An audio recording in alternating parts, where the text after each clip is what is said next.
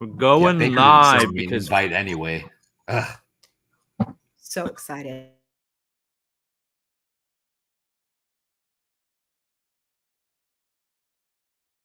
I'm gonna buy Legos again because like this was so fun. No one told me this was a race.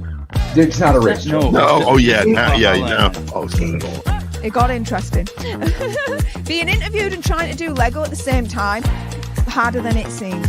I'm so hyped and focused on this thing. It's hard to concentrate.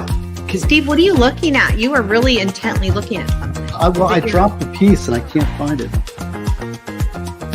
But I hadn't built Legos since I was a youngin', and I don't know exactly what I'm doing. Having the problem with this one here. We're gonna be here till 2 a.m. Outstanding.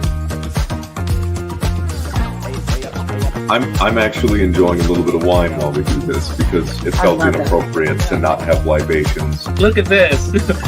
It's kind of, I don't know what this was from. I had a great freaking time. I chose a Lego set that was like, don't do the flowers, guys. Don't do the flowers. Obviously, I'm the problem because I keep making the same bad decisions. It's a great guest to have on too. In the beginning, he was kind of like, as we all were in the beginning, how should we act and stuff like that. Now he's such a fun guy to be around. Like, you know when Lego had those like base plates they started doing for the castles and stuff? Oh yeah. Oh yeah. Right around the 90s, and they had like, I looked up how much those sets. That thing's worth like $450 now. Like before, when I've done content generally, it's like quite hard to kind of get everything you need quite quickly. But having somebody who understands how to like almost trawl the internet, just really lifts things up. So I do bonsai. I collect bonsai trees, and these trees aren't it. they're wrong. These trees they have bad form. And then he said something about like a tramp stamp or something, and the girls were like, "Hey, where is that? What's this all about? I'll show you mine if you show me yours." And I'm like, "Whoa, this is not that type of stream."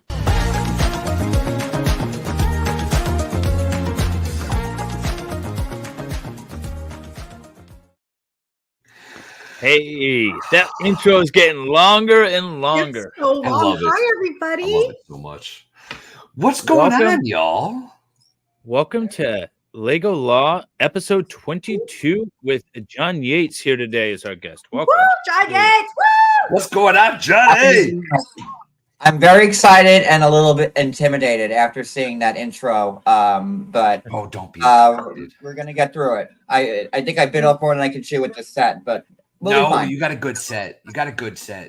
And Speaking of, show us what you're building. Yeah, man. show us. What do you got? So this may be a collector's edition or not. I don't know, but it's Hedwig.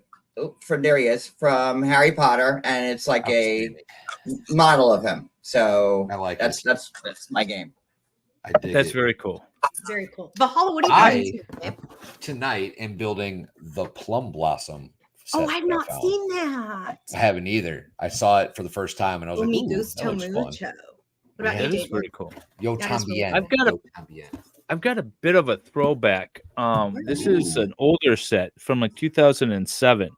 Cute. It's a car, but then it also has the trailer and the boat. This is like classic city Lego kind of stuff, and I thought this was gonna be a lot of fun. Nice. So that's what I am building today. And you guys, before we start, and of course we're going to say give tons of attention to John, but I really want to shout out John Yates' chat. His mods, his chat are all here. They're rolling in by the second, and we are so happy to see you, so happy to have you. And of course, our everyday love bugs that we adore so much. Sorry, go ahead. I just got to say, I just noticed now Wendy's hat and her scarf and stuff. Did you do that on purpose? Yes. I thought I'd be in disguise in case John's haters want to come for us, you know? I thought that no. So as most of you know from when did we stream last? 2 weeks ago, right? 2 weeks ago? Yeah, 2 weeks ago. I was on my way to a facelift. Remember, y'all? I do. So I'm post-surgery. Do you not have ears? They're gone. They took them off. She installed We're like, that bitch talks so much, she does not need ears to listen. Lady Gadriel with the pointy ears. So I had a facelift. So there's like tons of like ugly things happening right now. So I'm still super swollen. My face is like super big, uncomfortable, but not in pain. Everything's all good. Surgery went super well. No, Awesome. Yeah, I'm super grateful. And I told him, I'm like, dude, I heal really fast. And he goes, okay. Remember when I fell on my face and I healed really fast? Yeah. Well, I do remember when you fell on your face. Yes. Yeah. John, It was very traumatic for all. So I went in last week for my follow-up and he goes, oh my God, you look amazing. And I'm like, you shouldn't be so surprised because I paid you a lot of money to look good. But anyway, I am healing very well. I feel great. Thank you all for caring and asking and checking in with me. I feel great. But I am hiding tons of bruises and stitches and staples and all that good stuff. Well, it looks like you're like ready to go to church for Easter Sunday also. So, you know, if you just go. Okay. I got African American overnight. To go to church. Or the Kentucky Derby. I don't know. She hit us up as soon as surgery was done. And she was like, hey, guys, you want to see the pictures? And me and They Dave said were both, no. no. John, they're Absolutely so not. rude. They're so rude. John, would you have asked for the pictures to see the pictures? No. I can't look at gory stuff like that. I'm sorry, Wendy. I'm sorry. So for those of you who don't, sorry, by the way, John Yates, I'm a super fan of John Yates. Everyone knows how much I stalk David and I love Valhalla. But John Yates was my very first person I ever super chatted. He's the first person I ever like followed in a real way. And thank you, Addie. I love you. And when I started following John Yates, specifically, I followed him because he was covering the 90-Day Fiance TLC world. And at the time, he had on this awesome lady named Maria and Addie, who were his co-stars. And we all know Addie now. And so that's how I know Addie, and we love her. We love Addie, John. We want to steal Addie from you. You can't take her. She's mine. Yes, I have seen Addie on your show. All right, so real quick, let's plug your show. There is a link in the description below. There should be, if you guys are watching this live or on repeat. There's a link to John's channel. But Addie's on your show.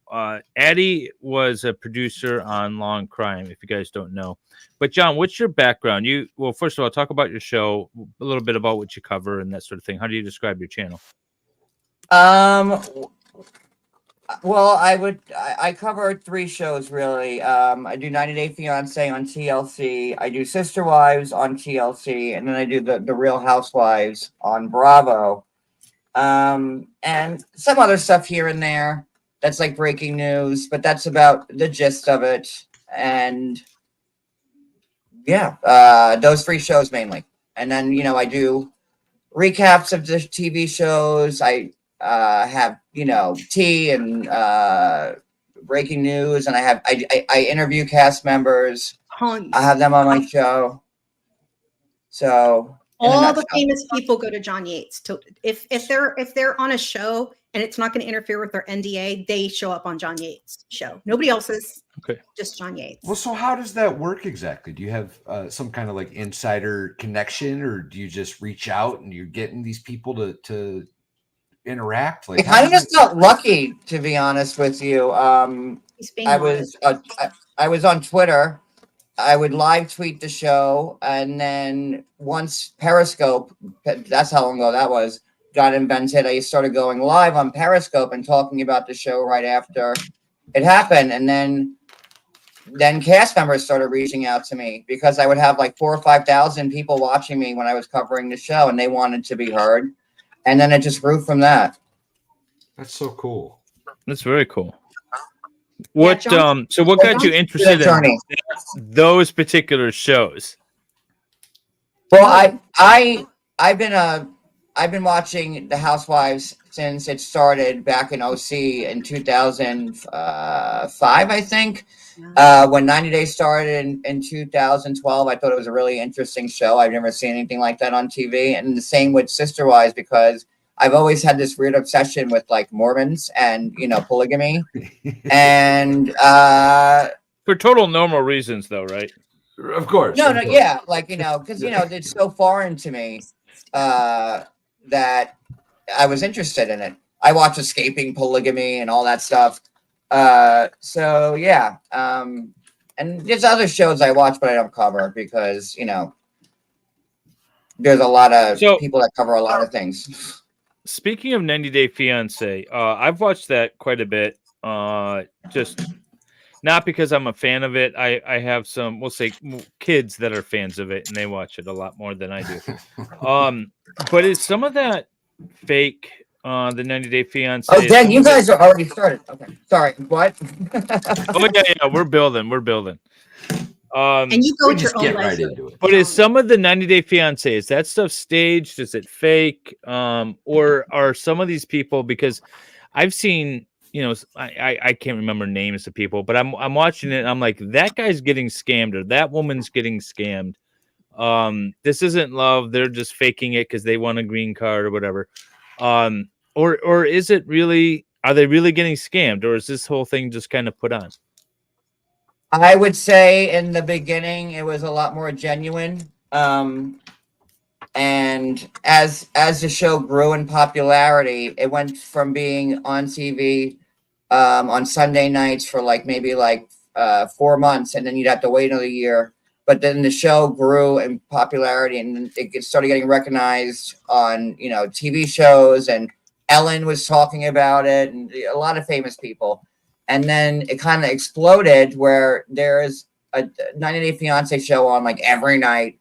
And there's about, I don't know, they've had 20 spinoffs of it. And now the new cast that they have on is just phony AF. And it's really, none of the marriages ever lasts anymore. Everyone's broken up pretty much before it starts. And now these days, it's very edited also. It didn't used to be like that, but that's how it is now. There was one guy I remember, a bigger heavyset guy who was marrying a woman kind of way out of her league, but she was definitely a gold digger. And I feel like they're still sticking it out, but they're not in happy marriage. I just can't remember his name. I really wanted to remember his name for this man, show. I wonder which one it is. I don't look it up now. If only Dave would have been awake more than 10 minutes before the show. Right? I know, right? Okay, I am still opening these bags up, and you guys have your sets put together already. Oh, Lord.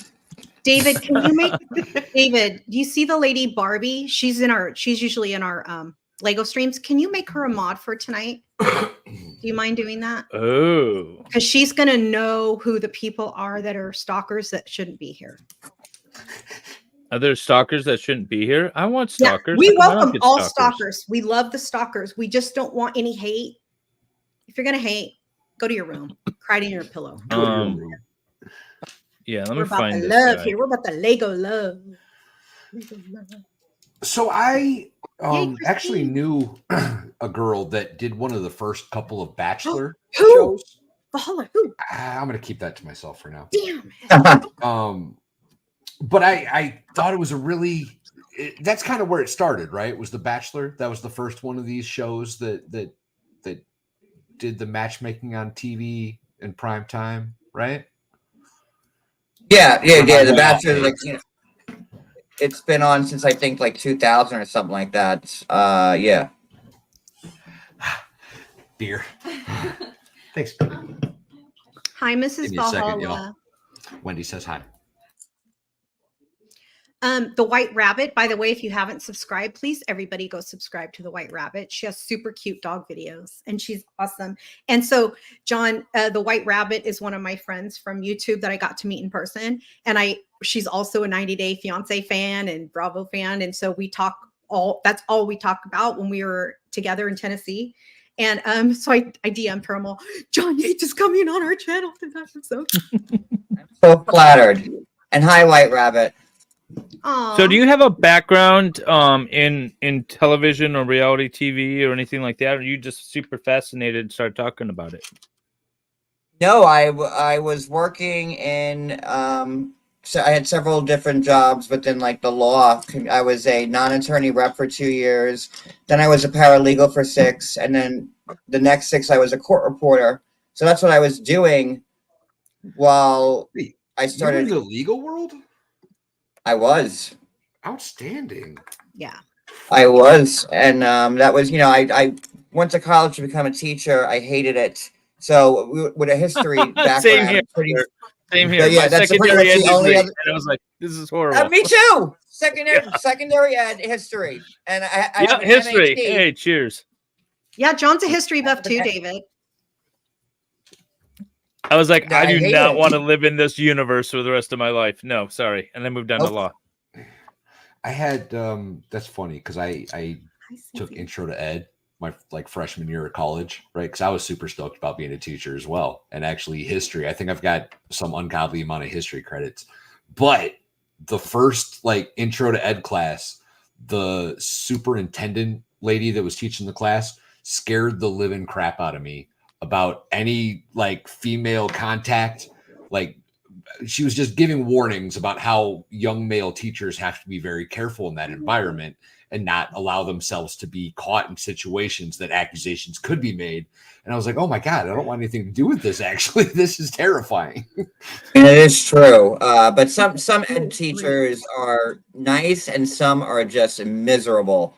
I had one ed teacher in my methods class that when you had to do the uniplan, and I missed one part of it, and she we were supposed to do the uniplan and present it like you're teaching it to your classroom for methods, and I missed something, and my teacher berated me in front of the whole class, what are you doing? You have this all wrong. And I'm like, oh my God. Dude, you're like the benchmarks. Remember benchmarks? I'm like, oh my God. Rubrics? Do they know?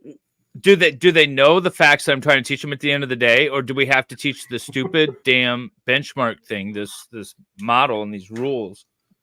Well, clearly, the other thing was after Bush passed the No Child Left Behind Act, which was the worst, terrible, worst. You have to pretty much teach a test, and I signed up to be a teacher because I wanted to make social studies interesting. It was always my favorite subject. And then it was just teach a test, or you don't get tenure. If anybody fails, you're screwed. So I was like, F all of this, and I got out of it. And there's not many other things you could do with a history degree. Huh? Me? Where did you go to school? I went to St. Joe's for undergrad in Patchogue, Long Island, and then for graduate school, I finished at Stony Brook, which is another Long Island school. We have our own university now on John's channel. Last year we did a Yates U. Yeah, that too. Yeah, that was fun. We had it was fun. So you guys, John's also a super fan of game shows, specifically. Oh. The guy that spays the dogs. Price is Right. Oh yeah. Price is Right is John's. John's he's super geek, knows all this stuff. I mean, that was the best part of missing school, back when you were a kid, was watching The Price is Right at lunchtime. You look forward to missing school. Sometimes I pretended to be sick just to watch The Price is Right. So yeah. So when I first started practicing in the major county court out my way, we had a lawyer lounge.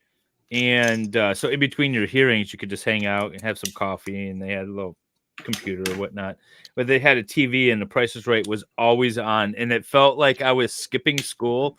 After my hearing, before my next one, if I was sitting in there and watching The Price is Right, I was like, I feel like a kid again, Who doesn't love Bob Barker? Let's be real.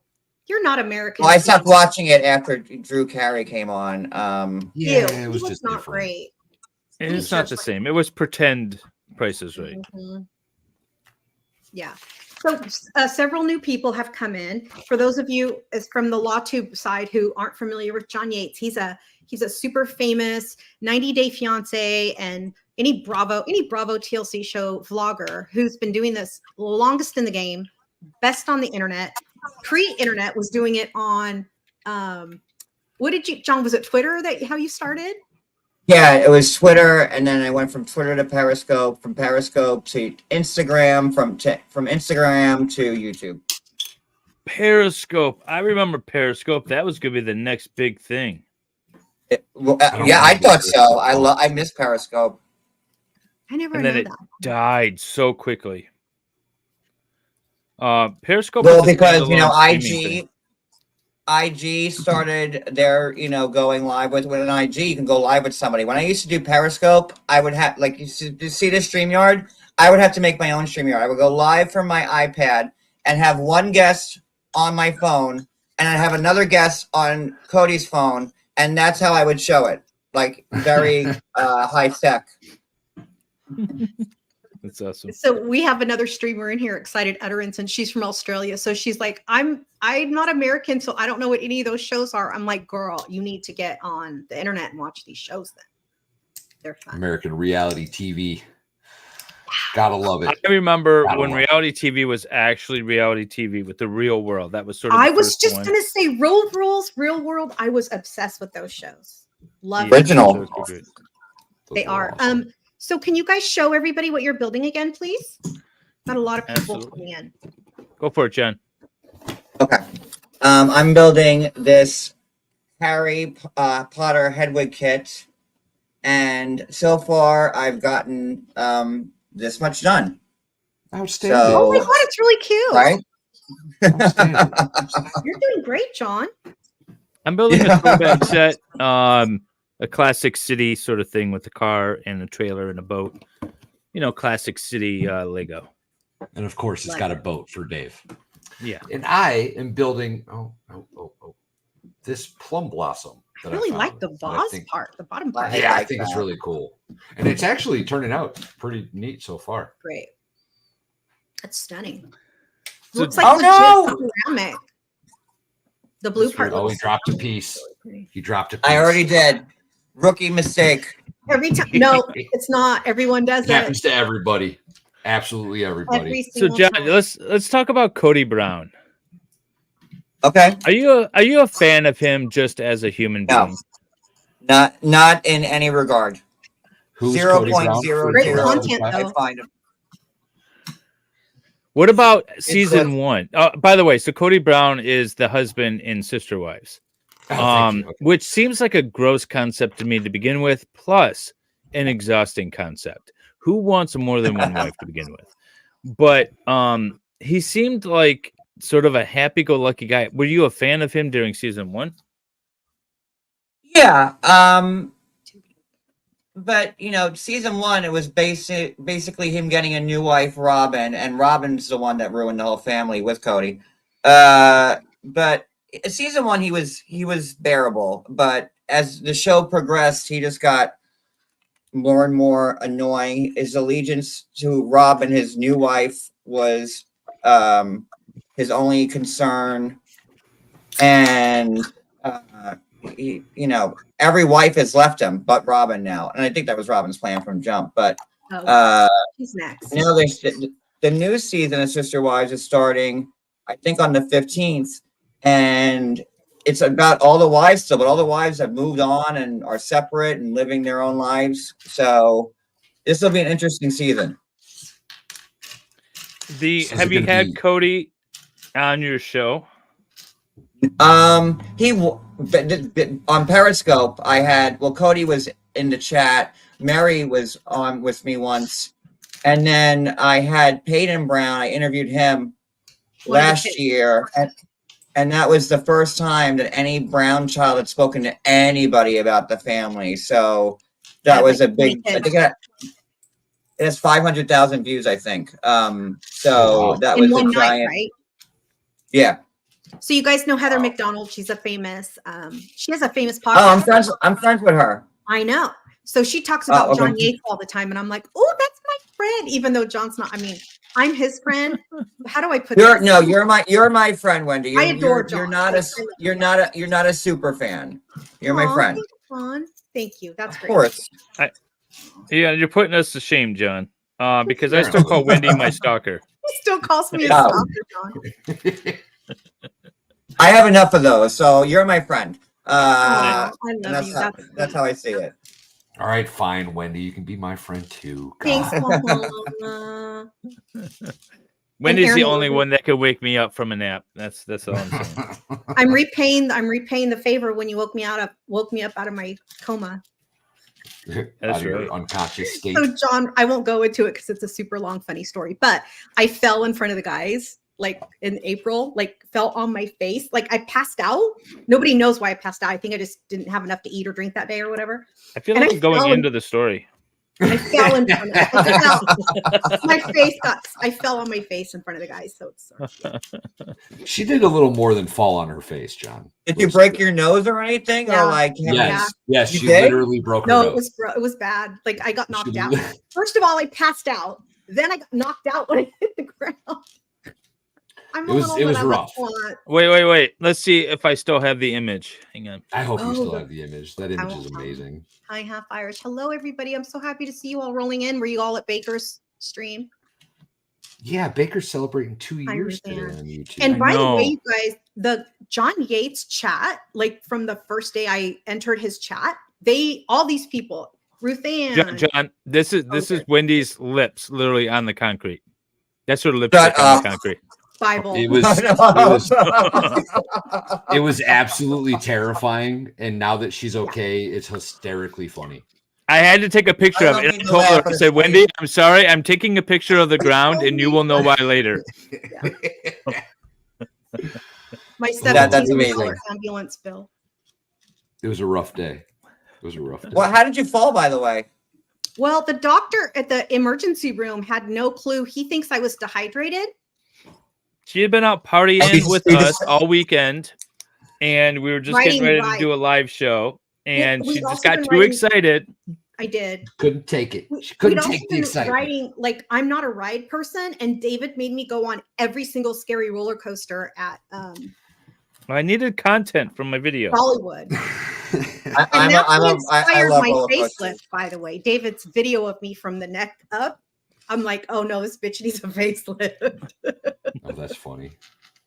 And roller coasters are awesome. Yeah. I love roller coasters. We live close to Six Flags Great Adventure over here, so we go there often. And some of the roller coasters are just a little terrifying. I will have to say now, as you get older, like I'm like, ooh, I don't know about this one. These roller coasters were very, very scary. We went to Dollywood, and Wendy did really well. She did all the roller coasters. Thanks, Valhalla. Christine wants an autograph of from John. So Excited Utterance says she's like, I'm not sure how I'm going to get that. John, that's on you. You could write into him, Christine. Sure. I have to get like a glamour shot or something like that of my face, I guess. Oh, there you go. Get headshots taken. I like it. Yeah, a headshot. That's a better. Probably already has. The first time I did like professional headshots for like being a lawyer and all this stuff, I told the photographer, I said, I know you can do stuff with the background. Can you please put me in front of like those fake murals when you were a kid and you got them at school? I wanted sharks and lasers. So I said, put me in front of a fake mural with sharks and lasers on it. And that's like my fourth grade picture. The lasers all in the red lasers in the background. Yeah. And it's like that and with flying sharks. Made you feel like you're at the roller skating rink. David, Pam said you need to send John the link of you riding the bear ride with Gosney's wife. You know, I don't have that video.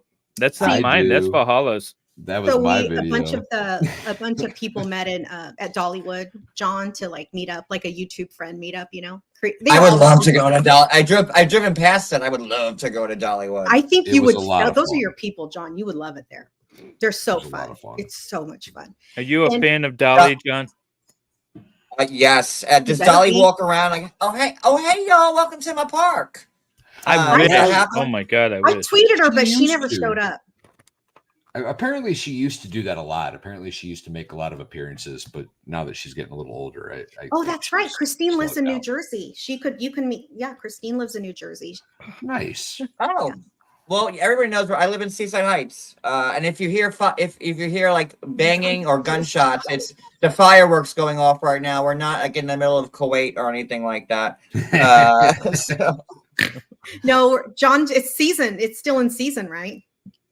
Well, season ended Labor Day, but on the weekends there's still like a big presence here until about like Halloween, and then everything pretty much shuts down until May. Nice. And it's a ghost town. So is your YouTube channel and your show? You just stream on YouTube now? Is that what you do? Sometimes. Yeah, I mean, sometimes I go live on IG, but I just prefer to do it on YouTube. So is this your primary job at this point then? Yeah, luckily I've been fortunate and blessed enough to make money off of this full time. Okay, that's awesome. And how long have you been doing it full time? Since 2021. Okay. And what happened was that my court reporting office closed down. My boss was retiring, and I decided that I was going to try and make a go of this.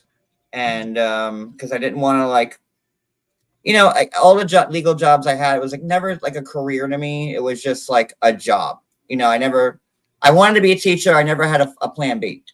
So this actually brought me joy, and I wanted to see if I could make this a thing. And he did. Yo, he did. Do you think you would change that now? Or do you still think you're on the path that you should be on? Well, and both maybe a could be month true. or so again, a month or so ago, I would have said, hell yeah. I've had just the last 2.5 years, I've been muddied up with just the wrong people. And now that that's finally behind me, I can refocus on what brought me to YouTube and social media, and it's nice. So I probably, if I would have answered it differently, if this live was last month, I'll just say that.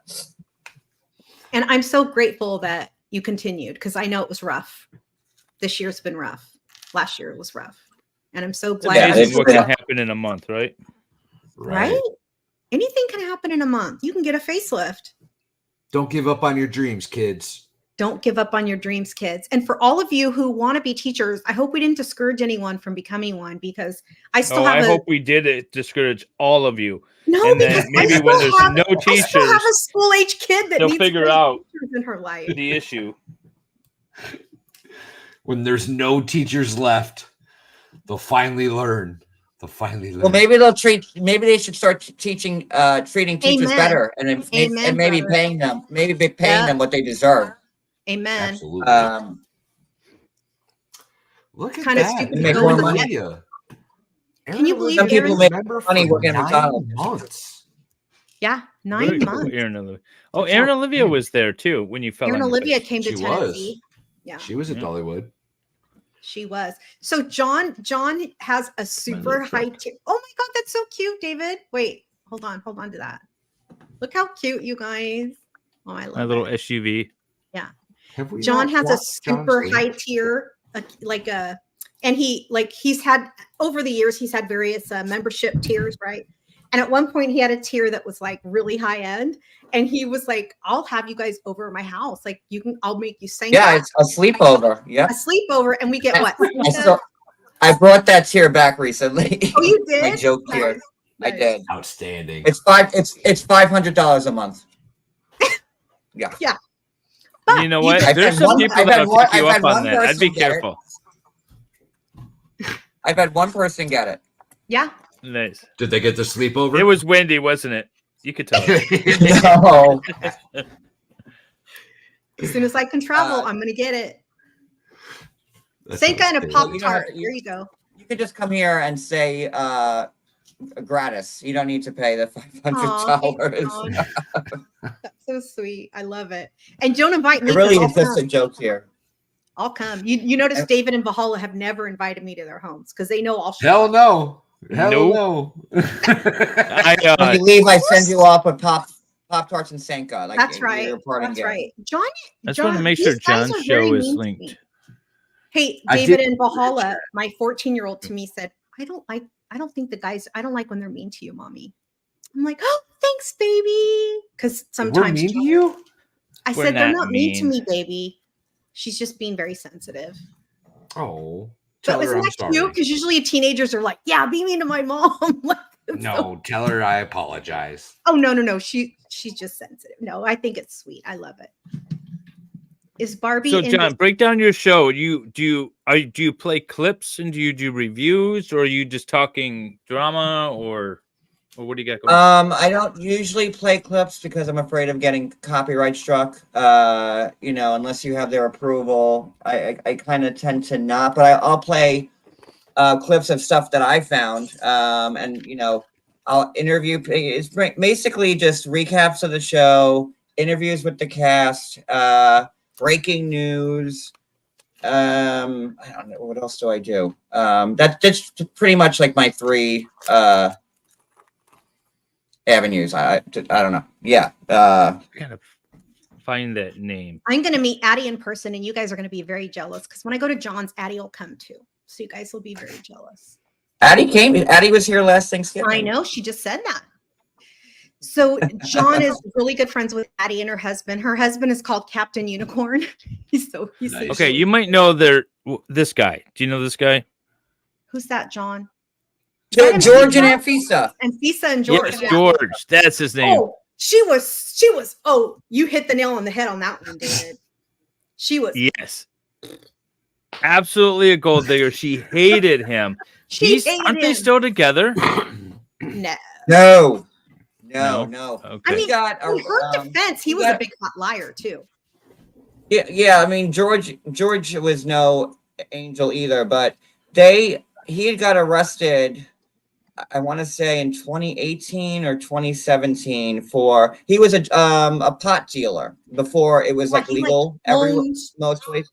Dispensaries before they were legal. And he's been arrested for it a few times before. And then the last time he got arrested, it was the judge was over it. And, how many times are you going to get arrested? So I think he had to do 3 or 4 years. And Anfisa was out maybe after the first year.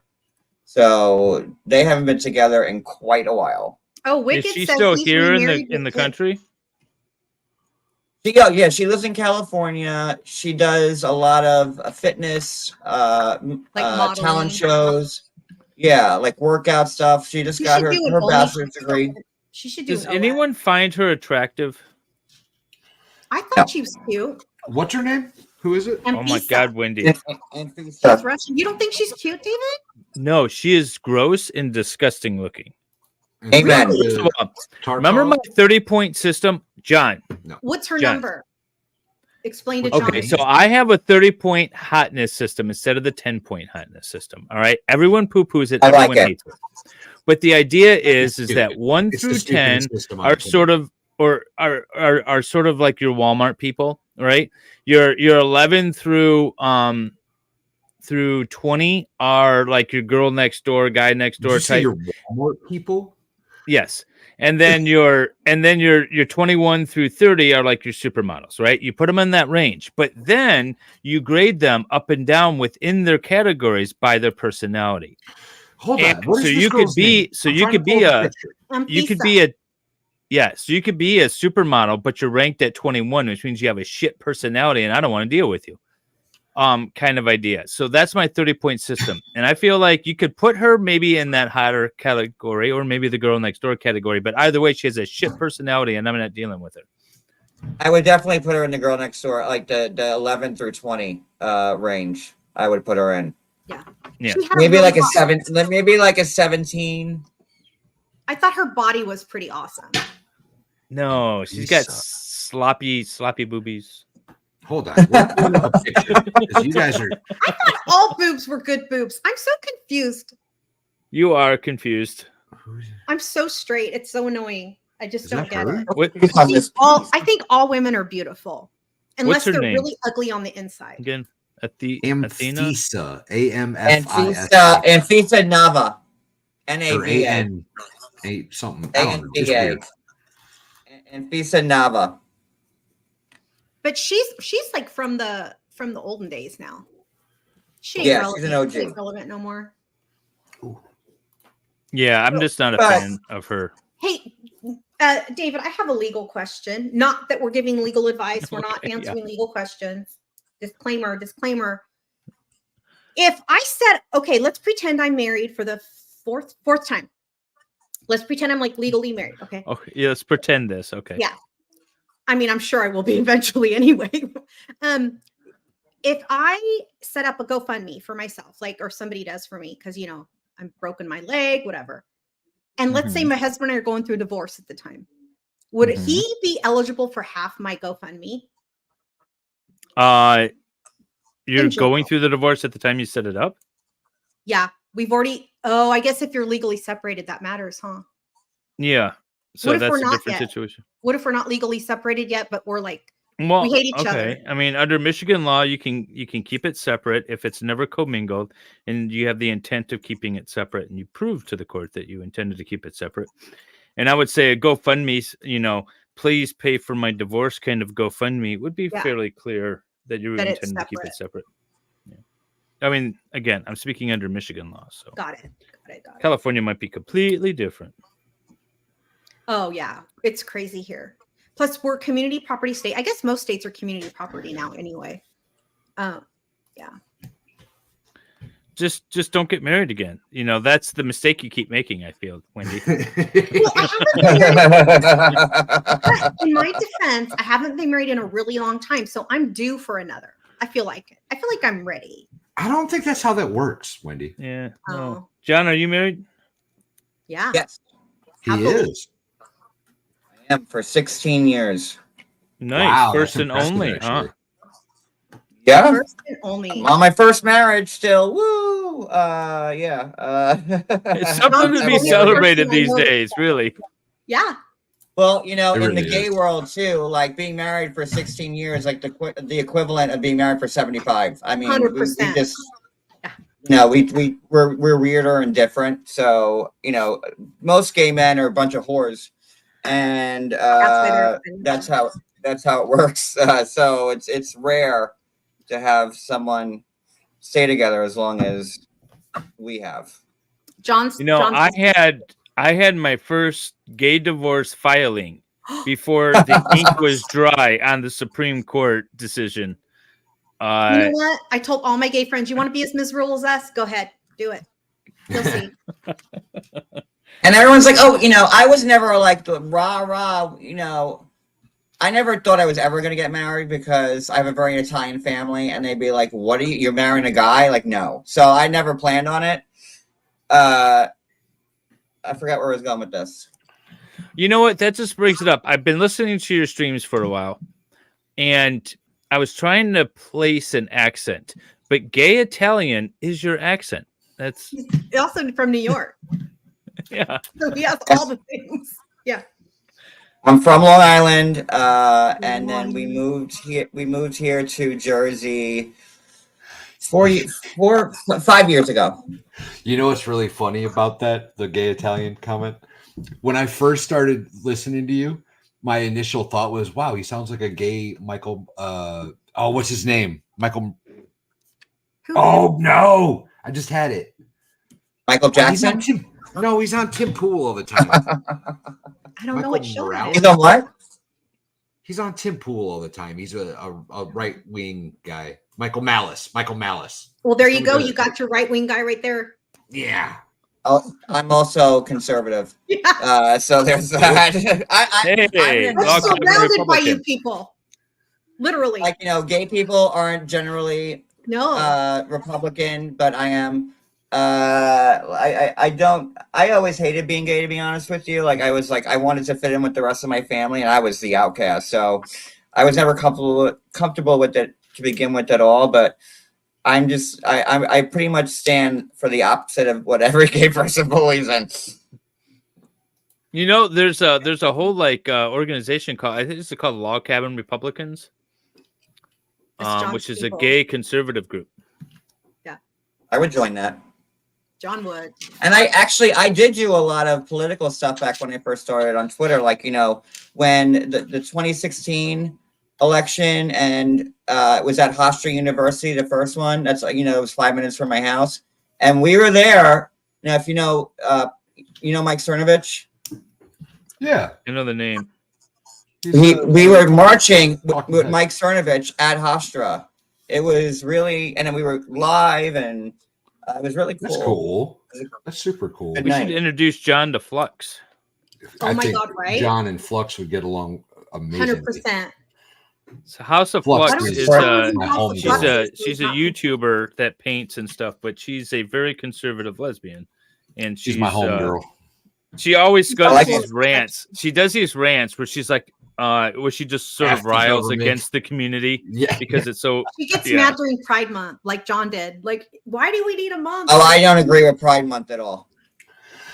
It's Well, there's a lot of shall we say silliness, maybe with the far edges of the gay community today, and I don't know. If I it's mean, so like much the they're walking gay around community.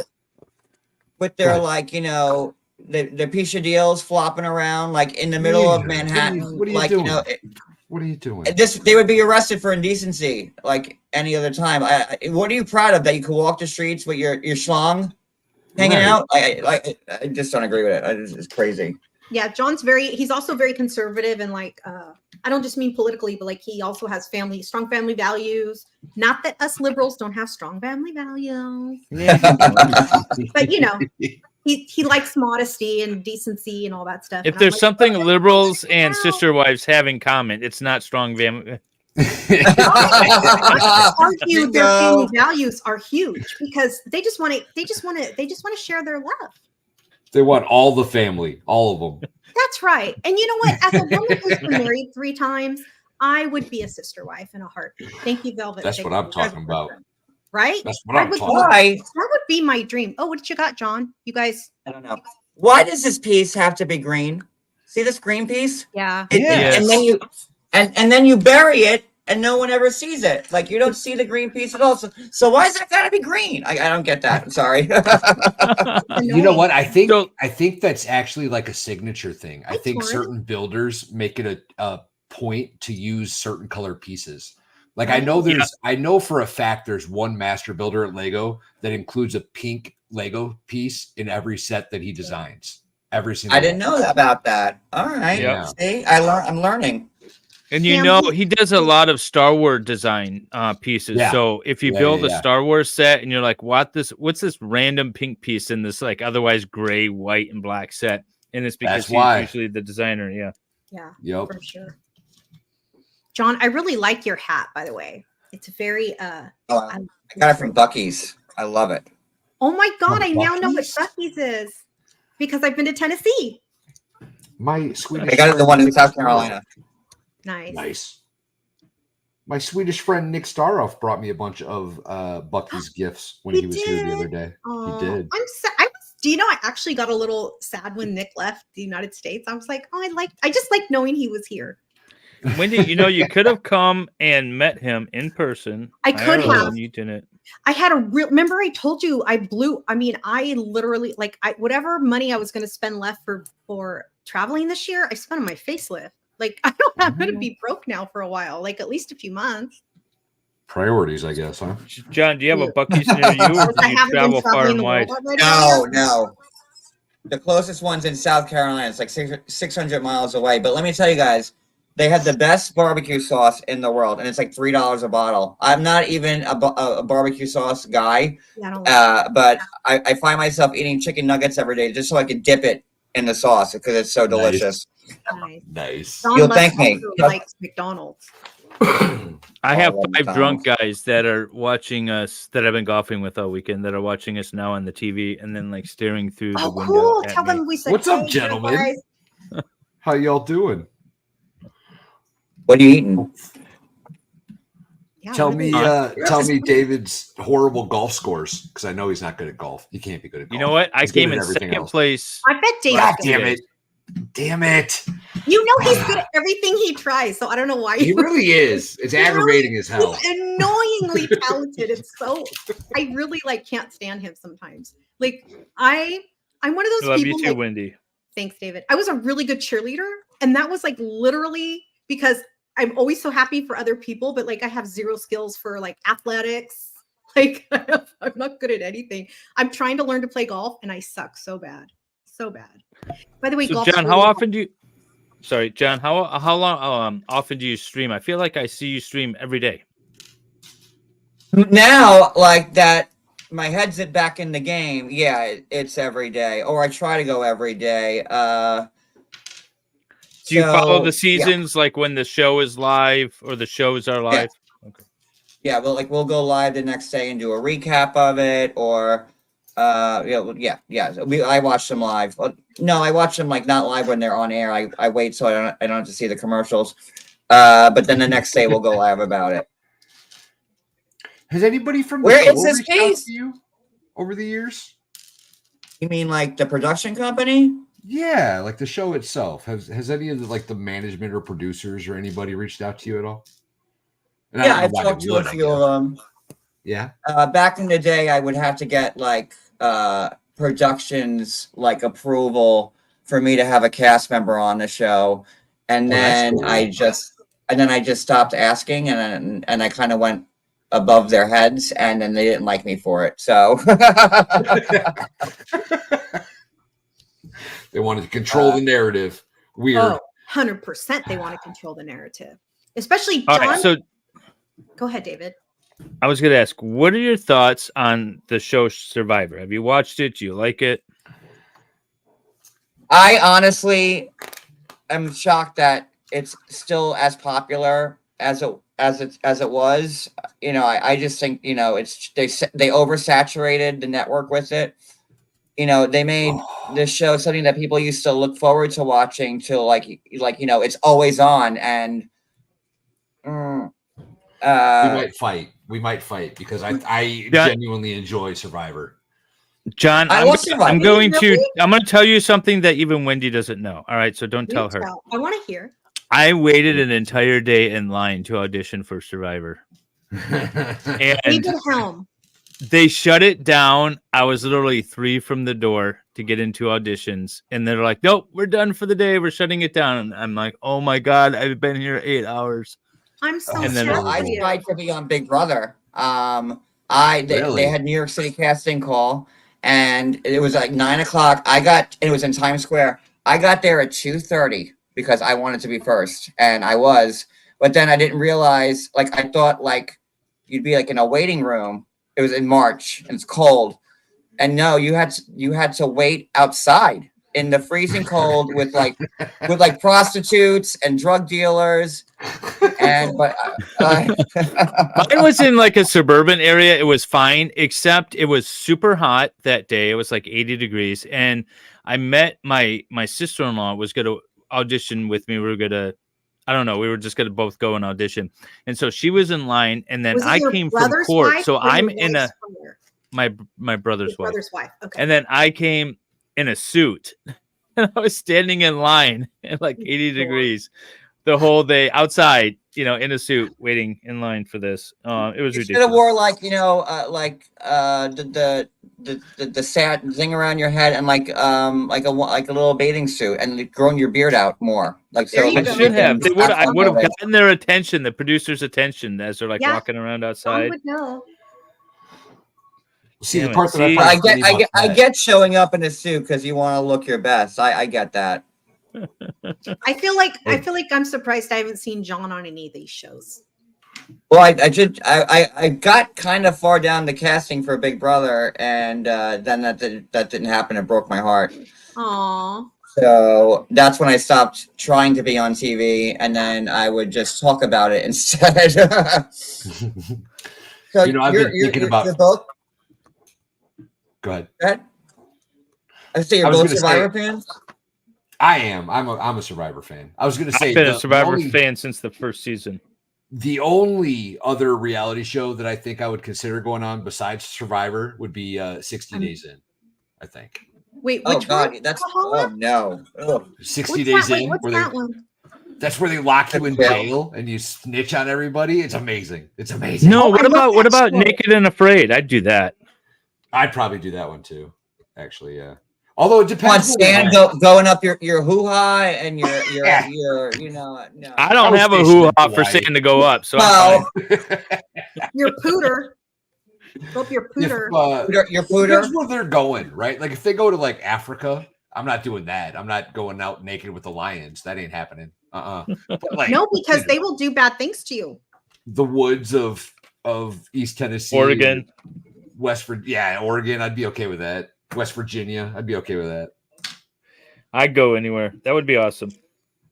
We could just get My wife naked and and go I do have been with watching balls. that, and we're like, "Oh my god, that person's gonna die," and we know it every time. We're like, "Yo, that's gonna be horrible."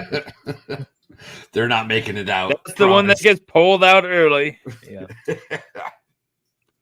My mom always wanted to go on The Amazing Race with her husband. They think they. Oh, that sounds like a. Oh look. You recognize her survivor? Yeah. Oh yeah. Eliza. Yeah. Eliza. Very cool. And John's I was also at her Christian. house interviewing. I was at her house interviewing her. That's very cool. When did you do that, You're all Sean? kinds of connected. September of September. Oh Lord, that was when I was still in New York. That was September of 2017. Yeah, like all of the housewives know who John is, and they only sometimes they'll only if there's an event where John's attending, but it's like a lot of other people there, they only want their photos with John. Like they're not going to just take their pictures with any vlogger or anyone.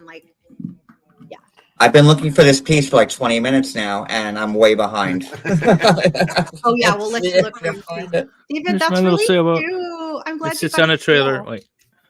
That's cool. Can I send you my set now, and you could just put it together for me? Right? Because, So this is what I like to tell our special guest stars. You cannot compare yourself to these guys build Lego every other weekend. So oh no, I'm not at all. Yeah. No, Like, not at all. David, that's There's really the whole set. Outstanding. So John, did you know we've been trying to get Addie to come on the show? And She I talked to refuses her. to. No, she wants to come on. I thought she said she was promise too you. nervous. Yeah, Addie, you're in the chat, right? Tell it them. was earlier. Addie, we Addie really has want an you. open invitation anytime Who she would knows? like. We have embraced Addie as part of our community here, and No we just- pressure. Addie. Okay, here's Aaron Isn't Olivia. Addie law tube royalty? Yeah. Well, She is in Lego chat. she's banned me. Addie's banned me from Long Crime Chat several times. It's from that Long Cup channel. We don't care about that. Maybe You probably mainly deserved because it. I would go in there, I would be like, "Oh, there's better coverage over on MLS. You should watch the trial did. over there." I did that. Oh, yeah, that might get me to block you. Well, Addie said her Addie's producers made her block all these guys. I never got blocked. I was always a perfect gentleman. Me too. I was a gentle lady. But yeah, no, Eddie's awesome because she came from the horrible beast that is Law and Crime. And now they're really cracking down on LawTubers streaming their stuff. I heard it's getting done. really big. Everyone's getting shut down. What's going on with that? Baker got a copyright the other day over it. Who did? Emily D. Bronco? Baker did. Emily D. Baker. I heard. Wow, so. the Queen. Yeah, the Yeah. Queen got a strike or something. Got I shut felt down. honored. I had a lawsuit, like a very a lawsuit with reality people, and Emily read my lawsuit out loud. I'm like, oh my god, Emily D. Baker's reading my lawsuit. Like, this is insane. It feels kind of weird when people on YouTube, other lawyers and stuff are talking about your cases. That's how I even discovered LawTube. Is I had a lawsuit against the governor of the state of Michigan, and a LawTuber named Viva Fry read it and was doing a story about it. And it's weird. Yeah, that was 2020. That was years ago. I just hope if I ever get arrested, I'm in Michigan. That's all I care about. What you got? What you got, John? I can't find this piece. Which piece? It says there's two. It's like a little itty bitty 2-piece, in brown. And I found the first one. I don't know what is it. That one right in front of you? Where? I don't know. Where? I see brown pieces in front of you. They're mostly brown. I think he's just messing with you. Like, there's a brown piece with a hole in it, but I can't tell. I need to go in the light. Let me look at Yeah, it's hard to Oh, see you on need the- light. Yeah, You need a Oh big yeah, light. yeah. I did a Oh, whole I operation here to make sure I had enough light. David, are you done with your build? I am. Yeah. Cool. I'm going to leave It you was in a charge. small build. I'm going to take a bio break. I'll be back. I ordered it on a whim several weeks ago, or even like a month ago, and I've just been having it sit here. And I was like, I'll build it on one Lego stream or another. And then since I was coming up to the cabin, I thought I'd bring the smallest of ones because it's easy to transport. So I didn't cheat. Valhalla, you're almost done. That's like a 10,000 piece set. And you're almost done with it. It's a 300 piece set. 300. By the way, since we have this break, let's address Aaron Olivia. Yes, let's make this happen. Valhalla and I going on Naked and Afraid, but not together. Not together. No, I at least, if I'm going to do Naked and Afraid, I at least need a set of boobs to look at. Let's just yeah, exactly. Yeah. We're not going out there with another dude. No. They don't even have to be good boobs. Just give me a set of boobs. I'll be all right. I'll be all right. It's like pizza, you know. It's like when you're hungry. Exactly. I've never seen a set that I was like, nah, I don't want to see it. You know what I mean? Did you just grab a magnifying glass, John? That's pretty smart. It's actually not a bad idea. I think that there's holes in it. So I grabbed the wrong one, and that's why I couldn't find the other piece. Rookie mistake there. This set me back like a half hour. Just one stupid little piece. If I had to guess, I would even venture to say that John enjoys a good set of boobs. Oh, I love boobs. I'm a big everybody loves boobs, you guys. Everybody. Because we're amazing. Torrin is saying that Ian wants to do a charity stream while building Lego. His Second Life charity stream. Absolutely, Torrin. By the way, Torrin, I'm glad to see you in chat and then you're feeling better and you got out of the hospital and all that good stuff. Yeah, I heard you got out of the hospital the last day or two. Good job, man. I'm glad. So tell Torrin Ian to reach out to us. We'll do that. Was a guest on our Lego stream, John. Torrin. Do you guys remember what it's called in Japanese? What Torrin does to tell John? Not off the top of my head. He braids Japanese Racco something. It's not even close. With like silk threads, and there's like these weights on it. Anyway, it's like super like zen. Like I know it's Kamehameha something. He might have the makings of a bolo tie. Ooh. Nice. Licky licky laku is the thing to say. Sorry, Hawaiian Christmas Day. Speaking of seeing boobies, that was a great scene in that movie. When she threw like her bathing suit top at the window, like he's like, oh. Christmas Vacation is like my favorite Christmas movie of all time. Oh yeah, needs to be watched. Valhalla, that's so beautiful. This thing's cool. I like this. Babe, I love that. Like legit, that blue vase looks like ceramic from here. It's really pretty. Did you really keep Nick's Lego tractor that he built on his stream? He left it. Listen, Nick left so much stuff in my house, you guys. Nick is a great house guest. He can come to my house anytime he wants. He left beer in the fridge. He left food in the fridge. Yeah. He left. Nick can come to my house. Bought a bunch of Buc-ee's snacks and left them on the table. He left all kinds of stuff. I have a weird European charger adapter that I'll never use in my entire life. I don't know why he left it, but he did. Oh, I need it. I had to give him mine because he forgot his at your house. Oh no. Hi, Elise. Valhalla, you owe me a European adapter. I don't even think that it because he couldn't use it here. Like it didn't plug into to an American plug. It plugged into a European plug. Yeah, he brought the wrong adapter. Right, so that adapter did nothing for him. I looked at it and I was like, well, I can't need this. But when you save it for when we go on a cruise, because when you go on a cruise ship, they always have the American adapter and the European adapter. Yes, we're the art is. You're out of your mind. Kumihimo. It's too much. Kumihimo. I knew I was close. Kumihimo. Yeah, I was close. So our friend Torrin John is where is it? Kumihimo. He's an artist that braids. It's an intricate silk braiding. I'm not doing it justice. That's very exotic. It's a really cool art form. He's done the show. So John, how many Legos do you build in your free time?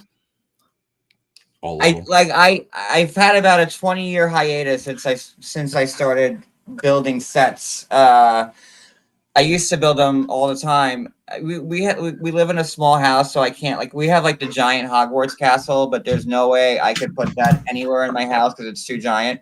But I used to put them together all the time. As I've been playing with Lego since I've been 4 years old, and till about 25, and then I sold all those Legos that I had from the 80s, and I kept everything, the boxes, like the instructions.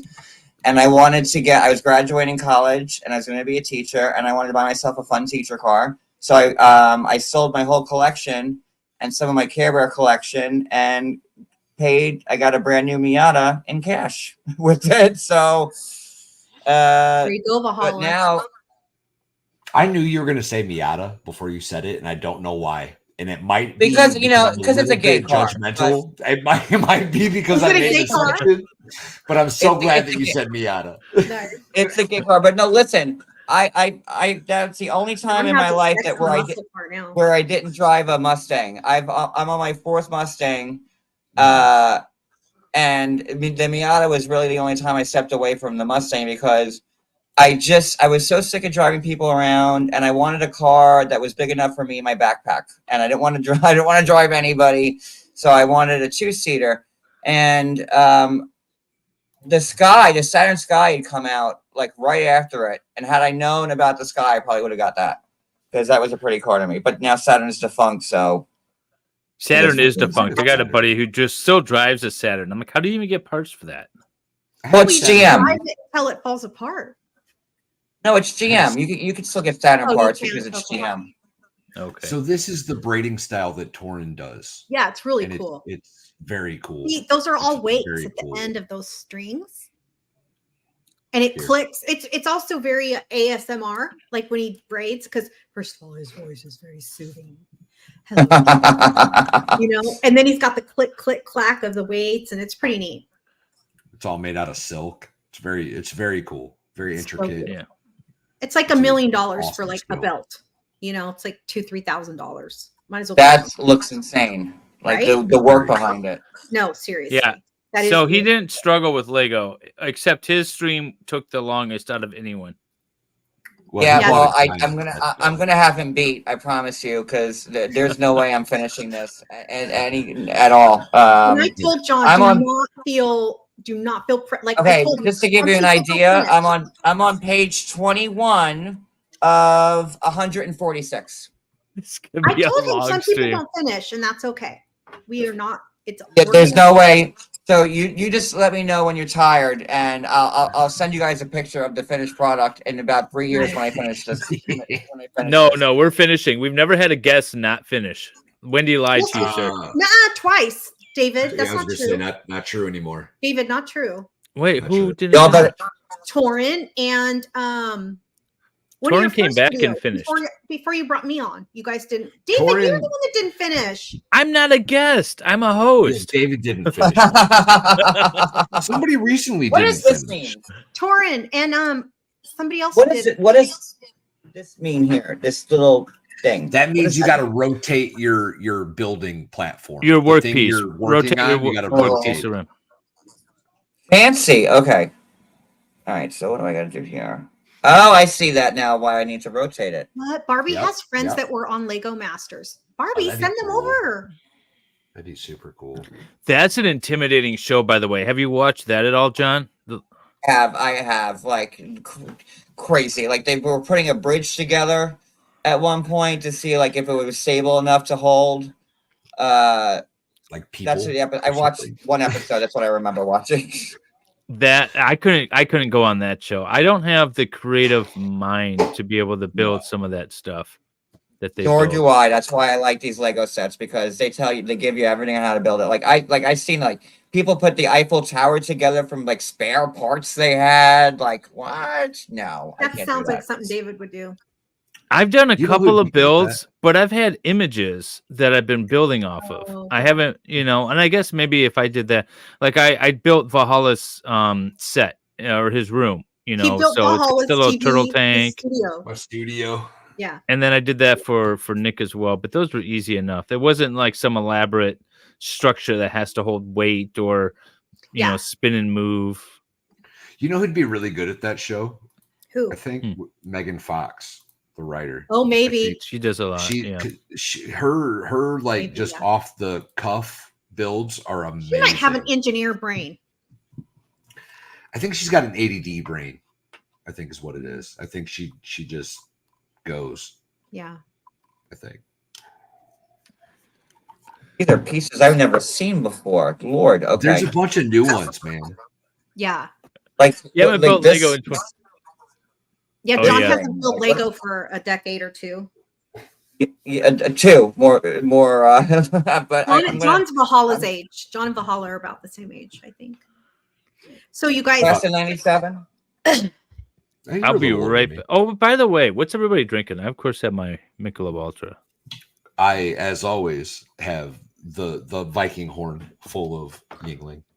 I'm drinking a iced latte.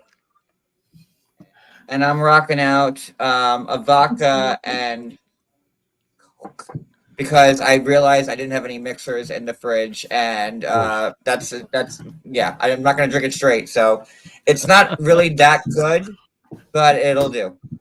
It'll do. It'll do. Does he? He's got the same cup. Oh yeah, I did finish mine. It's got the ship on it, Eddie. Hold on.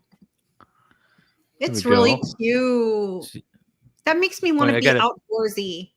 I dropped it. Oh no.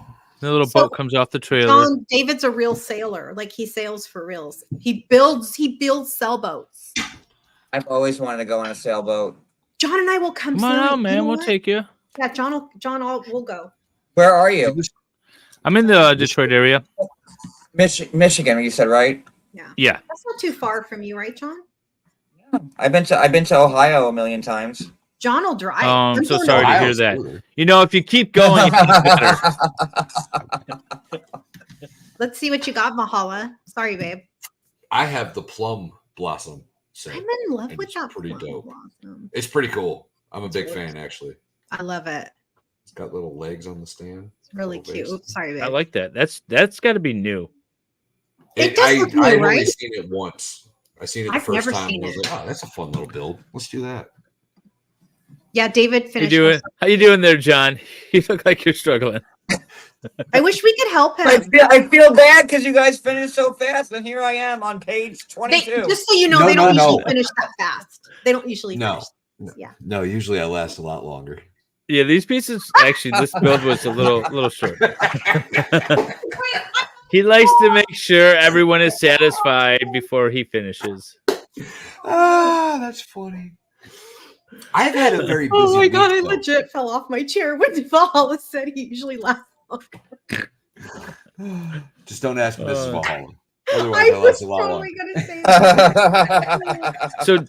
So John, you were concerned about some haters in the chat. What you've got a lot of them? Like, what are they hating on? Lord, that's a loaded question, man. No, I wasn't concerned because I was saying to Wendy, I didn't realize that you could stream this. It says stream this channel to your audience, and I've never seen that before. So I was like, wow, that must be a new feature. I'm not usually on other people's channel all that much, so it's rare. And I had said, Valhalla had said, like, stream it to your channel. I said, no, then you'll lose out on the views. Like, if they're watching it on mine, they're not going to watch it on your channel. And then there's also I do have a lot of haters. Most recently, it's because I'm covering Michael and Angela from 90 Day, and they're going through a very public, nasty, ugly day. I would love it. Divorce. Like it's just nasty, and 90% of the following and the fans are on Michael's side, and here I am, being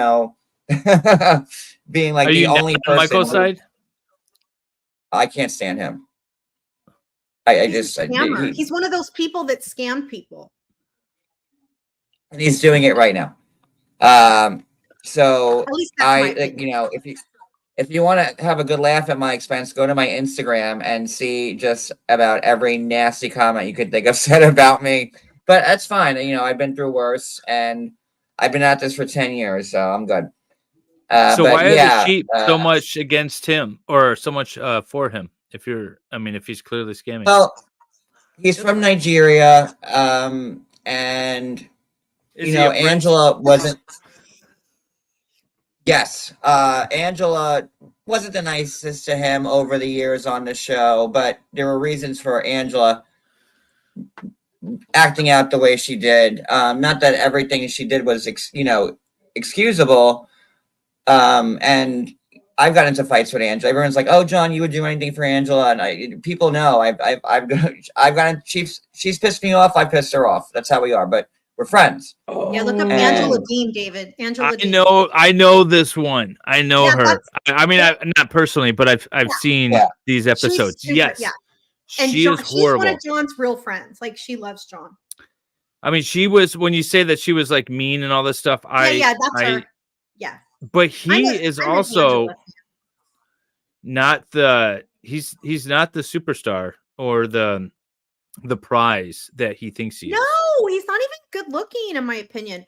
But I do think this is the thing, though. When you're in love, I have fallen for ugly guys. I get it. When you're in love, you just don't care. Like, you just love the person, right? And if they're putting on a good show and they've got like, I don't know. I think she got scammed. And Angela did love him. This one, and we said, well, they're like their first episode, and we're like, they're both trying to scam each other.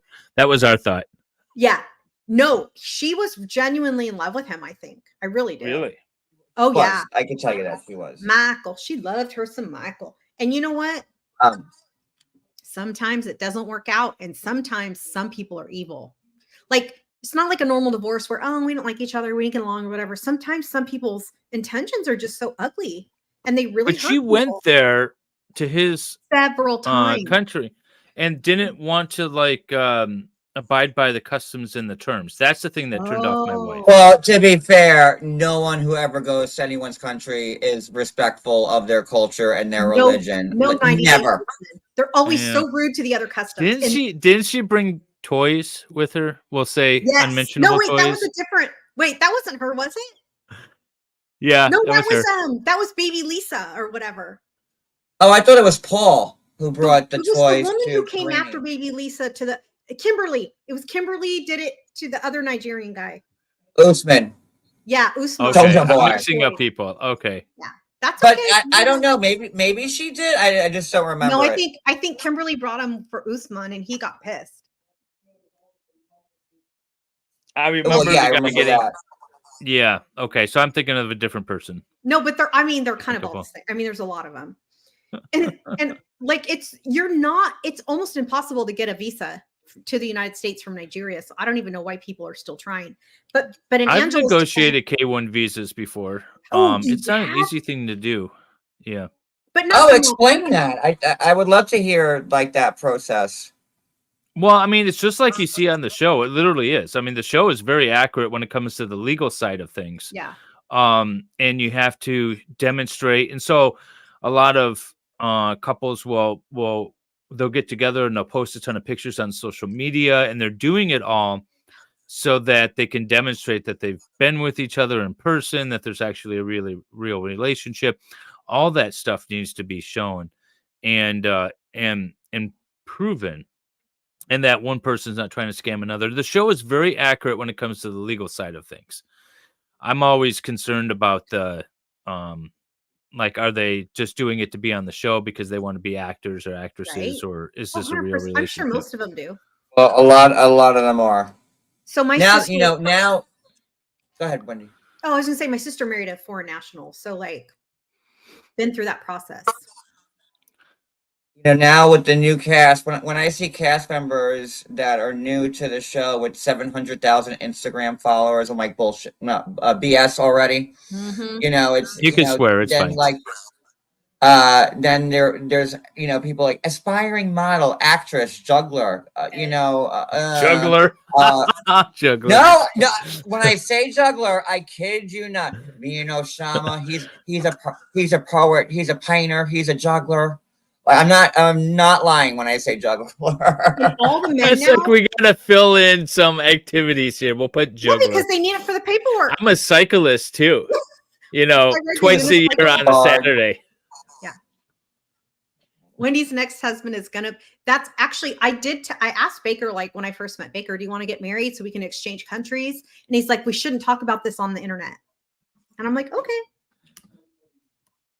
I'm down for some reciprocity for some. Look, I would love to get my residency somewhere else so I could buy some property somewhere else. That's what I'm about. And if I fall in love, great. But whatever. See, I don't want to get my dual citizenship in Sweden. Why? Because I don't want to live there for 6 months in order to do it. Yeah. So I'm gonna go get my Italian citizenship because I don't have to live there to do that. And then I'll have a little pink passport like my wife. And then I can go travel to the David's married to a Fern or John. Ferner. But she was here. She became a U.S. citizen before I married her. Italian? No, Swedish. Okay. My mom's my grandfather on my mom's side was Italian and my grandmother as well. And so I can get my Italian citizenship that way. Can you get it so I can get some property there? I'm obsessed with Italy right now.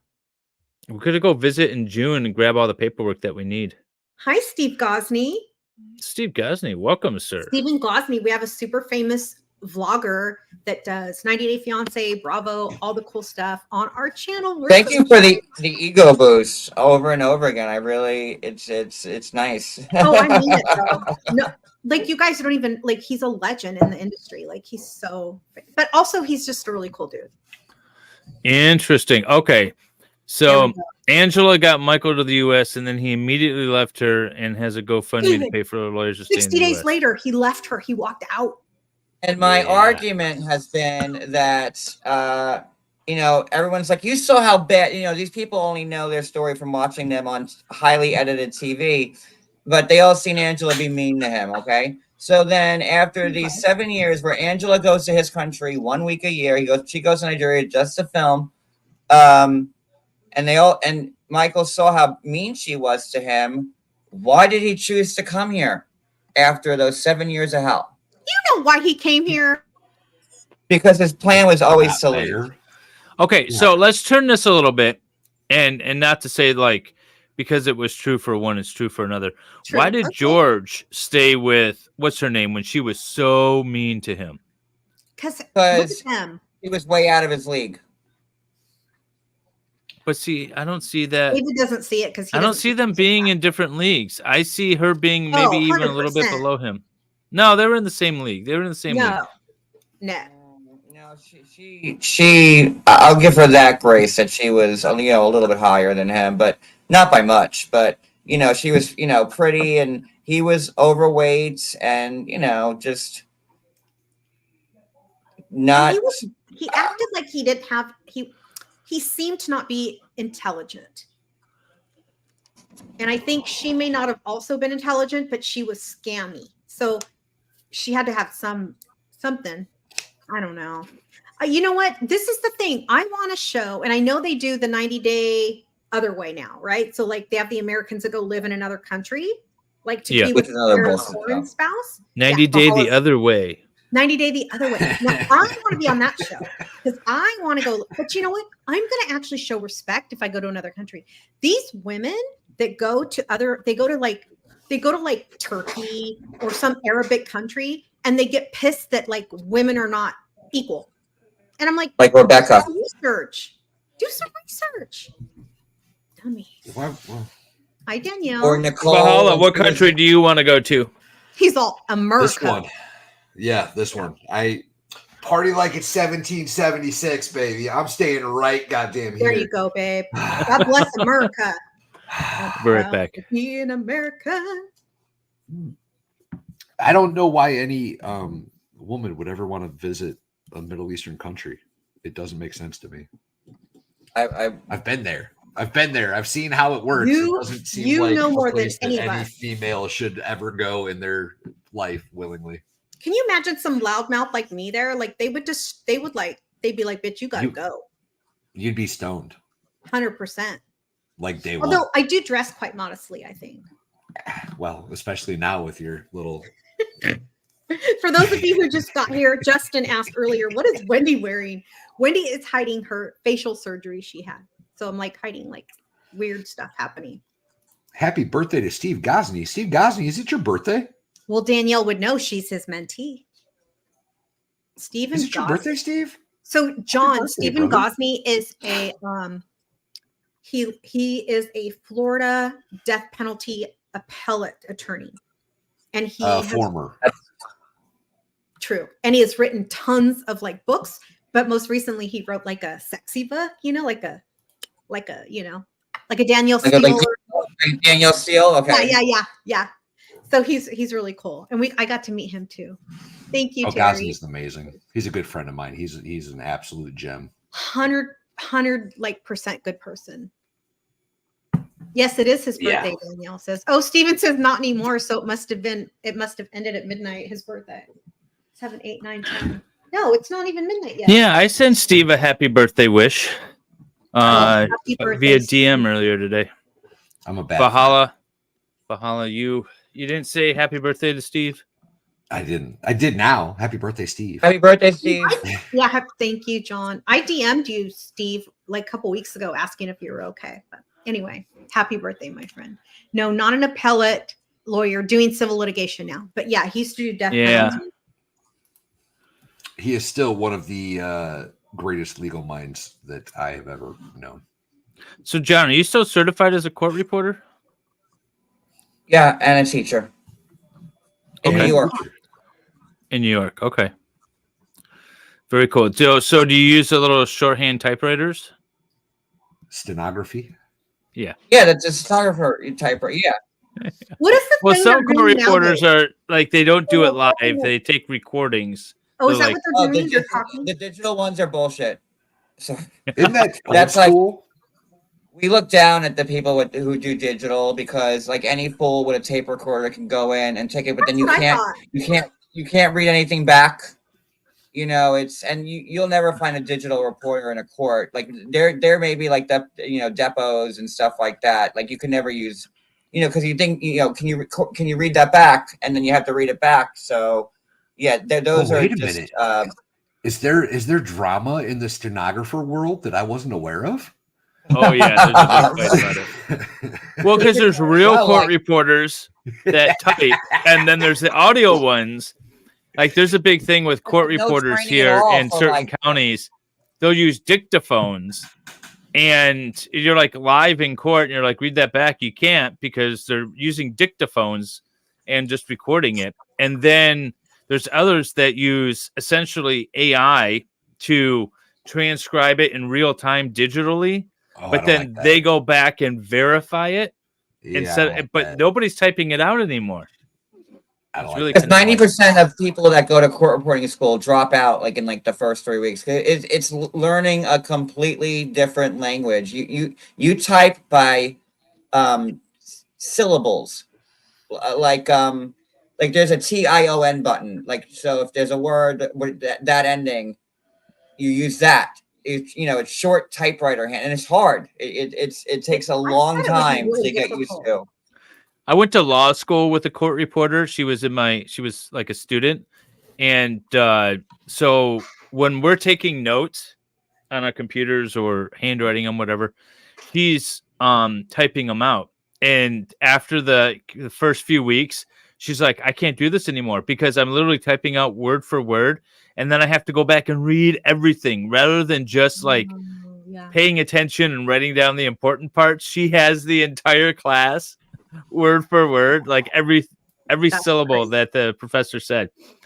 She said it was horrible. I always wanted to be one of those ladies because I like the way they sit. They're all with the little and they're like pencil skirt and their stilettos and. Yeah, but we don't like the digital reporters, and like they won't, they never get the better jobs because they suck, and you really just use them like if you're desperate.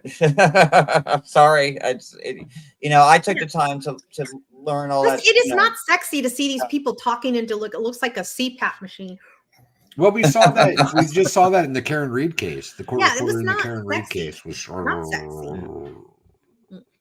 Not sexy. It was distracting.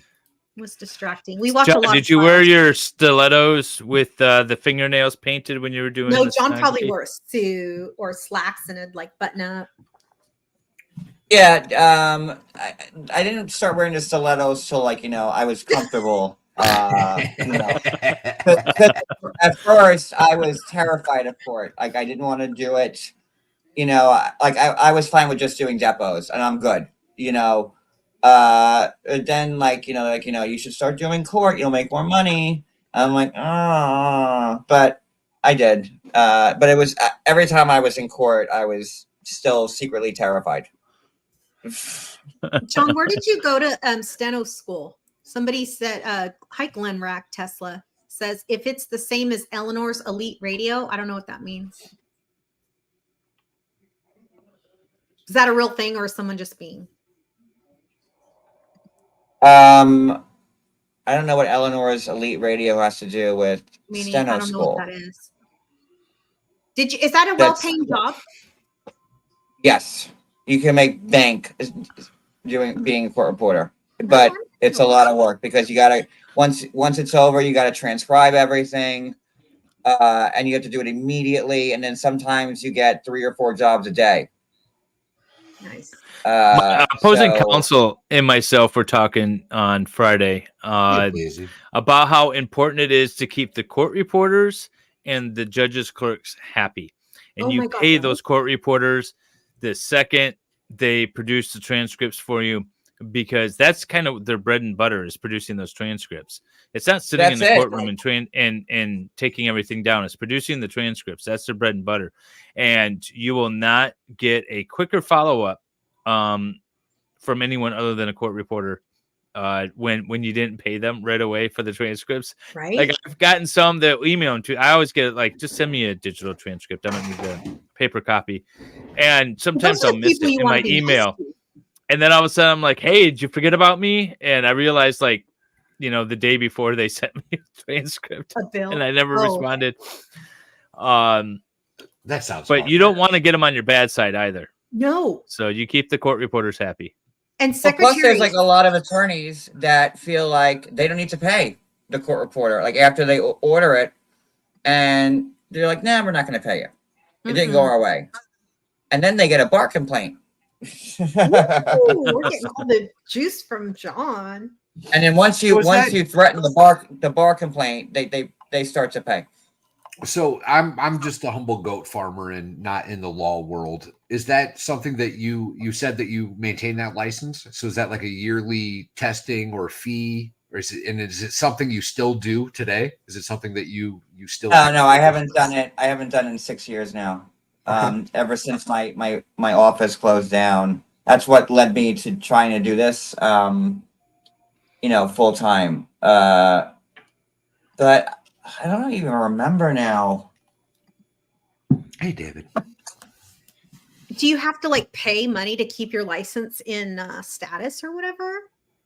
No, I didn't know. But my owner, he took care of all that stuff for his reporters. So my owner, it sounds a little inappropriate when you say that. I thought the same thing. so me saying my master would be equally inappropriate. Primary. That's great. This is why I don't drink vodka on live. That a boy. I know I wasn't going to drink tonight because last time I drank, David said I talked too much, but. I didn't say that. You said that, ma'am, and I just didn't disagree with you. Wow. Are they thinking with this whole? Oh my God. Oh, Fudgesicle Frida says, John, great to see you on another channel. We are so happy to have you here. We're so excited. Like I said, I don't usually go on other people's channels because he does not. I don't know what's going to come with it. So, well, but I'm really happy to be here. Excited to do this interview stream with us and have some fun and build Lego and just kick back. Oh, I love this. Even though I'm on step 39. You're good. We got you, John. You're good. I have I have a phone book's worth of pages to go through. There's even an index of the pieces. So here's the Legos beautiful have come a part. long way. Here's the beautiful part about this stream, John. We get to just blast questions at you while you're struggling with a mental puzzle. I'm struggling you so haven't- hard right now. It's gonna be a half hour to find one piece. It's so good. That's why this stream is awesome. That's why this is fun. So, John, you started your channel in 2021, you said, right? Your YouTube channel? No, I started my channel in 2018. I started doing lives and blogging like my last year at the court reporting agency, just like, when I had time to do it. And then when it closed, what was your question? I'm sorry. I'm sorry. No. I was just trying to establish a date when you started your channel. So, it was 2018, March of 2018. Okay. All right. And did you envision it being this sort of reality TV type channel? Did you have a focus at the time? No, I was just some schmuck going live on Periscope and not having not tech savvy at all, and I'm still not. Like, I don't know what I'm doing on the computer. Like, I am horrible with tech, and everybody knows it. So people come to my channel are not expecting the bells and whistles that you guys like. When I saw those split screens that you had up, I texted Wendy. I said, I don't know how to do that, man. I was like, I can't keep. I don't know. We didn't even pull up like the. Spit on that thing. It looks so ridiculous. I love it. It's so so much. cool. John is multitasking. Yes. John's doing No, great. I'm good. Keep going. Well, so I'm super excited too I'm gonna need because a refill. Look what I did. I did something. hi, Wicked. This took me That's an something. hour. That's something. I think it looks great, John. You're doing really well. I just thought I'm so excited because the guys have been asking me. First of all, the chat knows who John is. Our chat without John, right? Like knew who John was. And so people have been asking me, when are you got to ask John Yates to come on. I'm like, I didn't want to ask because, he's so famous. And then Addie, I'm like, Addie, talk John. Yeah. So I noticed, John, I've jumped on your channel a few times to watch it. But it's members only in the chat. Is it always members only in the chat? Yeah. For a couple of reasons. But the main reason being, like, I don't like trolls, and I have a lot of them. So it's trolls usually don't pay you to type in the chat. And if they do, then they can. So that's the main reason. Like, I just don't want to get bombarded and get distracted. But it's for now. I'm sure, like, in a few months maybe I'll probably go, like, change the subs or whatever. Is that a new thing that you've been doing? That's what I was going to ask. If you've always done it. When I set up my membership on my channel, it was always the low tier was just to type in the chat. I had 3 tiers at that point. And then, like, I felt bad because a lot of people that do follow me, can't afford the $5 a month. So then I switched it to subs for a certain amount of time. But I just had a very long, drawn out legal process that I don't want to talk about. And my second reason for keeping it on members is that I don't want anybody coming into my chat asking about it or talking about it or whatever. That's part of my life is done, thank God. And I don't ever want to go backwards again because, a lot of my reputation was ruined. My channel went down the tubes, and it's primarily my fault because I responded to what people were saying about me, and I responded on my social media, and that ran away a lot of people who were watching me for the shows. So for those couple of reasons, I'm going to keep it on members for a little bit. And then, probably, I don't know when I feel comfortable, I'll switch it back to subs or whatever. What's up, Lefty? Little D is in the chat. Hey, Little D. She's been in the chat. Has she? Oh, I'm just not paying attention. Sorry, Danielle. Well, you were building, I think, when she got here. Yeah. Oh, okay. Yeah, everyone seems to be having some. It's interesting, how YouTube stirs the drama. Well, you know what the thing is, honestly, is that once YouTube lowered their basis for monetization, when I got monetized, you needed 1,000 subs and 1 million watch hours, and now they lowered everything, and it's so easy for people to get monetized. And honestly, when you have no content other than fighting with people, and those fighting lives get views, but it has to keep a lot of channels running. So there's people constantly fighting with the same people over years, and they're making money off it.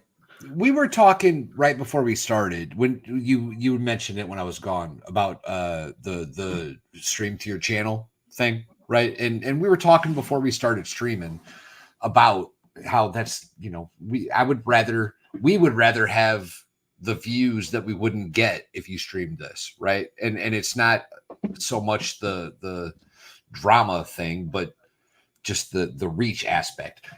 And I'm saying that simply because your point being that drama stuff doesn't last long, right? It's a temporary hit, and yeah, it's going to be a big spike.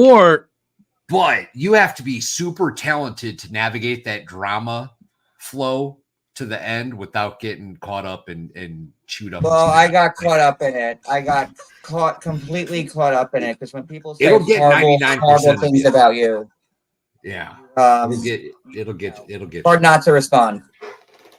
Yeah, or it's exhausting. Like if you want to do a drama-based show, it's exhausting. It's got to be 24 hours. But you got to be fighting with people to get it done. Well, yeah, and just fighting with people is exhausting. It's just it is exhausting. There's people who long-term beneficial, I don't think. No, and there's people who literally their only the only streams they do are restreaming John's streams. Yeah. All they do. That's also a thing. I'm sure. So people restream your streams. I wish people would restream and talk shit about us. It's so illegal what these people are doing.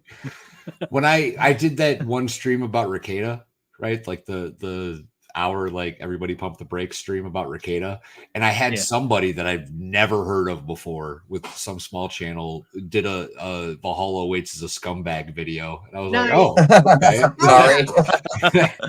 I commented and pointed out that he misspelled scumbag, but other than that, that was about it. I got from the same cloth because that's the first thing I would have done. Like, what skizbag? Like what are you trying to say here? There's no B in scum, bro. There's no B. That's all I'm saying. Well, if I were a content creator, which I'm not, at first I would think I would be very flattered, like, oh, these people are trying to monetize, make money off of me. But when they start sending people to my home, my personal home, to threaten me and do horrible things.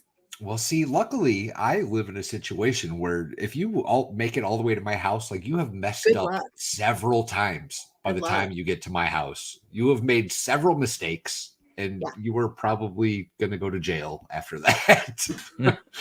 I don't even want to say out loud what would happen, so I'm just going to be quiet on that. Yeah, good luck. I think so. I don't. Good luck. Oh wait, to me or him? I don't. Sorry. Hi, Diva. Hi, Diva. How you doing, doll? Y'all had a big stream, though. We have one of our friends that streams had an anniversary stream today.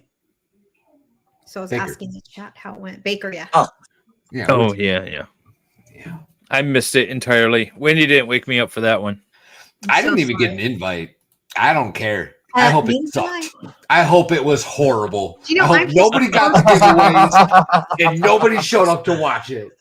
You know what? We showed up to Valhalla's birthday stream. That's all that matters. So you guys, people, I love it. You have to do what John does. So every year for his birthday, let's start the drama. At least since I've known John, he has like a birthday stream, and people he opens his gifts on live on stream. It's really fun. Yeah. That is fun. That sounds fun for me the most. But it's fun to watch him too because he actually opens them. It's March 27th. March just 27th. Throwing it out there. Send your gifts now. Yeah. Let me ask you, John. Are you an astrology guy? Yeah, astrology. No? Okay, good. I just saw something the other day where apparently there's a new 13th astrology sign.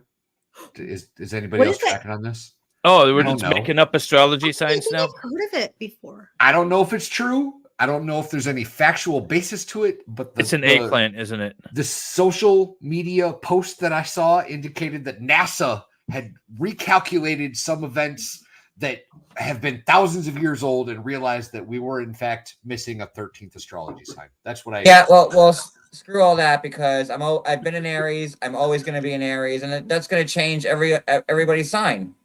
Well, I think you're now a Gemini, sir. I think that's how it works. And I can deal with Gemini. Just adjust. Oh, there he is. Adjust. Right as Valhalla was talking about Baker Raids. There's everybody. There's our pizza here now. Hello. Oh, that's great. So for everybody who's just, we've had a lot of people come in the last 20 minutes. We hope everyone is doing well. Happy Saturday. Good to see you. We have the very famous, the very sometimes controversial, but always hot John Yates is here tonight. John is a 90-day fiance, Real Housewives vlogger who's been in the industry for well over 10 years and started, way back in the day when he was just tweeting, when it was, not X. And we're so happy to have him here. And he is building a Lego set that David and Paul are done. If you guys want to show your Lego set, so we can give John. Mine is right here. Rub it in. Thing. No, it's not. Tell them what you got, babe. I got this awesome little plum blossom set that I found the other day, and it was a lot of fun. Cool little build. Looks very cool. It's going to go on the shelves. Love it. I like it. I dig it. Love it. David? And I have a throwback Lego City build from 2007. A little car and, of course, a boat. And, yeah. Hey, Jamie. Welcome. Jamie's here. I decided to build a scale model of friggin' Hedwig. John's building the internet right now. Oh, my God. I'm sweating.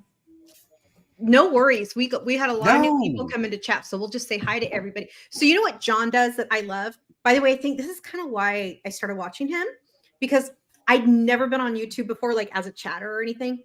And I was in his chat and I got there like right when the stream started. So like I was up high on the chat, and he says hi to everybody. No matter, there could be hundreds of people in the chat and he says hi to everybody, almost all the streams. So like I heard my name on the internet and I'm like, oh my God. So I feel like Wendy is crushing on a man that's clearly not playing the same sport as her. I love it. I'm dying. David, that is the story of my life. Oh, I love it. I'm that girl. I am that girl. Hey, but at least now that I'm old, I get it. Get what? Now that you're old. Now that I'm old, I get like, you can't bat for the wrong team and hope that you're gonna get a strike. I strike out a lot. Let's just put it that way. I have to say, so my gay best friend Polly told me that he's like, Wendy's the last, like Wendy's the one, like if she can't turn you, you're not ever gonna turn. So like, I just take it as a compliment when gay men hit on me. I usually take it as a compliment when gay men hit on me. Hell yeah. Yeah. It's like, hey, thanks. Appreciate it. Hey, it all feeds the ego. I'm good with it. Right. You want to buy me a beer? Hey, good looking. And Zach might be my number 4. He might be at my number 4. We're still working. I'm fairly certain he's already shut that down, hasn't he? Zach found out you were married 4 times and took off running, I think. No, he knows. He already knows. Happy birthday, Steve, once again, and have a good evening. Good night, Steve. Happy birthday, brother. And I'm excited for where you're going next in life. Because it's all good now. You're all good, yes, Steve. sir. We love you. I can't wait to talk to you about it. I've only been married 3 times, but divorced 3 times also. Oh, I hadn't talked to you in 2 weeks. I assumed you got married again. My bad. I have not. I have been on a date though. I have been on a date. Oh yeah, how'd it go? I loved it. Okay. I actually really enjoyed myself. You're gonna have to show him, videos and stuff to let him know. I know. He better not mess It up. breaks me though. We closed down the restaurant Not a bad sign. and we started eating at like 6 p.m. It's not like we got there at 9. Wait, what time did the restaurant close? It was a Saturday night, so like what, 9, 8 10? p.m. Wow. But I live in California. Oh, were you at Denny's? It was a fine dining restaurant. Thank you very much. Wait, did it have linens on the table? They did. But his name is Dave. Oh yeah. Of course it Story is. of my life. Of course it is. Story of my life. Because Wendy can't have me. She's going out with every Dave she comes across. John, I went out with a guy one time that literally looked just like David. And so Just like him. I It was sent amazing. I sent the guy the photo because I didn't think they She showed us the picture. Yeah. He looked just like you. 100%. He might have been a little chubbier than you, but he looked just like you. Yeah. He was really nice. He was really nice, but but this guy is named Dave and he's a software engineer architect, and we like write the same program language. Like when I worked for the DoD, we write the same statistical analysis software, and both like did a lot of statistical analysis. So we like totally nerded out and had a really good time. Yes, Aaron, Aaron lives really close to me. She made it all the way out to the Dollywood thing. She did. Do you know I've never had a real wedding? You guys go to like Dollywood like once a year or something like that? Like for like I think we are now. I think that's the new thing. We went in May this year for the first time, and I'm pretty sure that that's going to be a new yearly field trip. We all had a lot of fun. It was and it was really awesome. Yeah, I mean, you could come up closer to me next time. No. There's a bunch of us here. Valhalla's not going to leave leaving. the state. We can hit some Cedar Point. John, you been to Cedar Point? Yes, I have. The reason why I've been to Ohio a lot was Danielle Didn't Jabali. like 37 people die at that theme park? Lives in Sandusky, and I've been to Cedar Point quite a lot. I've seen like 8 headlines this year of people dying at Cedar Point. Haven't. No, you I'm pretty haven't. sure Okay. that's a real thing. We're So do moving we on. want to K-Talks. K-Talks. Explain, David. How do we all know? So, how do we know each other? Well, Valhalla's a moderator in like everyone's YouTube channel, just about. Oh. And I started my live streaming YouTube career almost 2 years ago now. And people found me doing some trials, and word got to Valhalla, and he showed up in my chat, and we've been chit-chatting. And then Wendy showed up in my chat. I can't remember at what trial I was streaming. And so I like to interact a lot with my chat, and that's kind of how this whole thing started. Yeah. You know so how and this then Wendy started with me and Dave? I'm going to tell you exactly how this Tell started us, with me and Valhalla. Dave. Yeah. I saw Dave. Dave started streaming, and I was like, "Hey, man, I like what you're talking about. Maybe we should get together sometime." And he was like, "All right, here's my phone number. Call me now." So I did. I called him when I was walking my goats, and he's explaining to me how he's at his horse's stall, and he's feeding his horses. We were on the phone. Never met this man ever. We're on the phone for like an hour as we're just discussing how I have a donkey named the same thing as his horse. They have the same name. We just hit it off immediately. So me and Dave it was a bromance from the beginning. Basically, yeah. I wanted to cuddle his chin. That's how it started. Then Wendy actually paid to be my highest member, which was top tier. Yeah, it was a top tier membership, which got collab with some of my streams, so you could collaborate. Not on quite some as of my good streams. as a sleepover, but pretty good. Yeah, it was pretty the good. Pretty good. highest. Josie and I signed up for the highest. A couple of us Yeah. did. Yeah, Josie never took advantage of the collaboration, but you did. And the did. first thing that you wanted to do was an interview of me, I think, right? No. Actually, that's the first one. Okay, so no, John, you'll appreciate this. So David texts me or DMs me or whatever, and he's like, "Hey, you're my highest level, blah, blah, blah. Do you want to collab?" And I'm like, "Yeah." And I go, "What do you want to do?" And I'm thinking he's just into lawyer stuff. And I used to be in contract law for the federal government. And I'm like, the only law stuff I know about is contract law. No one's going to want to hear about it. So David responds to me, oh, we could talk about the Kardashians. And I'm like, oh, hell yes. Yes. Because I love that kind of, he was joking. I was not. Yeah. And so I was joking. I was very much joking. And then Is that like is probate law like a sign like that like probate law? Like do you have a lot of people talking about probate law? Not anywhere. Not really. Hi, Toy. Me. I Probate think law I was is probably kind of the last boring one. unless it's Aretha Franklin's, will go. or something. I think I was the last one to talk to Dave about probate law. Actually, yeah, probably. Yeah, you're right. Yeah, so we have an estate attorney. So when they want to talk about David and Kardashians, we did a Father's Day stream like almost 2 years ago now on the Menendez brothers, and it was about all the updates that were happening in their case. That's what we talked about. Then refill. Go ahead. I need one. Then I interviewed David, and Valhalla was like, "Hey." So Wendy did an interview with Dave, and I thought she did phenomenal, right? So me and Dave started this Lego stream, and the first couple of them were kind of chaotic because it's hard to build Lego, conduct an interview, and monitor chat control, at the same time. Yeah. Right. So me and Dave, after a couple of these, we were like, hey, we should think about bringing somebody in.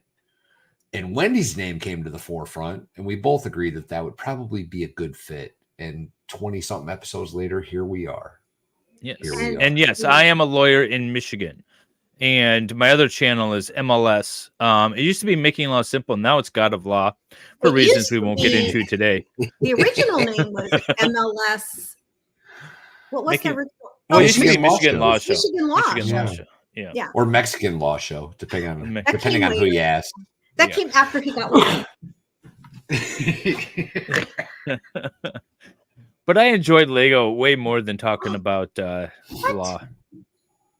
Addie, I didn't see this. Did you guys see this? She had uncivil law on her channel. What? Nice. Addie? Kurt's been making the rounds. I saw him over in Meme. I've seen him a lot of places. He's pretty good at making the rounds, actually. I see Kurt a lot of places on YouTube. Nice. I love Addie. He hasn't been in here. He has not. I saw the Chad Daybell trial on Addie's stream. Oh, okay. Valhalla Animal Fight with colors. I don't know this one. I don't know what. Well, we're going to skip that and go right to this. Making love slowly. Oh, why didn't we use that one? I like that. We don't all like it slow. Cali Animal Fight with color lights font. Toy, I wish I knew what you were talking about, babe. I really do. Thank you, Fudge Sickle Frida. Wendy likes a wham bam. We're done. I do. That's what I heard. I really do. I've got a lot to do. I have a lot of kids. I have a lot of things to do. And I just need to get mine and I need to go. I got things to do, people. I've never had a man complain about it being too fast. Think kangaroo. Yeah. Again, on legal advice, I should not import a kangaroo for the purposes of fighting. That probably would leave it at that. You can see that chimpanzee lady show yet? Bitch is crazy. No. Okay, it's so John, what other I can speak. What other reality shows are you covering? What was that face?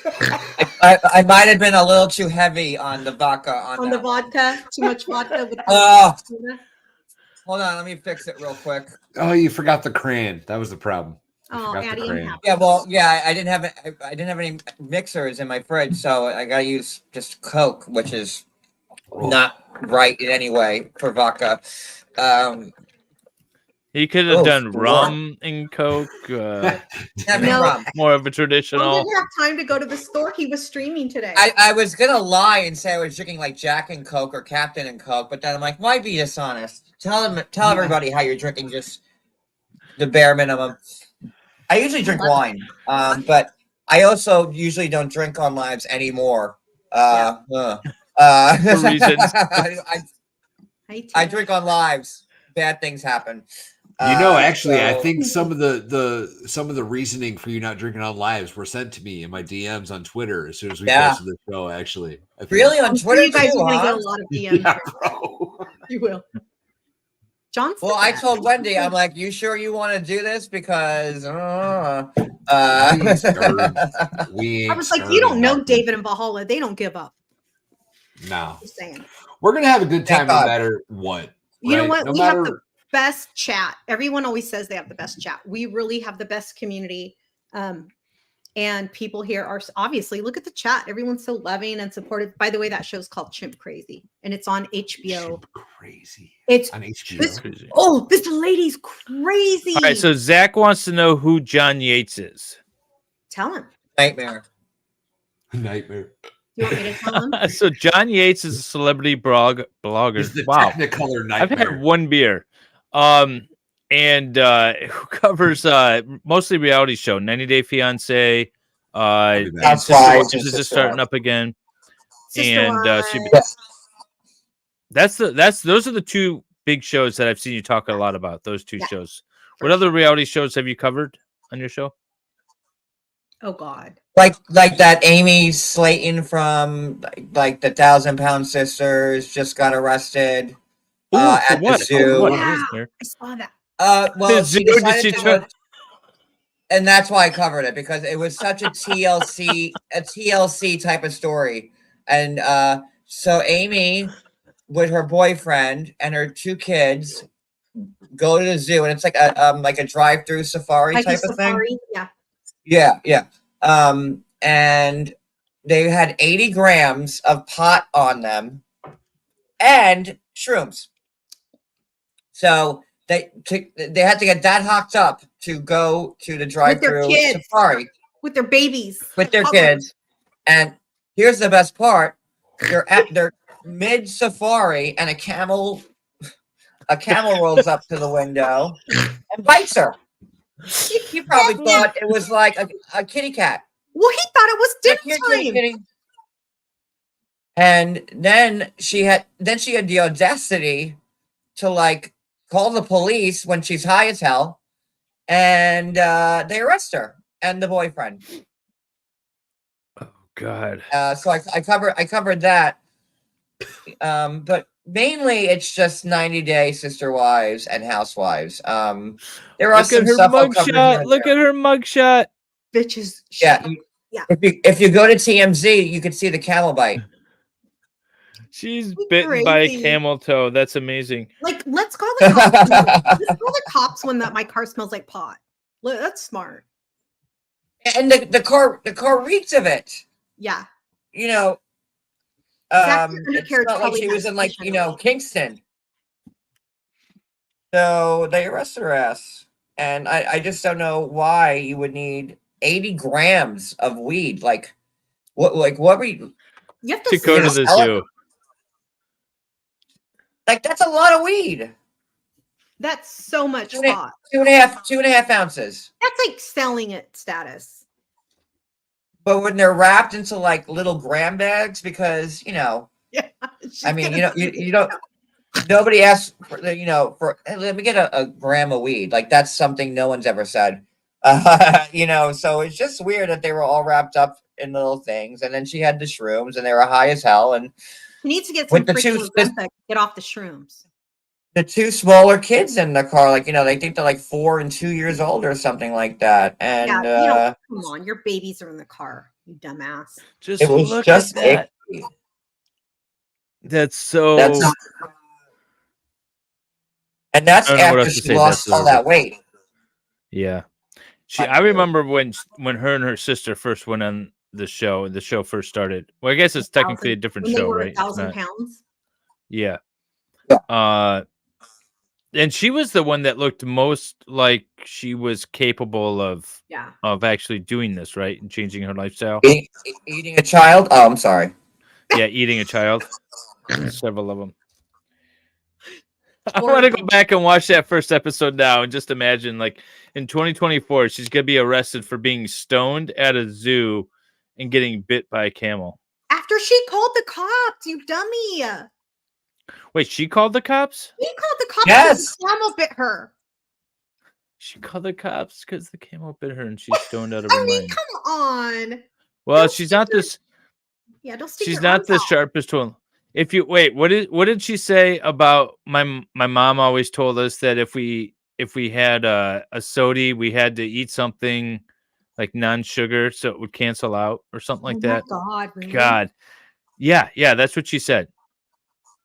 If they had a can of pop, then they had to if they ate something without sugar, it would cancel out. So they were fine. I grew up in California. My parents didn't even let us eat sugar. Like, we didn't grow up eating any white food. No white sugar, no white flour. We had granola before granola was cool. Isn't that racist? No, I don't think so. Not eating any white food? Well, my dad is Mexican, so maybe that's why he was That like, is very racism. I don't know. My white mom probably wasn't too happy about that, though. People do not always make good decisions while they are high. David, Oh, I almost dropped the whole thing. My 2 hours of work. This tiny part of I haven't even got to the goddamn owl yet. Like, I'm still making the base for this. Like, I'm making the base still. All the drunks at the cabin have gone to bed now. Is it getting quiet at the lodge? Yeah, I might be able to move inside. That'd be I'm nice. kind of bummed. I thought you were going to be inside the cabin with all of your HGTV decor. I know. And then I got up here and I realized I'm like, there's a human in every room except for the porch outside. See, that's what happens to me when I go to my kid's house in Florida. I'm like, well, now she's going to be in Ohio. By the way, sorry, people, that I keep tugging and pulling at things. I'm still healing from all my surgeries, so everything itches. I'm starting to get feeling back in my face. And so I'm like, oh, that's weird. Oh, it's just a nerve that's coming back to life. Wonder if the camel got a contact high. That's funny.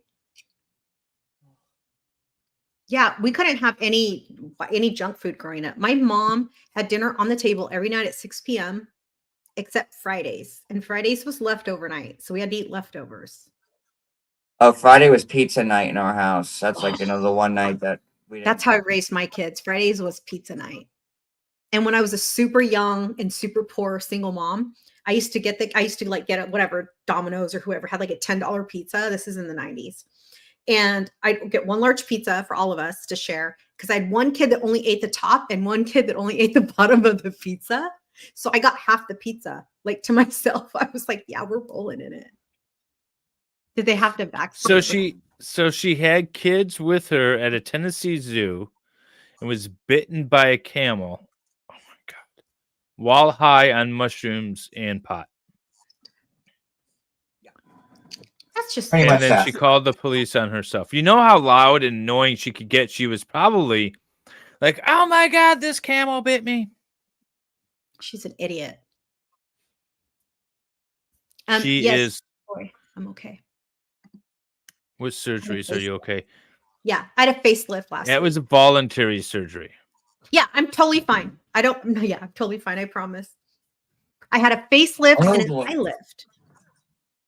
And everything's healing and it's itchy. And I'm like, this is my first time I've been out of bed all week. TMZ reminds us that defendants are presumed innocent unless proven guilty beyond a reasonable doubt. She's guilty. Yeah. Did you see the camel bite yet? No. How does it look? See the camel toe yet? No, I just see her on the stretcher. Camels. Look at the camel bite. All right, hang on.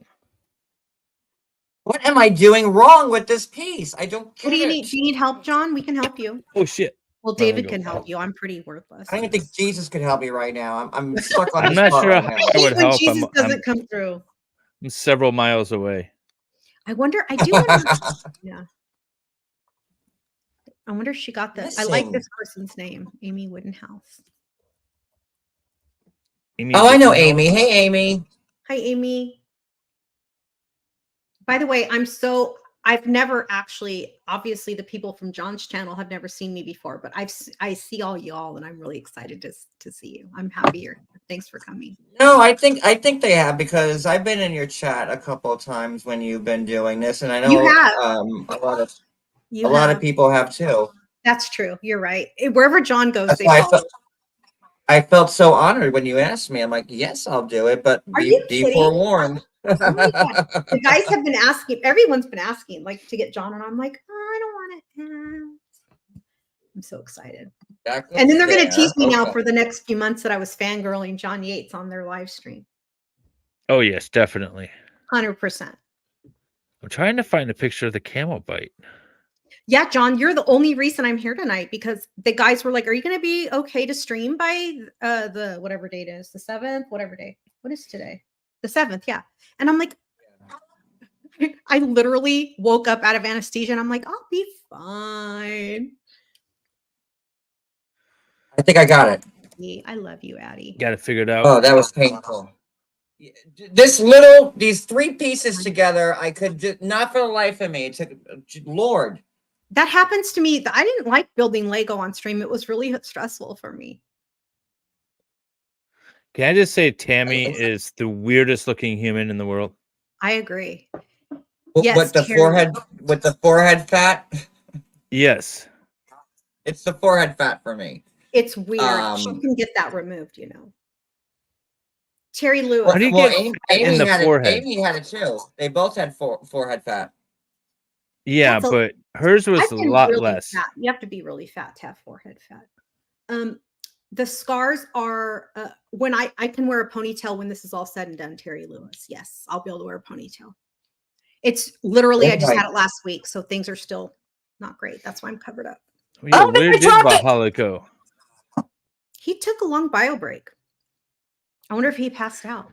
We're talking about Amy. I don't remember her last name from 1,000 Pound Sister. She apparently went to a zoo in Tennessee while high on marijuana and mushrooms and in possession of a substantial amount of both with small children, got bit by a camel, called the police on herself, and is now being charged with endangering a child and possession of controlled substances. I had to let a dog out. Sorry. Who let the dog? I thought they weren't indoor.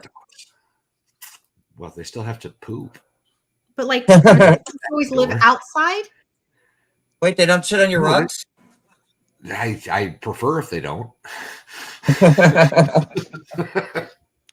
Well, Tammy looks like she's on a deathbed.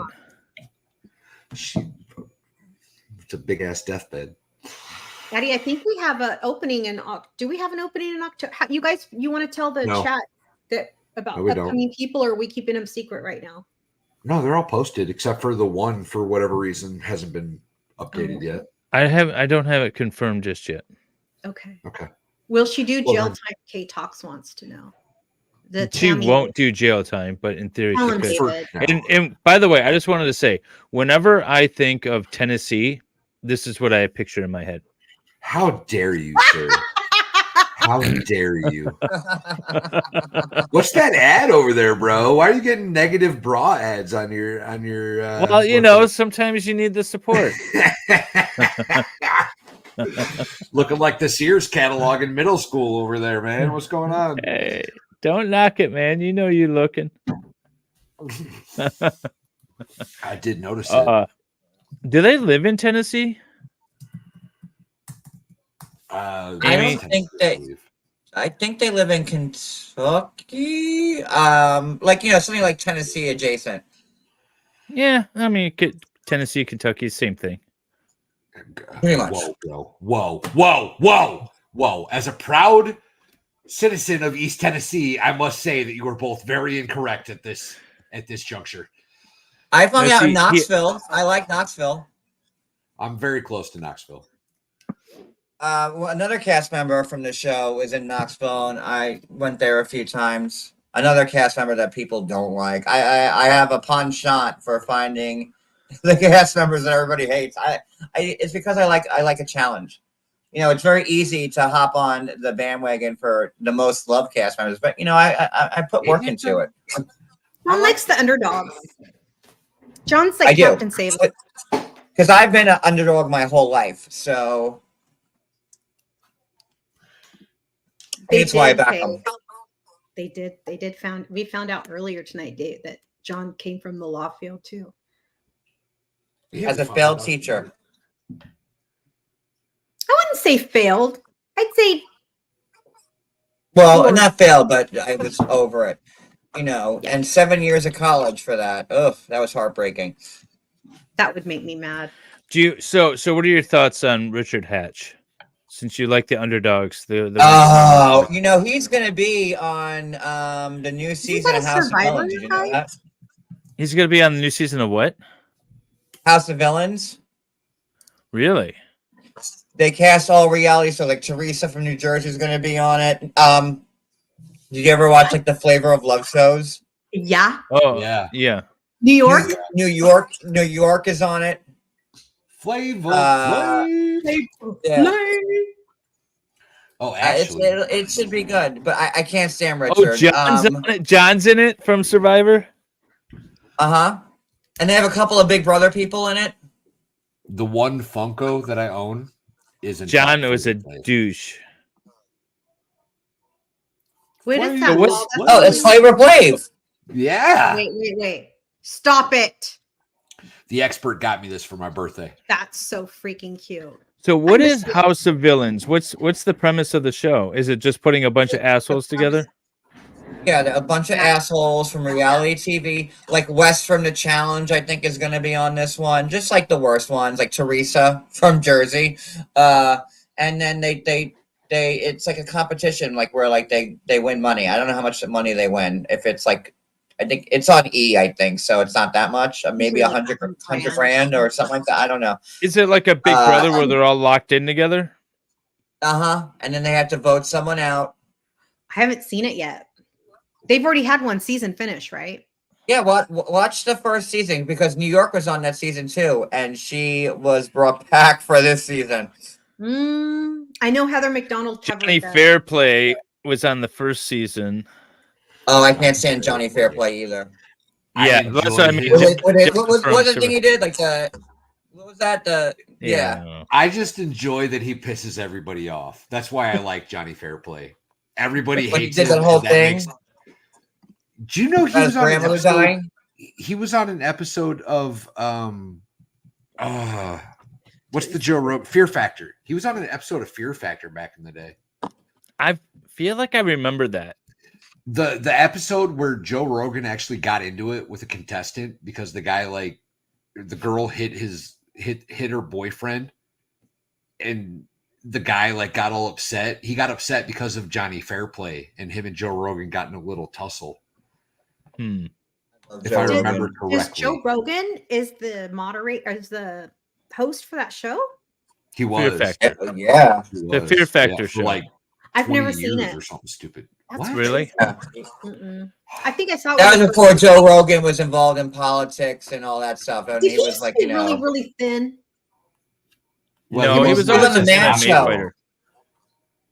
He was on He's the a Man Show bodybuilder now, too. right? Like he's all beefed out. Joe The Man Rogan Show? wasn't on the Man Show, was he? Yeah, he's got like a No. super. He's got like a 30 billion people podcast With Norm now. Macdonald and Jimmy, whatever the fat guy is. Jimmy Kimmel. Yeah, that guy. Yeah, apparently he was. Let me. Was he really? I'm gonna Joe IMDb. Rogan's Are you on looking it up steroids. already? He actually has steroids on his podcast. Like he gives them out. Like he has pot and steroids on his. Well, he does TRT, testosterone replacement. Okay. Thermo. Man Show with Joe Rogan and Doug Stanhope. Oh, the Man Show. Yeah, John knows. John knows. This Okay. season 5, 2019. All Yeah, right. he looks very overdone. He must have taken over when Jimmy Kimmel left. Is it Jimmy Kimmel or is it the other one? Who's the other No, one? it's Jimmy Jimmy Kimmel. Kimmel. Jimmy You're saying Kimmel. that's Adam Carolla from the Man Show. And Adam Carolla was on it too. Yeah, not Norm Macdonald. My bad. No, Yeah, but yeah. Joe Jimmy Rogan, Kimmel Carolla and is a stand-up Adam Carolla, comedian. and then apparently it went to Doug Stanhope and Rogan? Rogan. Yeah, I don't I've remember been that at watching a all. lot they of were hosts. Joe Rogan lately because it shows up on my algorithm because I love comedians. Like I actually pay VIP to go see like Joe Coy or whoever in my town. And Joe Rogan's been showing up a lot on my feed, and that's how I know who he is because he's a famous podcaster now, like super. Like he's got like He's got the biggest podcast on the Yes. planet. Season Yeah. 5, 2023, I think, is the first one with Joe and Doug. 2023? Yeah. I'm sorry, 2003. Sorry, 2000. Yeah, I was gonna say no way it was 2023. That Yeah, doesn't make no, any sense. 2003, season 5, it was Joe and Doug. Before And that, Mickey. it was Adam and Jimmy. Good night, Miki. Thanks for coming. We're so happy to see you all tonight. Thank you for showing up.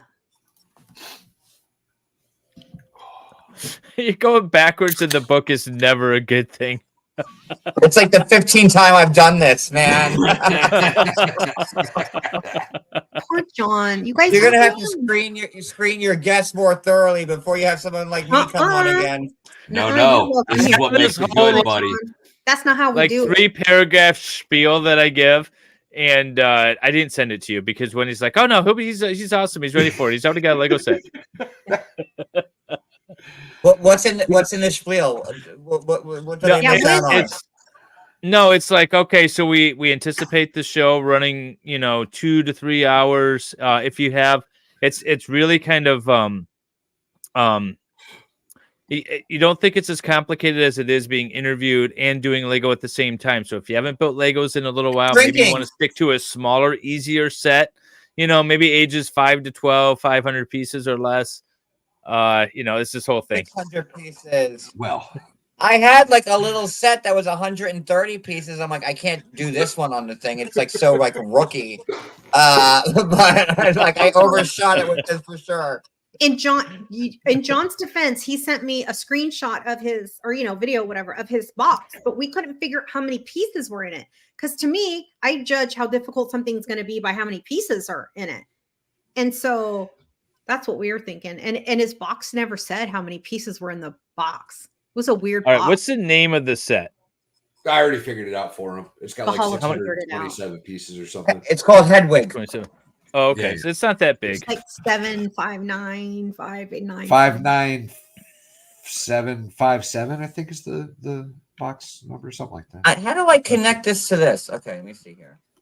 Here, show us. We'll help you. A lever. Okay, so where does that plug into? Let me see. What? Did I put on the wrong side? John, I'm going to send you a set. I've been looking. I am totally into this. Yay, Mickey. Thank you. John would love that. John's going to start building Legos on his regular show now. No, I don't think I can put people through that. I'm not I will say, sounds like I'm not doing I will this ever say again. that we have that effect. People get invited to the show. People are on the show, and then all they of a get sudden they're addicted. starting to do Legos everywhere. Megan Fox looking at you.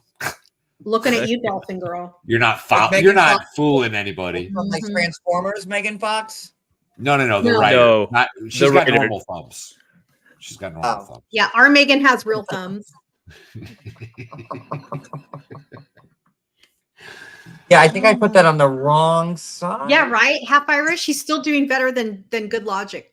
We've had some people that John. Remember I told you we've had some streams that went way too long so Good Logic went 6 hours, I think, or 5.5 hours. That sounds about on par where I am with this. So that's okay. We're here for you, buddy.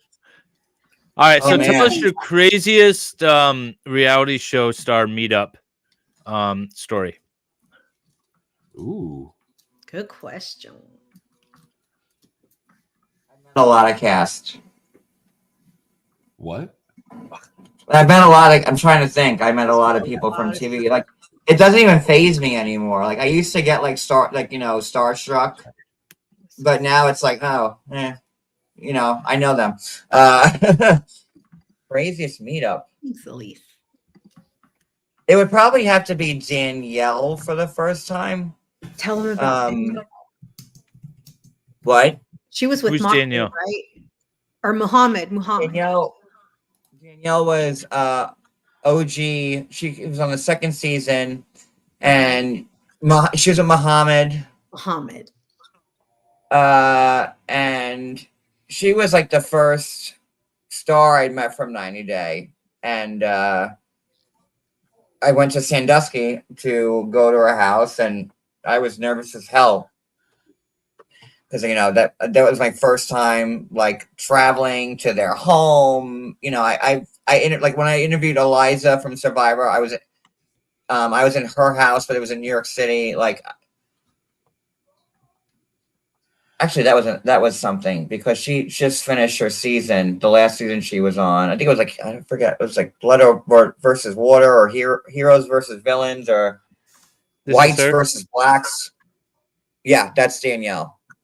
Okay. That's a very flattering picture of Danielle. It's what I think it's no. Us magazine, so it's obviously a feature of her. Or a feature Yeah, of her. I met Teresa twice, Elise.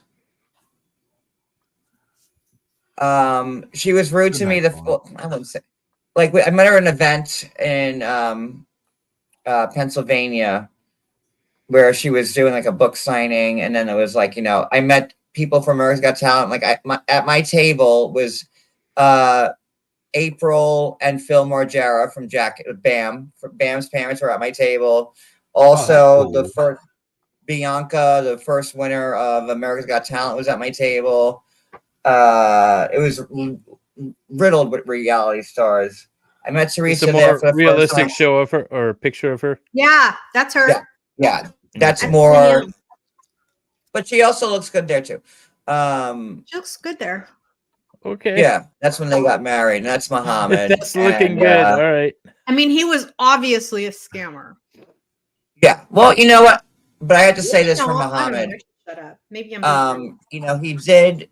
He's been working as a long haul trucker for like the last 4 or 5 years, and he's not sitting home every day like Michael just raking No. in Yeah, money I from don't think he was donations. scamming. I think he was scamming to get in. I don't think he was in love with her. Right. Yeah. Exactly. But he at wasn't least like he got here. He's like a and real he's not living off the system. Yeah. What the fuck am I with this? Sorry. I'm so confused. How you doing, brother? How you doing? All right, so it goes this way. So I have it on the wrong side. Okay. So if it goes this way, going back in pages again. Where's Cody tonight, John? I haven't heard him all night. Is he asleep? Is he okay? Yeah, today he's not feeling so good. So he's been in the bed. That's the most days have been good. Today's Today's not been a good one. Yeah. Why is what's not good about today? If you don't mind me asking, you can tell me to shut We had up. like no. Okay. We kind of overexerted ourselves yesterday, and for like the last like couple of months, he's had like this weird bruising on the whole like left side of his body. This bruises came out of nowhere, and the doctors couldn't figure out what was wrong with him. So they put him on like an aggressive steroid, which seemed to help, and the bruising is starting to fade. But then yesterday we overdid it because it's very sensitive to the touch, and he could barely move when it was bad. And he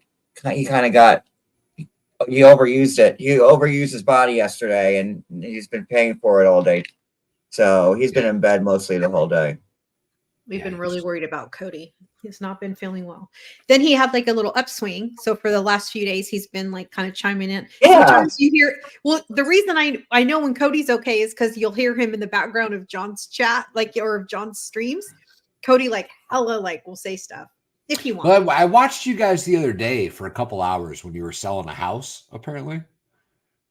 Oh no, that was Robin and Cody Brown's house from Sister you saw Wives. that one? I was in chat, Valhalla. I saw you in chat. I couldn't comment, but I was watching and paying attention. That's right. I sent them that, but they couldn't talk because they weren't members. You know what? Actually, if you're a moderator for everybody, Valhalla, I'll make you a moderator on mine so you could chat in my things. Yes, you have all this moderating.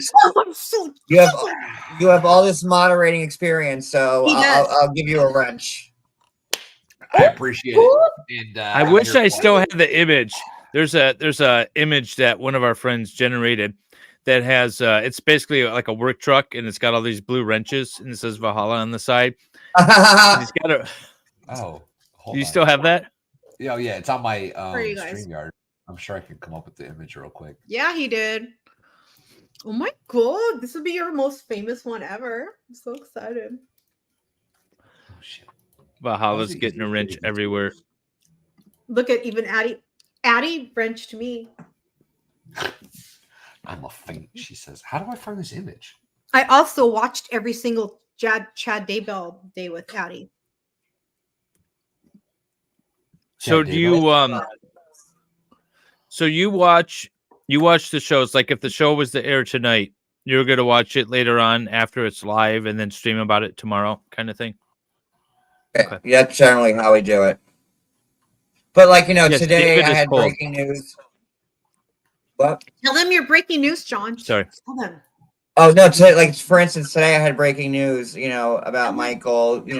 People have been reaching out to me who's tired of it, and they're finally waking up. Because let me tell you, it's not easy being anti-Michael right now. And if you want to have a good laugh, look at my Instagram and look at the comments of people telling me to die, go fuck myself.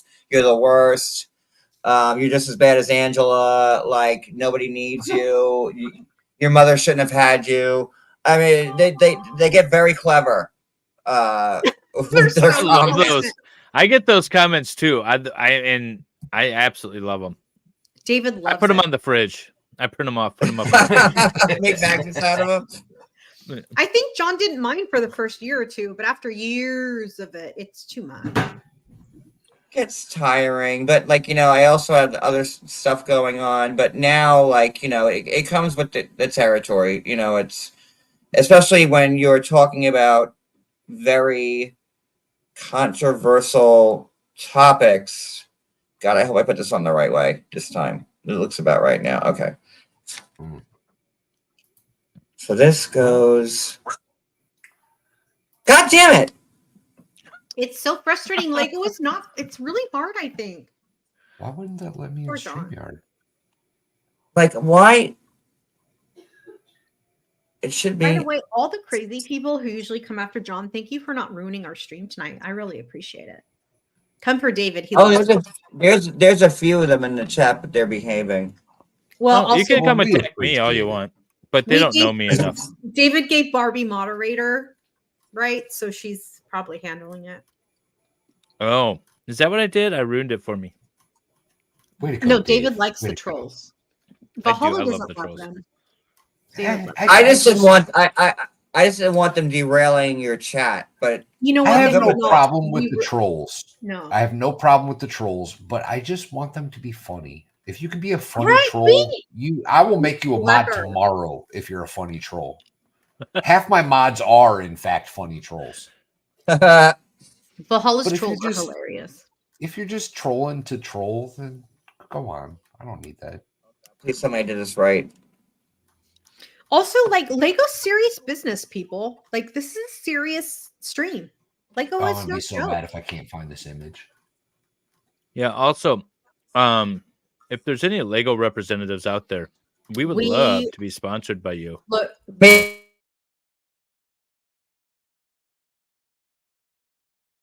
somebody who's better putting them together before you ask Lego to sponsor you. They're gonna look at me and be like, these people don't know what they're doing. So this is all supposed to fit.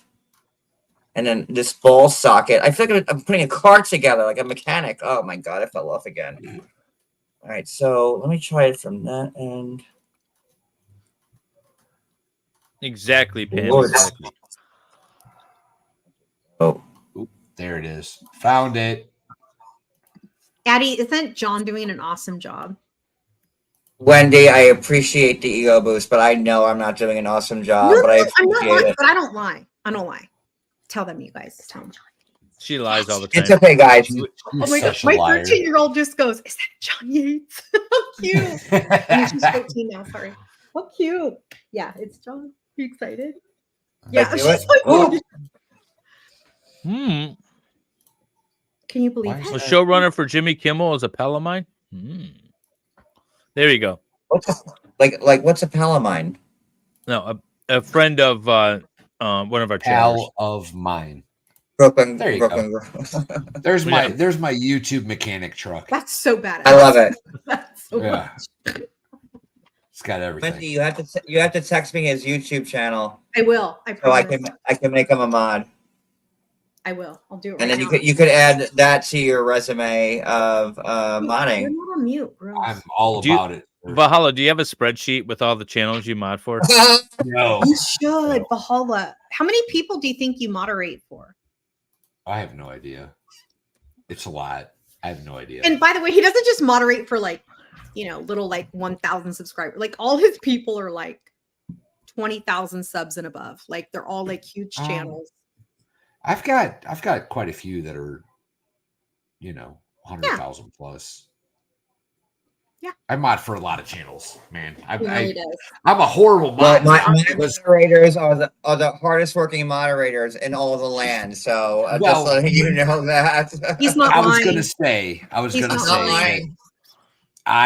once I started doing my own content, I have slacked severely in the modding world, but luckily not very many of them have dropped my mod ship, so I'm doing okay still. So they canceled Sister Wives, right? And now they're bringing it back again? No, it's next Sunday, the 15th. Yeah, but I thought the last season before this one was supposed to be the last, and they weren't bringing it back. And no, that's a marketing gimmick. They will never end Sister Wives ever. You know how many last seasons Stranger Things has had so far? Like every season of Stranger Things is the last. I watched that show. I've never seen it. I like Stranger Things. It's so good. It's such a great story. I will say, I understand. So originally they only wanted one season. They didn't plan on doing any more. Marketing gimmick. It's a marketing. And they finalized it, and then whatever the bureaucrats at Netflix. That's what I'm just going to call them. Decided, we can make money off of this. This is a popular show. Let's bring it back for season 2. And they had already told a complete story, so then they had to like retcon a lot of stuff. But since then, the seasons have been going good. It's just the jump between season 1 and season 2 was a little bit. But I do like it very much, and I'm looking. When's the next the final season coming out? Like apparently this new season that's about to debut is the final season. But I'm pretty sure they've said that like every season for the last 4 or 5 seasons. No, they haven't. They haven't. I'm telling you, is Winona Ryder still on it? Oh yeah. Yeah. Oh yeah. She's one of the main characters. By the way, I am very excited. I was gonna go golfing with my son on Monday after school, but I think I'm gonna go see Beetlejuice. I want to see Beetlejuice so bad. Beetlejuice. Have you I seen hear it? Michael Keaton does phenomenal. I heard that. It came out this weekend. Yeah. He's Beetlejuice. How can he not be in the? Well, I didn't know if it was like a remake. I didn't know who was in it. No, it's not a reboot. Winona It's Ryder, a sequel. Michael Keaton are both in the new one, I believe. The new Wendy from Catherine O'Hara. Yep. I love her. By the way, okay. So have you watched, John, I was going to ask you this earlier when you're talking about Kardashians. Have you watched Schitt's Creek? I love Schitt's Creek. I've seen every episode 110 times. So Dan Levy came up with the idea. I love the idea behind it. Was that he's watching the Kardashians and he's like, what if these people lost all of their money? What would that look like? And that was the basis for Schitt's Creek. That would be the best show ever. I can't believe they ended it. Like my favorite show was, I loved Moira. She was my favorite. She was just so out of touch with everything, and like it resonated with David. He was my spirit animal. Moira was on so many prescription pills. She had, and I loved every second of it. I'm okay with it. Yeah, me too. How do we feel about episode was when they did like the fruit wine, and she had to do like the speech. Herblingers. Herb fucklinger, herb trickle trucker. Right, yeah. SCTV. Yeah. Oh, that's the chick from Beetlejuice. Yeah. I forgot. Yeah, that's how we got there, Valhalla. She's like the mom. She's like the mom I strive to be. TBI, it's not good for people. Yeah. You know what show has really captivated me? And it wasn't my own fault, right? I didn't want to watch this show. Mrs. Valhalla made me watch it, and it's absolutely hysterical. What the hell's now I forget. What's the gemstones? That I'm the still alive and I can't pick up thing. I don't know, babe. Never heard of it. Oh, I love the gemstones. I love the mighty gemstones. I don't know that. Thank you. All right. It's great. Give me the premise. It's an HBO show. Okay. And it's there's a religious. Go ahead. Go ahead. What? Okay, so it's okay. So you know these like mega churches, like the Joel Osprings. Yes. Yeah. Okay, so it's a fictional story on HBO about a family that is I thought one of the these piece. mega church superpower. Are they Caucasian families. or African American people? Caucasian. Does Okay. it matter, Who's Wendy? Well, she lives in California and she's a liberal, so it does It matter to totally her. matters. Yeah, because there's like black church and then there's like white church. So I'm just curious. No. That's who's Dan Aykroyd? No, Dan Arnold. No, who's the No, Dan from Roseanne? John Goodman. Yeah, John Goodman. He's a John father. Goodman. He's the matriarch or I'm the gonna add this right patriarch now. of the family. Okay, so it's John Goodman is in charge, and then the guy from Talladega Nights, not Will Ferrell, but the other guy. Oh yeah. Yeah, he's the firstborn son. It's absolutely hilarious, y'all. Okay, I'm if you gonna haven't watch seen this, be prepared. There's a lot of penis in the show. You will see a Hell lot of yes. Well, penis. it's HBO. I mean, It's amazing. I'm still a little upset that Danny McBride. Thank you, Volstorm. Danny McBride. I'm a little upset that we have stopped showing boobs on TV and we're just going to penis, and that makes me upset. I'm not I don't mad. like it. It's a lot of dicks. It's a lot of dicks. It's I like a lot of dicks. But it's. I Don't bet you put do. that. I bet you do.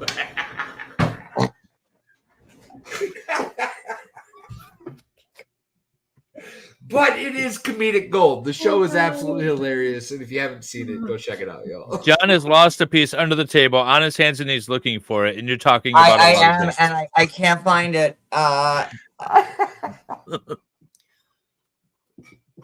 You know what show I just got into on? It's on Netflix. The Umbrella Academy. Anybody see that? Love that That's show. the chimpanzee. No, it's on right? Disney, right? Yeah. I try to Oh, watch I it. canceled my couldn't get Disney. into it. David, get you would into like it. it. Starts You don't off like it, slow, but then you get hooked. I'm hooked. I can't wait for the next season. I don't get what I did wrong. Well, mostly you agreed to come on this show, I think, is where the first wrong decision was made. So I think I'm okay. My 14-year-old only knows of two content creators. She knows Nicholas Starro and John Yates. And she goes, What the hell? I know. You've been coming, She doesn't even know me. No. right? No. You've been co-hosting, producing, whatever you want to Doesn't call it. give This a show. Crap. She's for obsessed months. with Nicholas. She's obsessed with Hey, I've been tonight. My kid has been watching John Yates with me since she was 12. She just turned 14. Nice. Yeah. I didn't let her watch all the streams because when she was still 12, I was like, I don't know if I want her watching, adult stuff. But she came in earlier and she goes, "It's that John Yates over there." It was really cute. These building whatever this shit is like a lot more intricate John, and it's complicated than I remember. I find it difficult. I don't think it's easy. It's insane. It's really hard. Have you made it to the owl yet, or are you still on the base? Are you kidding? My bad. I'm still on the base, and the base isn't even completed yet. This is how much, and I feel really bad about it because I've been working my ass off. Great, And John. it's Look at it moves. He hasn't even got like, yet. Oh, I'm gonna have to go find another beer. This is gonna or be a find a two-beer Lego night for set. me. Give it a Lego set that you can put together while Yeah, we're you still do, doing David. this, You and that got would make more. me feel better. Oh, he said his lake house though. Yeah, if I was at home, I'd have a whole bin of Legos to keep building with you. John, you know Can I how get you one go- delivered to your house real quick? Or Right. you know what? Why don't you break that apart and re-put it back together at a faster time? There you go. John's a pro. He knows how to work. Or with take it apart and like build something else from it. You're There creative. you go. Oh, there Oh, you go. that's what I'm gonna do. That's There what you I'm go. gonna do. Good idea, John. So if I take Thank if I take this plum blossom apart and rebuild it again before you finish, what does that mean? That means I suck even harder, and also that will happen because, like I said, I'm on page 38 of what was it? The page Like count? 212 pages. 146. 146. Oh my God, so- John! I agree, Addie. John's I doing should have great. put together a smaller set. I won't make You know that what, mistake John? again. That's my fault. I'm not sure that would have helped. It's a pretty small set. It's pretty small, man. No, I have a 100-piece set thinking No, that was he like has a so small like set. novice. Yeah. But in hindsight, I wish I had Aw, picked that one. right. What did It was the We're She did the entertaining orchid, chat, right? and that's what we're here for. So it's all good. Orchid Lego set. Mickey, it's so hard to put together. Mickey, is this the Mickey from the alternate corner? I'm disassembling the vehicle. That's- and I'm going to try that's to Stella. make like a cabin for the boat. No, that's Mexi. and like Oh, you there know, you go. get some palm trees and put that around it, and maybe like a little beach, like a. Go get some a- branches from outside, David. David, aren't you near the lake? You could like get some water. And then you could be like, Lego, look what I did while this idiot is trying to put this piece, Not this set idiot. together. This I world made 4 famous different YouTube sets in the blogger. time he did half of one. By the way, it's really, I had to do it one time and it's really difficult to talk and put together Lego. It's not easy. Yeah, My for nose Mother's is Day, we running, do I'm a special. sweating. It was so hard. I sucked at it, I'm gonna John. have Don't feel bad. Nervous tick soon. We brought in our friend Brandy Churchwell. Oh my God, She- from the 13th juror. She was so no, much she's fun. amazing. And Love she was a guest, and then she enjoyed herself a lot, and we brought her back to MC. It was while her Wendy- idea. It was her Yeah, idea. well- She wanted. while Yeah. Wendy built, and that was a lot of fun. It was a lot of fun for the guys, not for me. It was really hard, John. I didn't enjoy. I don't Stop enjoy. it. Return had to fun. Deadliest Catch in October, by the way, David. I love that Nielsen. show. Deadliest Catch. Deadliest Catch. Yeah, Yeah, fishermen up in because of Alaska. The Because See, of Wendy the likes her bikini some and all. men's Yeah, on the boat. yeah, that's good. I like that. I'm Great outside for and it is 46 degrees out. That's crazy. It's wait, let me. It's see how cold many- here. Really, John?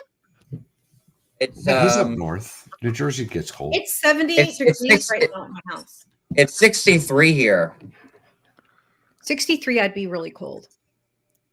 But I'm so like nervous that I'm sweating.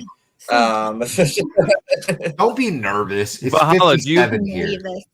Valhalla, do you believe that you have gotten better at building Legos since we started the show? Oh, I think so.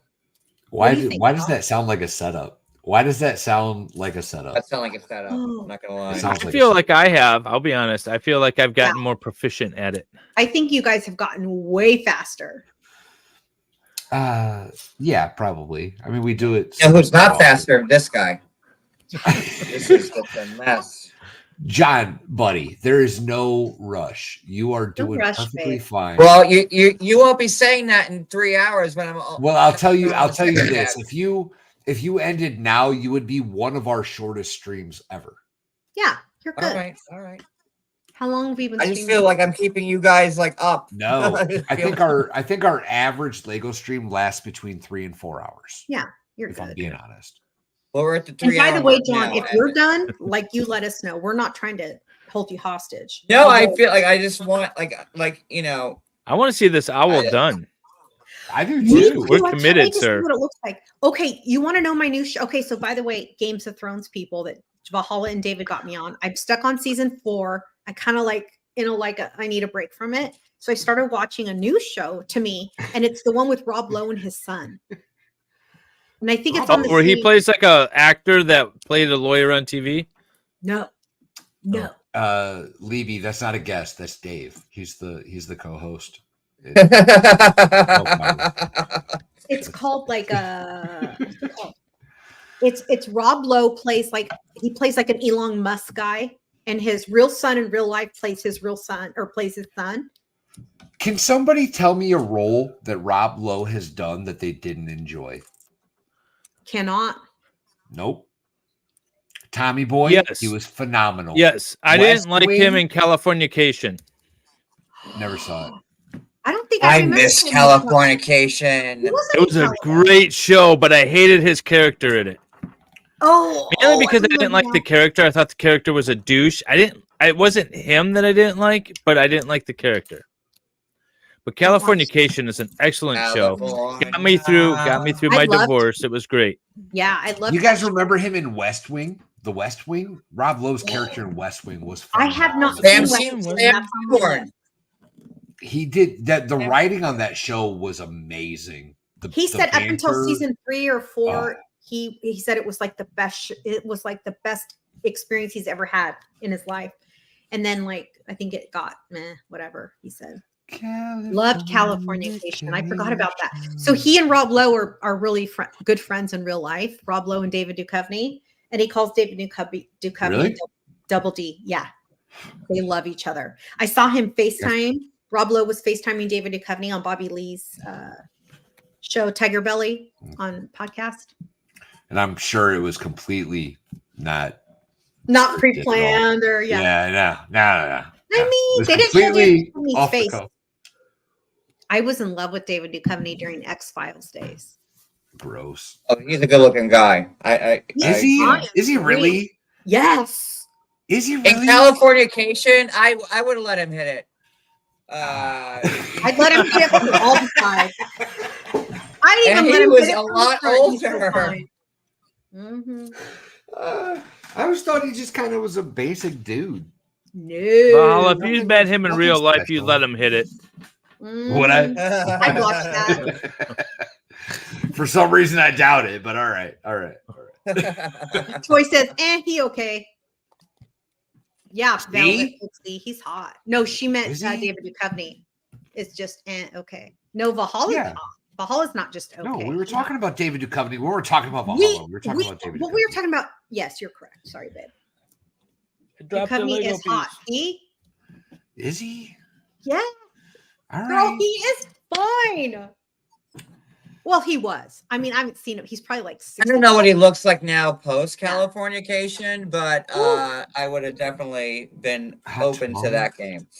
I will let him. All right, here's what we're gonna do. Chat, throw 1 in chat if you would smash your memory of David Duchovny. Doesn't matter what he looks like now. Your memory of David Duchovny. 1 in chat to smash.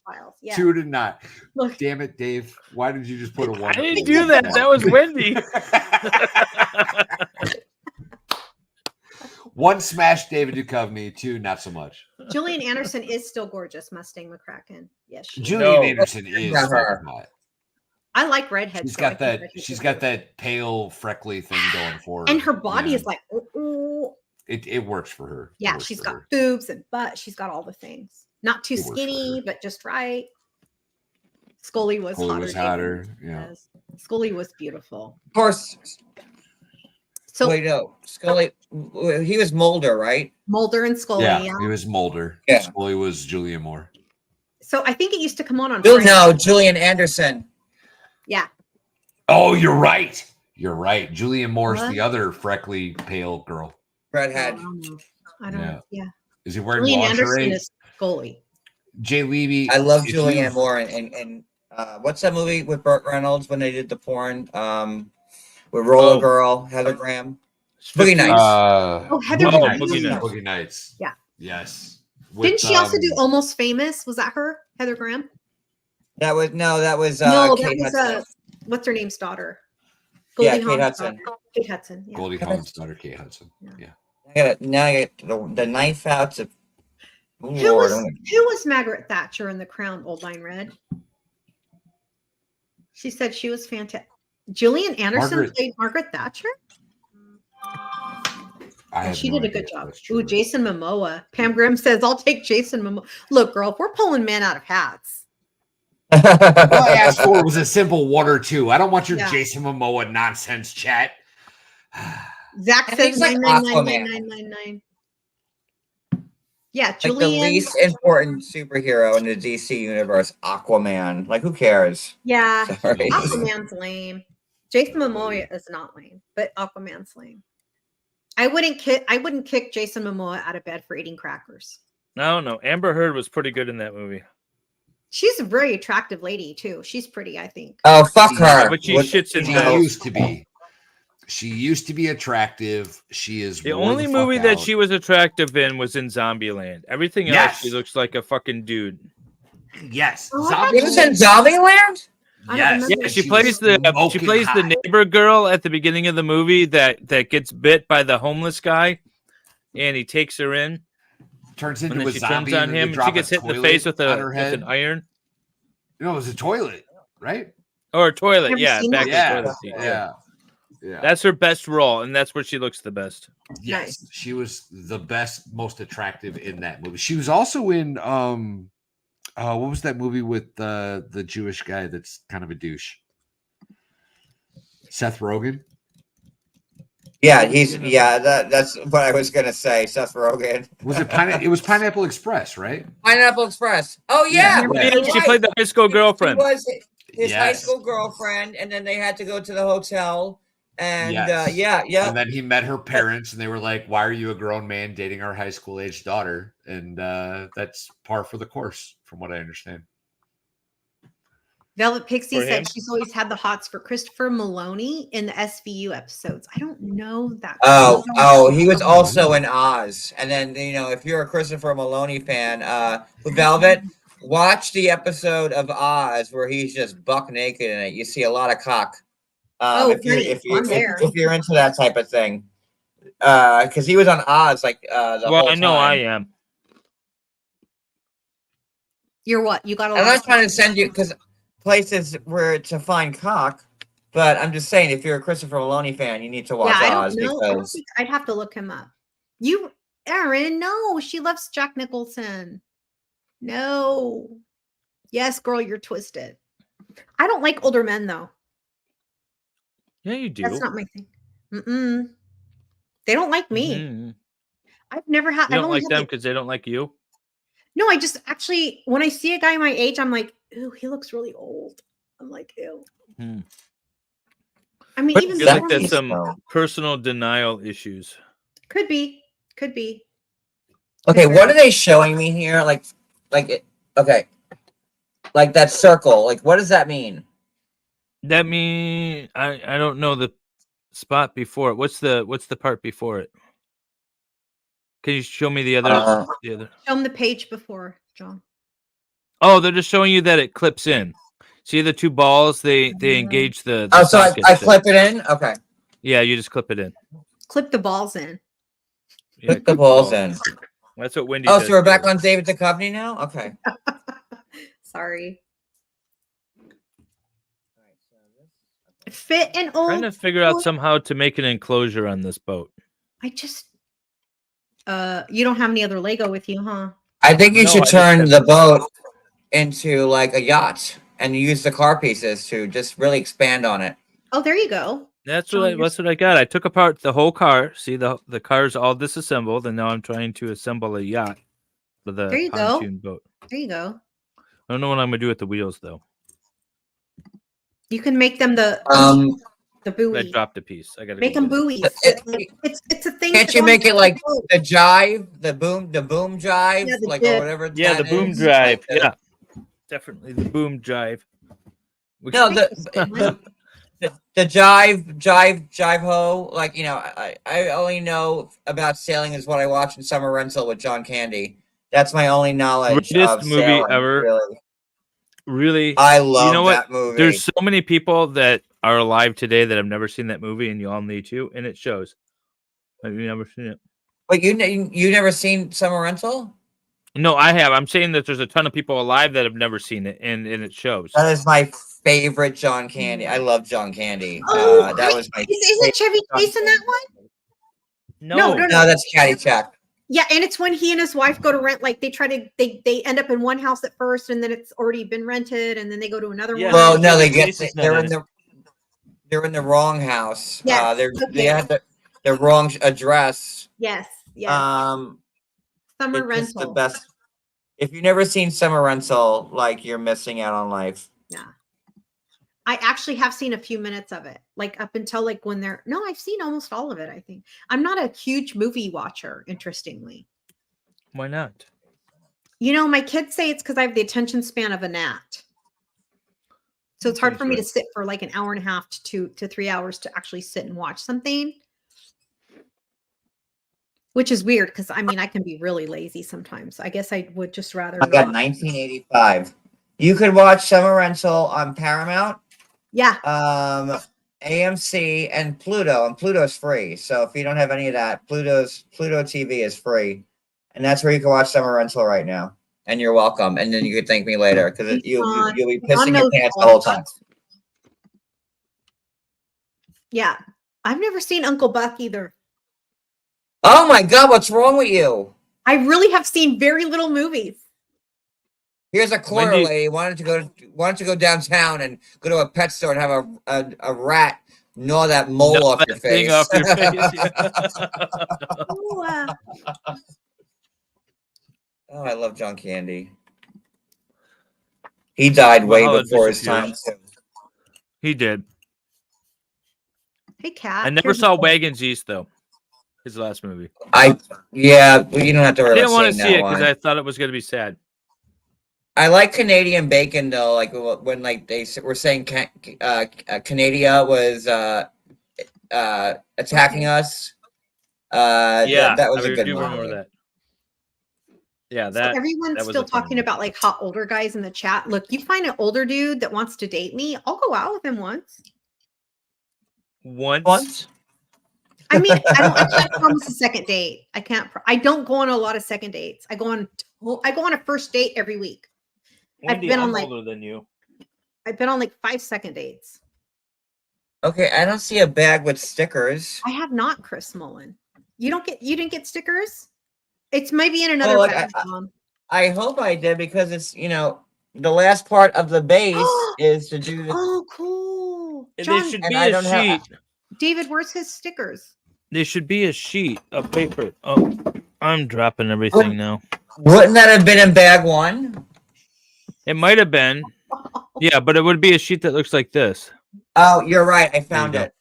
Oh, good. I suck. Okay. Valhalla said my second dates usually take place at the chapel.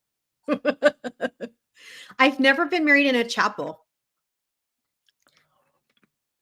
I've never had like a big wedding. I wouldn't mind. Like the Chapel of Love?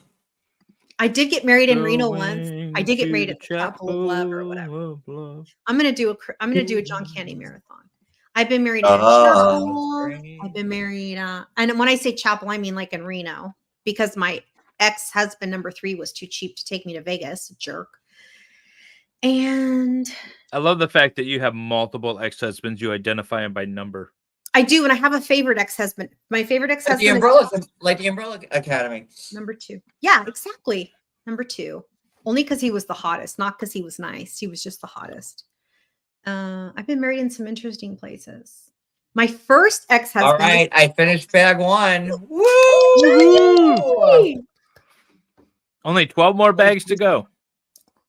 All these pieces left over make me a little squeamish. Yeah, don't let it make you nervous. It made me nervous. It's not anything. There's always pieces left over. They give you some extra pieces. I didn't know that before. So this is the base. John, that's awesome. That looked really cool. hard to make, actually, though. That's intricate. Well, because it's got some technique in there too. That's really why it's does. a little bit It more moves. challenging. I remember the technique, like the race cars and all that stuff. Yeah, see, John, you're technological. No, I'm not. Okay, so here we go. Bag 2. I wish I remembered what chapel I got married in Reno. My last marriage only lasted a year. Wendy, your problem is you keep getting married. I do get prenups though, so I may be a romantic, but I'm not a dumb romantic. Unless I marry somebody with more assets than me, then I'm gonna be like, oh, prenup, I don't speak English. Sorry. There's so many tiny pieces in this. Or John, are you doing okay? No, I'm good. I just feel bad. Like Don't feel bad. You're good. You're doing great. I'm trying to be creative. This is a fun little challenge here. Excuse me. Tori, how long did I date? It depends on as soon as you put that together, I'm going to have you work on something else because there's no way in hell. John, I bet you were a great teacher. Oh, Zach says actually my last marriage only lasted 1 day at Dollywood. You're right. That's true. Did you get married at Dollywood?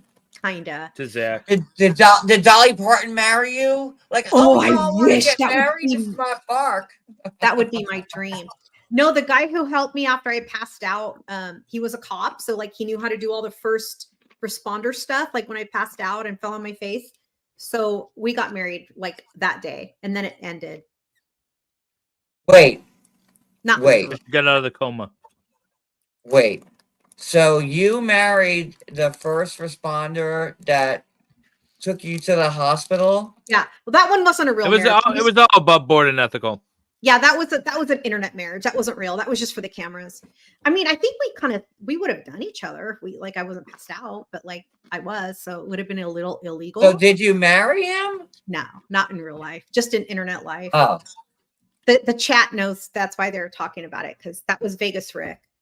Vegas Rick is a real cop, and he knew like how to do all the things, right? Like, so he put me on my side in the something recovery position and all that. And then he handcuffed you and you loved it? Oh yeah, she loved that part. Love.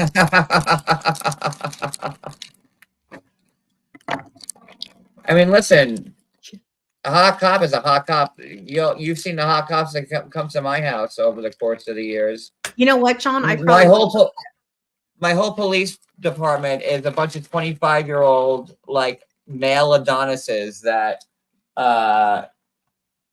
that's all they do. It's people work in my police department for like fame.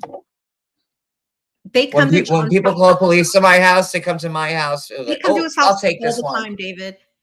They will come. John will be on a live stream, and all of a sudden, the cops will just show up at the door. Really? One You time they get came swatted? It's that bad. Seven times in one night. Oh, David, that's cute. It's coming David, along. you got to take over. All the back. Can you go full screen? Let me see it. Oh, Wendy left us. Hang on, let me get this full screen. There we go. So it's coming along. It's not quite there yet. It'll get us there. Damn it. Damn you. I thought I'd have more time. Okay. Yeah, keep working on that. Make it bigger and better. Yeah. Like something like that you'd find on Below Deck.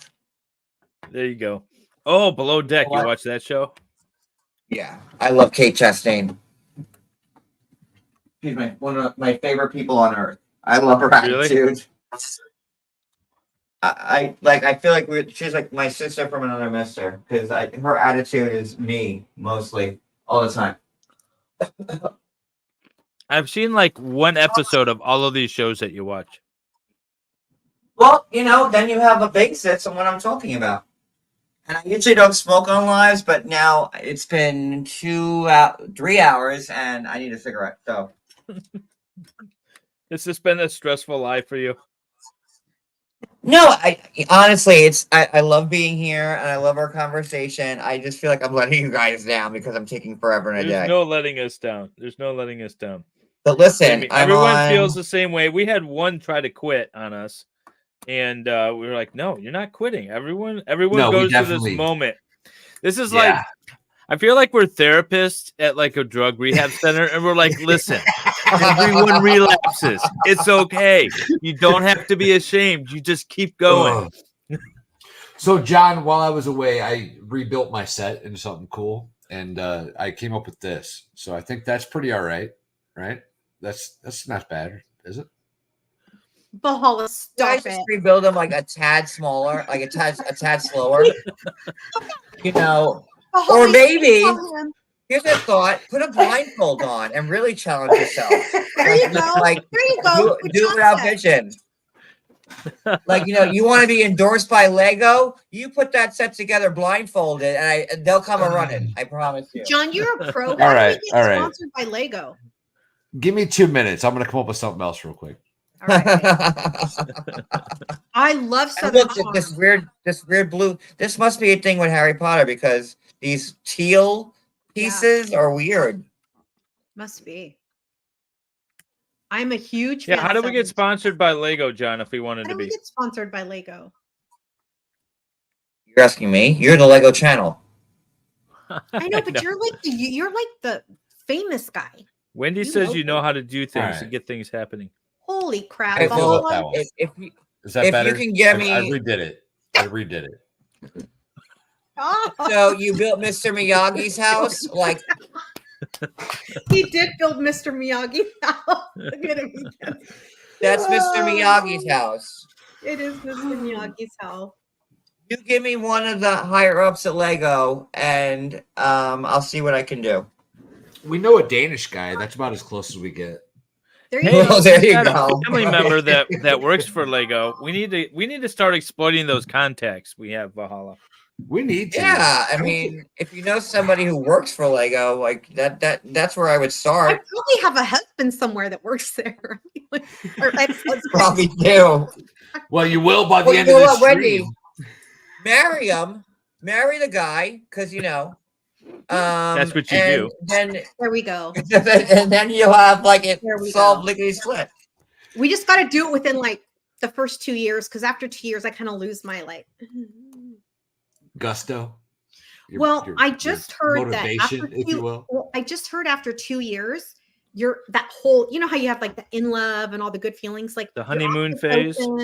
Your oxytocin and all that like biological stuff wears off after 2 years, so the rest is like hard work. Yeah. I feel So, like like- that's something that someone That's just why told you so that you marriages feel are hard better. work. And I think I'm just really lazy. I'm also super that could be. Catholic, and I don't believe in divorce. So I'm telling you, I'm the weirdest gay person on earth. I was raised I was agnostic. going to say that's an interesting. A super Catholic perspective. conservative gay man Italian. who Yeah. talks reality TV. Six sacraments. I have 6 sacraments, y'all. 6 of 7. I like it. I like it. That's cool. What's your last And it'd sacrament? be last rites. Yes, Baker. You can't do last rites, John. That means you're gone. Last rites.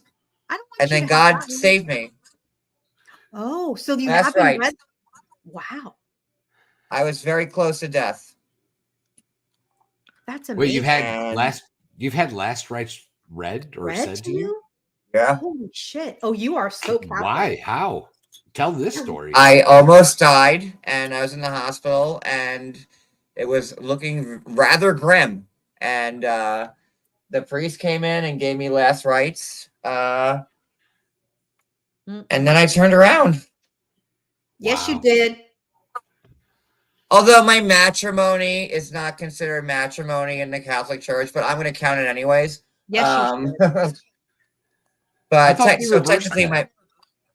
no, the Catholic Church, no, I they'll thought they never be were okay with that. recently. Like the Okay. new pope is like cool with gays. He's like, Well, yay, Saint don't John's gonna judge let them. them get married. Yay for the gay. But- Is that what he is?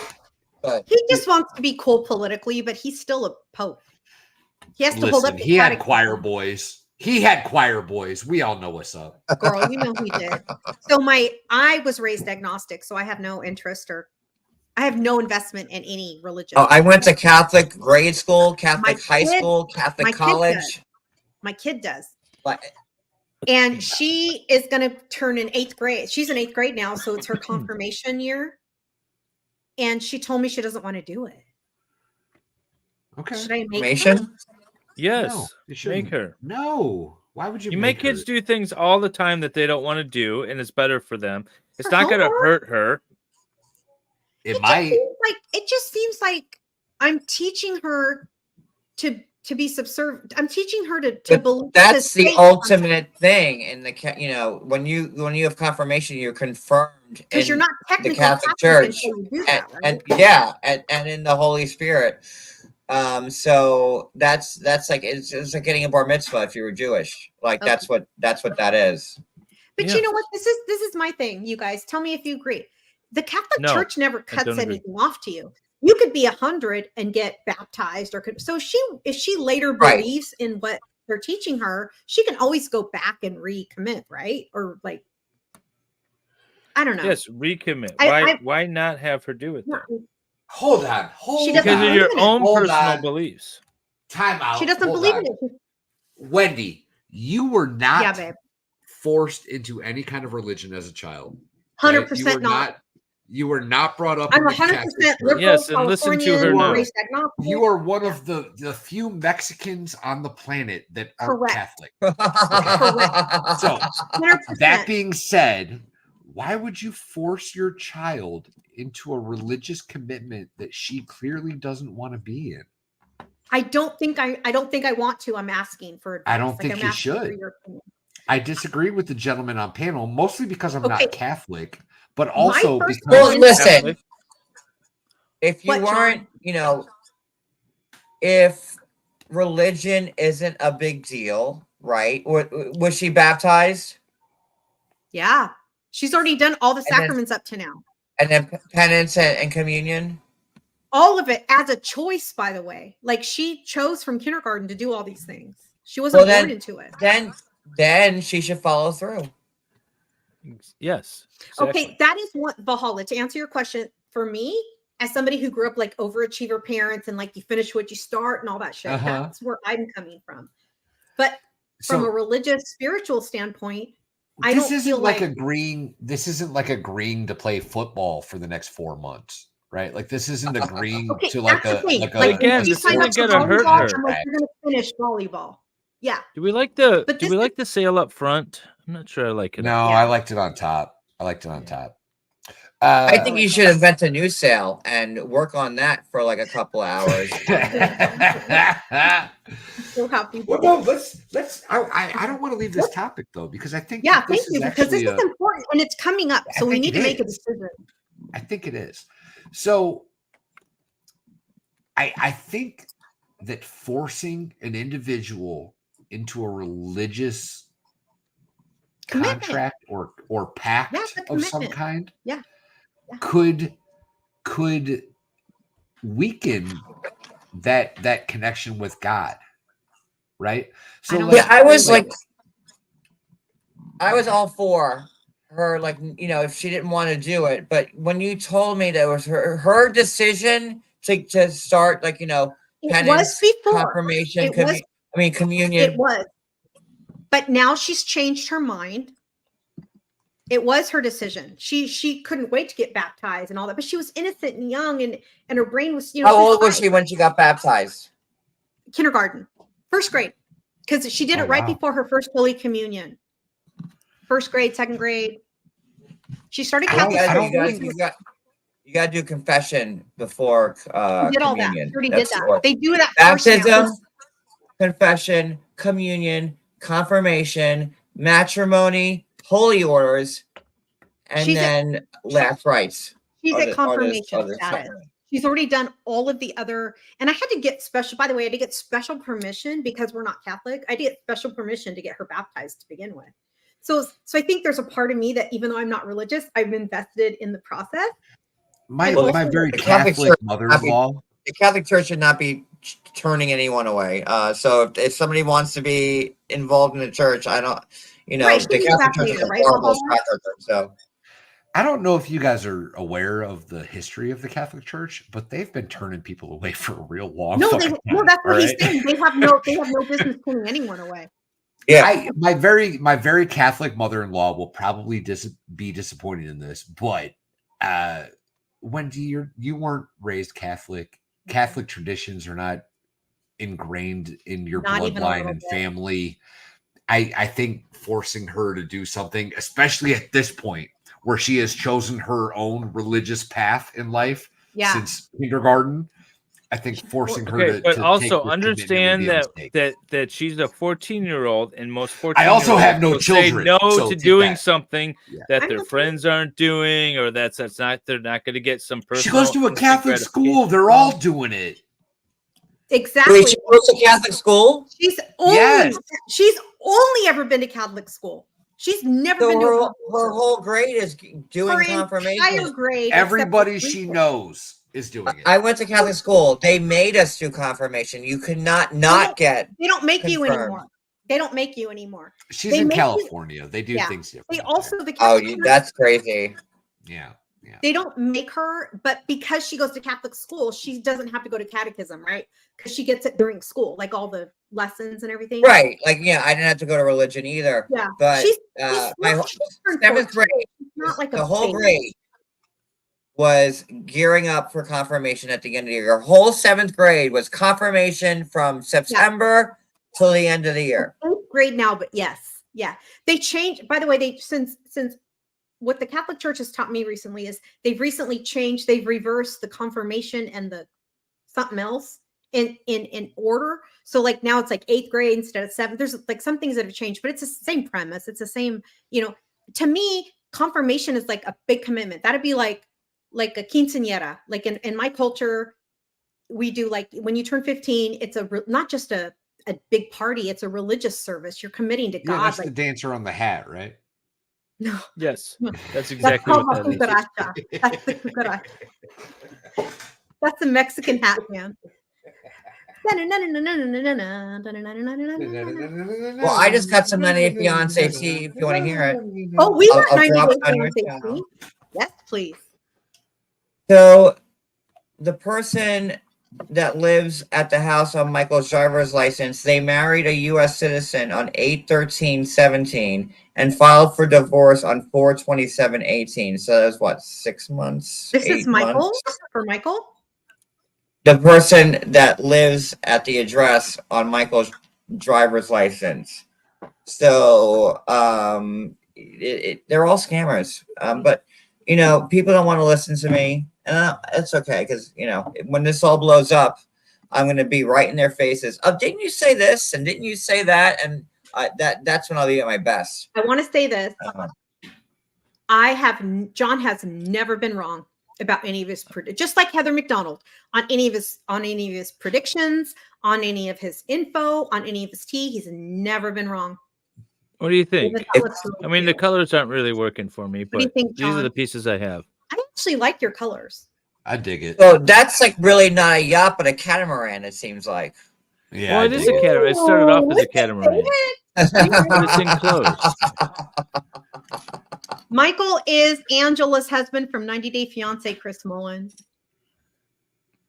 We're talking about 90 Day Fiance. Remember Angela Deem and Michael, that guy. I don't know his last name. You guys, thank you so much. I really feel like I feel like I'm gonna tell my kid that she has to stick to the commitment she started. No, because she made a commitment in kindergarten.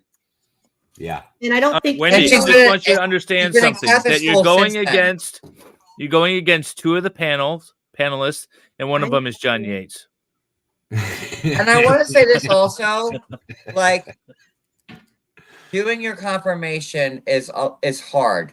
And like I said, our whole 7th grade was like, we had a booklet of our confirmation package, and like it was in 26 parts, and each week we would have to submit another part of the packet. And what I'm questioning right now, and I don't know anything about your daughter, but maybe it's too much work for her and she doesn't want to do it. Good point. Excellent point. Here's my point, Wendy. Tell me. Not a single minor in this country can sign up for a credit card. And these 2 gentlemen are asking them to make a lifelong and also after lifelong commitment to God. She's in the school. She wanted this. It was all on her. Yeah. She wasn't raised Catholic. She wanted to be a Catholic. She's in Catholic school. She got baptized in kindergarten. She went through all the steps. So what's the problem now?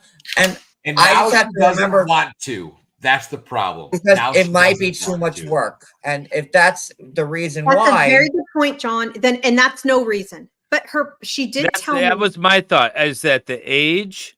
Yeah, you don't want her to get away with she doesn't want to do all the extra work. I get it. And she's and just I looking hear for you. a way out of it. My kids went through the same thing. Things that they loved to do, they no longer wanted to do it organized because it was too much work and too much commitment. And it's like, no, you made a commitment to do this, and yeah, it takes time and energy and effort, but that's the idea behind it. That's the whole reason behind it. You're having the Holy Spirit enter you, and you're confirmed in the Holy Spirit through Christ against her will. She is being graped by God. Graped by God, gentlemen. And for all of those people out there that say you can't force kids to do things because they're going to resent you, how many times were you forced to do stuff by your parents and tell you what, you're okay. You're a well-functioning adult. You'll be fine, and so will the My kids. parents forced me to do the laundry, not commit to an extra life, afterlife commitment to God. I feel Oh, I like. tried to highlight a comment like it's my channel. Which one do you want me to highlight? It was Coco's. Where's Coco? Hey, Coco. Yes, Here it is. the confirmation was as grueling as me putting together this Lego set right now. But almost a whole year of it. Look, this is my thing. I'm a single parent. I'm a single woman. I'm a feminist. I'm a hardcore liberal. I'm all these things. This is how I feel. What kind of message am I sending my daughter? Yep. To force her. Yep. I think it's a poor one. She needs to be a proud, independent woman. Correct. And by the way, put her in public school then. She will start public school in 9th grade. What kind of commitment or message are you sending to your daughter when you are telling her that it's okay for her to back out of her commitments? I'm telling her that her choice is always relevant. That's okay, David, to answer your excellent questions. I feel like if I let her not do this, I'm telling her her choice matters, her voice matters, her words matter, her choice for a woman. You don't get it. Like, as a straight woman in our culture, our choice is so important. And I feel like I'm teaching her that her voice, her choice. She's not having an abortion. I love you, John Yates. You're not wrong. Thank God. And again, this is why I don't. And by the way, I would drive that bitch to the fucking front. I'm just saying. Don't get me started on that shit. But so yeah, it's hard. You know what? This is what I feel about raising children. It's not for the fucking weak. It's really fucking. And again, I don't have kids, so you know. But don't take my parenting advice ever. Although I think I'm right on this matter, and you're wrong. Look, I'm asking for opinions, and the chat has been vocal. Y'all have been helpful. I appreciate it. I feel like, look, this is the thing. This is how I feel. I'm winning, aren't I? Aren't I? Look at what Mustang said. You're talking about the commitment that was started when she was 6, and you have to follow through. I don't disagree with you, John. No. What we wanted. I hear what you're Not saying. about winning, Valhalla. It's about doing what's right. Could you imagine holding a 6-year-old to any other commitment ever? That is absolutely insanity. But the 6-year-old wanted, and you know, Wendy had to pay money for Catholic school because that ain't free. The only reason this is an issue, is because it's religion. If you had a kid that was committed to like a sport, or they joined the league, and you'd be like, no, you started the league, you're finishing the league. You're not wrong. I disagree wholeheartedly for many reasons. One of which, nobody at 6-year-old decides that they're gonna join wrestling. Right, their parents put them in. It's not their decision. Yeah. Right.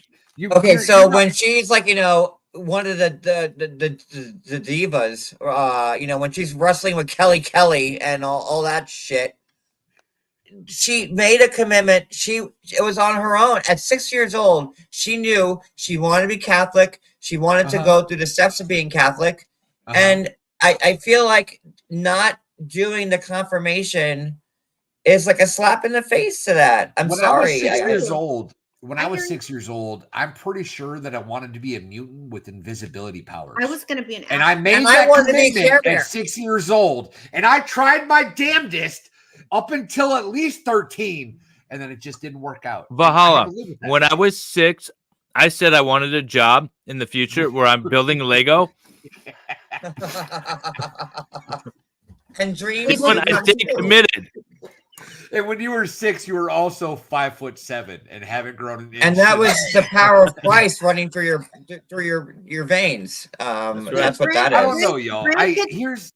Grandkids Taxi says, I was raised Catholic, but walked away when the priest refused to baptize my daughter because I had not gotten married in the Catholic Church. I will say that's ridiculous. In the Catholic Church's defense, in my local community, I was, like I already said, agnostic, raised like super anti anything. When I went to the priest at my daughter's school and I said, my daughter wants to be baptized, he literally took me to the side, away from all the other parents, away from the drama, away from everything, and said, this is what I need you to do. And he gave me this, as the adult, he gave me the steps to complete that I needed to do to get my kid baptized. I was really worried that was going to go a different direction. I wish he was fine. Father Jonathan can. Wendy, did she tell you why she didn't want to? That's a good question. Yes, thank you for asking. Thank you, Elise. She said she doesn't believe in God anymore. And she also has read and understood what she believes to be the truth about the Catholic Church right now with all the scandals and all the things. And she doesn't feel like she's mature enough to make a choice to commit to a church, not just God. You're not just committing to God. You're committing to become a Catholic parishioner. That is an extremely mature decision to make it for. You committed when you wanted to go to Catholic school in kindergarten and get baptized and everything else. She didn't have. Tell her that I was baptized Catholic, but I haven't been in a Catholic church in probably 6 years, and I was raised in a Lutheran church anymore. How is that? No, Catholic church. I was raised Lutheran. How is this possibly a logical conversation? This isn't this seems to me to be based on emotions and like childhood. Well, as the only true Catholic here, I think that I have a voice in this conversation. He's Catholic as shit. He's Catholic as shit. I was raised Lutheran, but I was baptized Catholic. And now he's dating a European, so he's super Catholic. But yeah, I'm dating most Europeans are Catholic. John's opinion does matter to me because he is a for reals, like born and raised, went to Catholic school, did all that, and his opinion does matter. Like my grandmother, like on Sundays, would say, "Go to church," and I'd be like, "Sure," and I would go to my friend's house for like an hour, and then I would come home because I'm like. I go to Catholic school every day. We pray every day. I'm not going to church on my day off. No. So they changed the rules now. You only go to mass on Fridays. You don't go every day anymore. So Fridays? I think also when John was in Catholic school, it was like every day. And also he had the at-home backup, right? Like I was an old boy, for Christ's sakes. Yeah. My kid comes home and she has You know there's a joke there, right, John? Yeah, I was waiting for you to jump on that. What's the joke? so altar boy, you say, shocking development. Just saying. Also, my kid is very politically aware because she's raised in like a normal California family, and she is very. If there is such a thing, right? She doesn't agree with the catechism, like the politics of the catechism and all that stuff. So it's hard. Well, here's the one thing that I know for certain about the human species, right? If somebody is set against an idea and you try to force that idea upon them, it in the long run, it's not about forcing, it's about manipulating them. It wasn't forced on her. She wanted That's way worse, Amber Heard. Calm down. No, so here's the thing. This is why I see it. I don't see it as a religious thing. I'm not coming at it from a religious or an emotional angle like Valhalla is. Getting all emotional and upset. This is, I don't like the idea, and I deal with this a lot in family law court. Sure. I don't like the idea of the parent going to the kid saying, well, what do you want? We're going to do what you want to do. We're going to give you a voice and we're going to listen to what you want because I want you to understand that your voice is important and your choices are important. No, that's you don't let the child rule the household. I don't believe in child-led parenting. I believe in parent-led parenting. And that's why I'm trying to make the decision. Because you're letting her make the decision regardless. No, she's not. I'm not. Wendy is not a Catholic, devoted Catholic mother. She's not. But Wendy said that she wants her daughter to feel empowered with her choices. And I say that's a bad road to go down for children. I hear you. That's what leads to pew-pews in school. What? And I don't understand how a Catholic school would be okay with one of their students not doing confirmation when that's a whole grade of work. Yes, John, you're not wrong. So currently, at least in California, at least in the Sacramento area where I live, the diocese, the Sacramento diocese, their opinion is all kids deserve a Catholic school education. They don't care if you're agnostic. They don't care if you're Buddhist. They don't care if you're fallopian tube. They don't give a shit. They just want. I would much rather them have like a scholastic education, personally. Well, this is the cool thing about Catholic school. It's a very elitist, academically, it's an elitist situation. Like, look at John. Look how smart he is. Did you say fallopian tube? I did. Somebody did. Hi, Roro. Somebody did. Roro's here, John. Hi, Roro. Appreciate you. Hey, Ro. Sorry, my computer was dying. The school education system, in my opinion, is far superior than like other like Protestant Christian schools or whatever other religious schools, right? Their curriculum. Wow. So she's already got the benefit of that. She's getting that. She's already going to be way above the curve when she goes to public school for high school. If I put her in high school for public school, or if I put her in public school for high school. I forgot the question. Sorry. She has 3. 2 of them are grown and they don't count anymore. They don't count. They're so old. And they were raised the way I was raised. Agnostic, not religious, blah, blah, blah. And they've done phenomenal in life. Beautiful, amazing children. Yeah, you're not wrong. Shocking. But I did raise them to finish what they start. And I think that's where John and David are both agreeing on. Somebody get Dave a pumpkin spice latte stat. I know, right? I got my coffee going. It's cold out here. It's 40 degrees. You look like you're at Lake Tahoe right now. Like, right. Yeah. I'm about to go skiing. So I really want to have John and Cody to my house in California at some point. And I want to take them to Lake Tahoe, take them to San Francisco. Oh, I would love to go to Lake Tahoe. I would love to host you. And I told you guys before, like, I have a big enough house to have you both here. I would love it. And I don't think you force the kid. I don't think you force the kid. I think you let the kid, especially as something as personal. What would you be teaching her if you were like, just quit? Like, no, she put in the 8 years. This 9 isn't years. Quitting, y'all. It is. Time out. You can say she made the decision when she was 6, but she also made the decision when she was 7, when she was 8, when she was 9, when she was 10, when she was 11, when she was 12. And today, when she's 17, she made a new decision. No, she's 14. Whatever the hell the age is. I get what you're saying. Right, 14. And at 14, she made a new decision. I grew up in a similar situation, right? I grew up where there was not religion, right? My parents had like a Lutheran upbringing or something. Religion was not part of my upbringing coming up. Right. I went to church as a child on my own. I went to several churches. I went to Baptist. I went to I went to Seventh-day Adventist, Catholic, all of them. All of them. Me too. I went to a bunch of churches. And for a long time, I considered myself atheist, even, right? Yeah. And now today, at 40 years old, I can absolutely say that I'm probably more in the agnostic field, where there's something happening. I don't understand it. At 40 years old, I still don't understand it.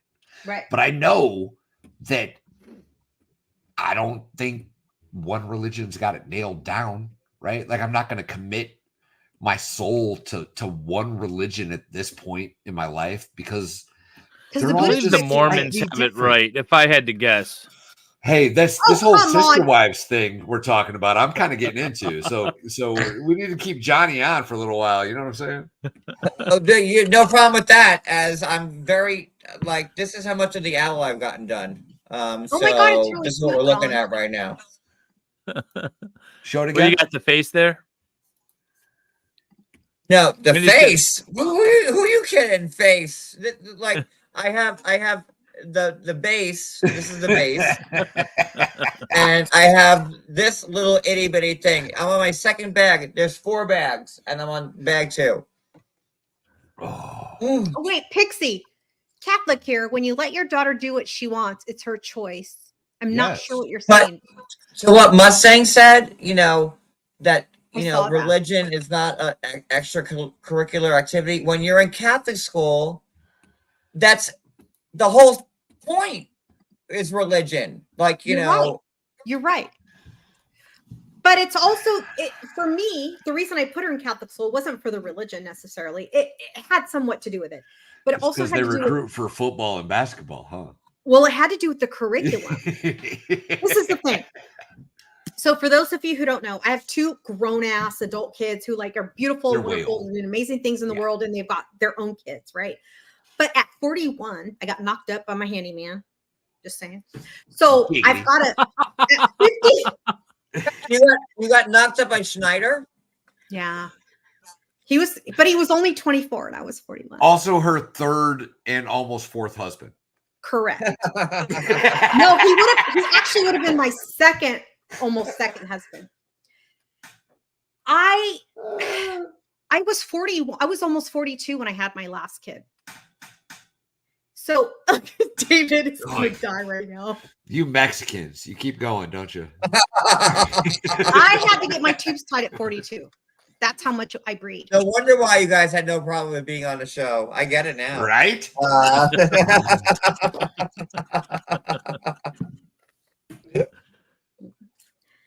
So no, these are people. I almost spit beer all over my monitor. It almost happened.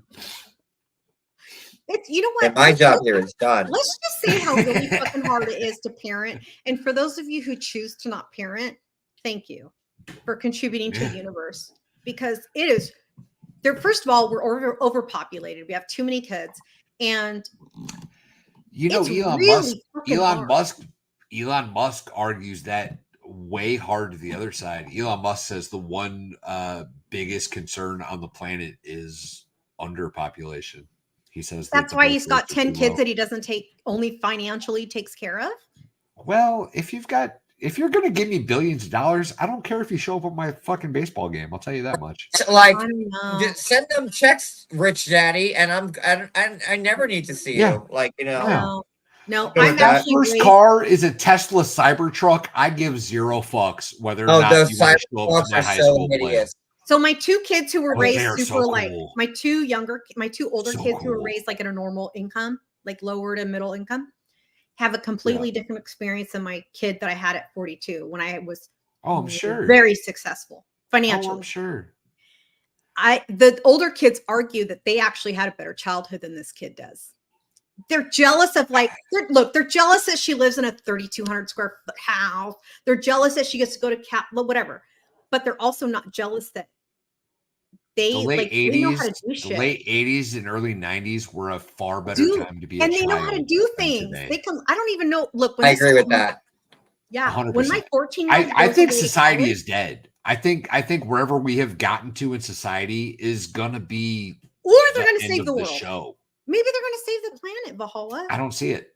I think there's too much propaganda. I think that the news media, the powers that be, I think that we are literally witnessing the last of the great era. We are witnessing the downfall of the Roman Empire. I think it's happening. Gen X, that I believe that we're all fully a part of. We're all Gen Xers. I think was the last. Gen X. I'm technically a millennial. Technically. Yeah, you're not a Gen X. I'm not happy about it, but technically I am. My husband's a millennial too. So, everyone has their faults. Cradle Robin. He's 5. I'm 79. He's 84. I'm 68. Oh, you old fuck. Yeah. Valhalla, I'm going to be 56 this year. 56? Yeah. Did you say that out loud on the internet? Oh my God. You're an exennial. You're an exennial, meaning you grew up without technology and phones and internet, 100%. but you're young enough to be able to adopt. Literally the last generation to grow up without the internet. Yeah, my Valhalla, it was so funny. So when we were in Tennessee, somebody in line thought that Valhalla's wife was my kid. And at first I was super pissed off because I'm like, I'm not old enough. Well, thank God, because they wouldn't have followed through with their confirmation. Just saying. Hey, my wife was confirmed. God damn it, she is a very good Catholic. So your wife that's been confirmed, does she approve of you telling Wendy to just say fuck it with the Yeah, I was gonna say, confirmation? get Valkyrie in here. We need Valkyrie's opinion on Where's this. Valkyrie? Is she asleep?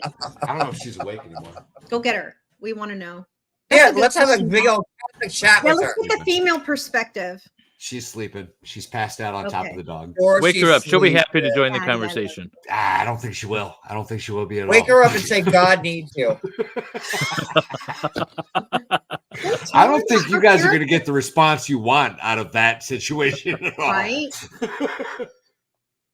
You'd be better off waking my mother-in-law up. She would definitely I'm solid. Be like, yes, get her confirmed.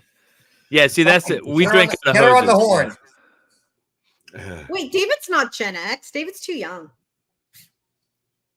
What? No, I'm Gen X. No, he's You definitely are? Gen X. Are you the end? Because I must be at the I'm the beginning. end. I'm the last of the Okay, Gen X. and I must be at the beginning. So then you're my age then, 79? 80. Ooh, Babies. I don't know. I don't know if 80 counts. 80 counts. Call your mother-in-law. Elizabeth, right? That's what I've been told. Sweet, babe. My mother-in-law. By the way, I 100%. Well, you'll be a Gen X. I'm okay with you being a Gen X.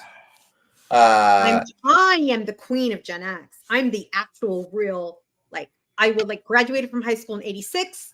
I grew up with John Hughes movies. I had big bear hair. Oh my God, I should find a photo. Then why are you wearing He's up on that like crazy. Yeah, Because I thought 1980 it is the was last year Gen X. That's what I'm I too thought. old. Hey, Val, where's your mother-in-law? I thought we were gonna hear from her. She's asleep. She's listen, sir. My Is she mother-in-law. praying? Probably. She's either praying or sleeping. She so is sweet. a very devout Catholic. She is an absolute. You See met what her, Catholic, actually. Dave Dave a and Catholic Wendy have upbringing could both. do for you. What? His in-laws She's- are amazing, John. Oh, Yeah, listen, no. Wendy and Dave They're are good both my Catholic in-laws. people. Good They're Catholic. amazing people. Oh. I love them. Wendy, Good. call Steve Gosney They are- and ask him his opinion. He No, went to sleep. He no, went to sleep. no. He's gonna tell me. I'll ask him. You know what? Good question, Pam, or good idea, Pam. I'm Of gonna course, he's gonna tell you to get her She whatevered. What's the will. word? Kristen. Look, this is okay. I don't think I finished my Confirmed. statement from earlier. I want to say this. This is how I feel about college and religion. Neither of them are going anywhere. This is what I hate about people who tell semi-pro or amateur athletes to go to college first. This is what I have to say to you. The institutions of college have been here before you were born. They aren't going anywhere. So I say, shoot your shot. Shoot. I'll tell your you this. fucking shot. They made a lot less money before I was born. They did. Yeah. But you know what? The colleges aren't going anywhere. So if you want to be a professional athlete, but you're afraid to like, ooh, do I go in the draft or do I go to UCLA? Bitch, get in the draft. Go to the draft. What is all this shit? Look at these circles and lines. Tell him, What? Like Valhalla. what? Like You got one what of the am I most supposed to- complicated builds ever. Yeah, what the fuck is Oh my this? God. Actually, I told you guys, I think It's it's a some nightmare. super build, some super top secret build. I've been putting Lego sets together since 1983, and Not quickly. Well, 20 years ago we did. Poor David, you look so cold. I'm warm now. Got my coffee. Elizabeth S. says Steve will make you cry and your daughter will be doing the opposite of what she wants. You know what? I think that John Yates would have been a good parent. I always wanted to be a parent, especially I had a terrible childhood and I lost my parents very young. He did. Tragically. So I always wanted to be a parent, but how young? If you sans uterus, you have to get like eggs, and then you have to put them in a different. Also, you're not one of those oven. liberal gay guys who's like all have like a surrogate and all that shit. You're more conservative. Like I think you wanted like a more traditional looking family, right? I just want to add a child because, that's all I can think really you do. could adopt. Right? Well, there's also like the less than traditional methods of making that happen, right? No, I would want it to have my blood. Yeah. Because Right. I'll be your surrogate. I breed really good. You have a good So, oven? did someone send you that build? Yeah, he got it. Yeah. as a gift. Did someone send you that Lego Yes. set? I got it as a gift. Yeah, one of his followers I sent him think that. it's from somebody who really didn't like me and wanted to torture me because this is No, just they didn't know you were going to. 2 years ago, they didn't know you were going to be building it on a live Lego stream. Valhalla asked how young you were when you lost your parents, John. Yeah. Talk about it. It's okay if you we don't have to go there if you don't. If you'd rather. No, it's fine. My mom. Well, it's people know it. My mom took her own life when I was 9, and my father's still alive, but they're not. After that, after my mom, I got abused by my dad when I was a kid. So my grandparents took custody of me before my mom died. When my grandparents took me away from my mom started abusing drugs heavy, and it was just a nightmare. And when my mother took her life, he was already living with his grandparents at that time. I was living with my grandparents, and but I never had a real relationship with my dad. So when I say I lost both of them, I really did, because, and then my sister too, because my father had my sister. At the same time. My father had my sister, and the weirdest, I grew up as an only child, really, with having a full-blooded sister who I never saw. So I kind of lost my whole family at once. His grandparents raised him.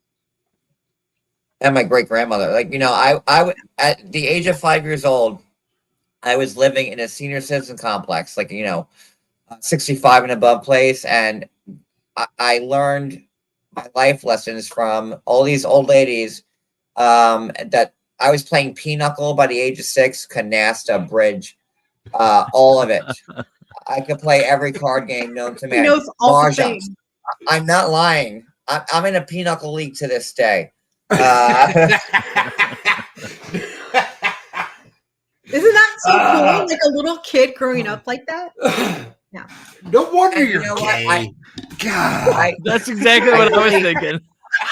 Yeah. Wait, what? What about me being He gay? said no wonder you're gay. Oh, and John, sir, at this point, the gayness is genetic. Yes, of course. I think we've gotten to the point where I can pick on you a little bit without you getting too upset. I hope. Oh yeah, no, I love it. Okay. And okay. then I think we're there. No, I'm gonna give it right back to you. So that's that. Please do. We love it. I feel like you know who Josh Flagg is from the Beverly Hills Houses or whatever. He's a reality star. I feel like John grew up like him. Like he was raised by his grandma, kind of yeah. And I wouldn't give that up. I loved that. First, second, third grade, I was living in a senior citizen complex, and I had no friends. My only friends were the old ladies. Yeah, my nan, my great grandmother, was not having any people from school come over. Right. So that was my life, and I wouldn't take it back for anything. And then after my great grandmother, couldn't take care of me because I was getting older, and I needed a room and my own space. Then my grandmother took me after that, and that's who raised me. My great grandmother and my grandmother. Shout out to right. Shout out to the grandmas. Oh yeah, it's an amazing thing, I think, right? Because throughout history, it's always been a tribal thing to raise kids. It's always been amen, extended family, community. Okay, Hillary. And we've it's a village. I will tip over your car the next time I see you. He will. But we've in today's society gotten away from that, right? And it's gotten 100%. Down to these very secluded populations of childbirth. Why do you think I spend so much time with my grandkids? I'm not doing oftentimes it's generally left up to a single mother or you know, And that's not isolated natural, by the way. set of- In my opinion, No, that's not it's natural. absolutely That's not. not normal. That's not the way it's supposed to be. No, I'm not it supposed to takes be a the only village. It parent takes a they have. community. Yes, Yeah. I think that biologically and anthropologically, we're still supposed to be like a small tribal tribe, people. 100%. Right. I think that we're still supposed to be raised in. Why do you group think where there's like settings. these vicious hate tribes in YouTube? I think it's we're mostly tribal. due to the We're 1940s in Germany, I think. Right? But we're also tribal. You know what? And by the way, that's why I asked to bring it back to me.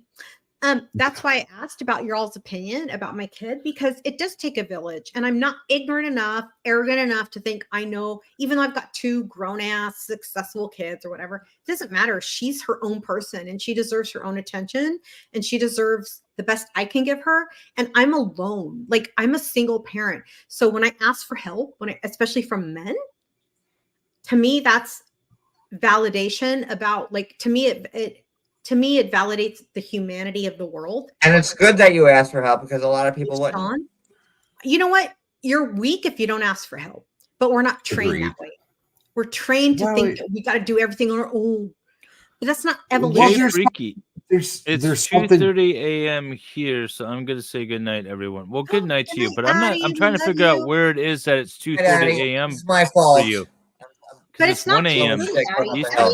Addie's on John's time zone, I think, or an hour behind. Not John. Addie. No, Addie's in Not California. Addie's Pacific time. Yeah. What are you in, like Iceland at 2:30 a.m. right now? 2:30 a.m. It's got to be an hour and a half ahead of Is Eastern that like Bermuda or something? Where is that? That it's not. Wait, Addie's saying it's Iceland? No, she's No, not she's Addie. in Washington. No, not Addie. Who was saying it, John? Not Addie. Oh, okay. Not Addie. Wendy still has that. Jay. Sorry, guys. There you Jay go. Freak. Oh, Jay Freak. She's in Canada. Oh, Nova Scotia or something. It's got to be. No, Newfoundland. So that makes sense. Newfoundland. Yeah, okay. By the way, good night, Jay Freak. I love Jay. So, by the way, I love you, Jay Freak. Thank you for being here. Joined John's channel. Jay Freak was the Good first night. person to reach out and be like, "Hey, girl, welcome to our group." She's really sweet.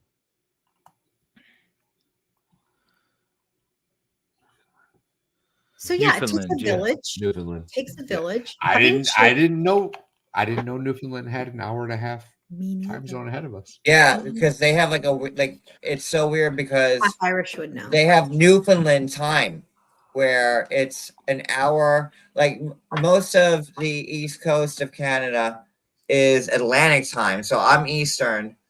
And Atlantic time is like an hour ahead of us. No, before us. Good night, All Susan. right. It's 1 o'clock in the morning here, right?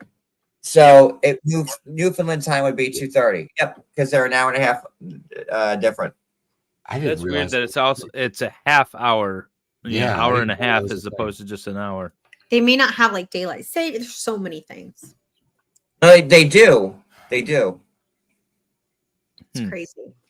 I learned that from being friends with Jay Freak. Okay, so Jay Freak's awesome. She's like John's Wendy to MLS. Jay Freak. I feel like I was insulted in that comparison somehow. No, babe, I'm you not weren't sure. Okay. I've just known David longer than you. That's all, babe. Oh, okay. Yeah. I see how it is. No, there's no hierarchy. Just length of time. I got you. How many Lego sets you have there behind you, Valhalla? He was showing John earlier how all of his Lego sets. Very impressive.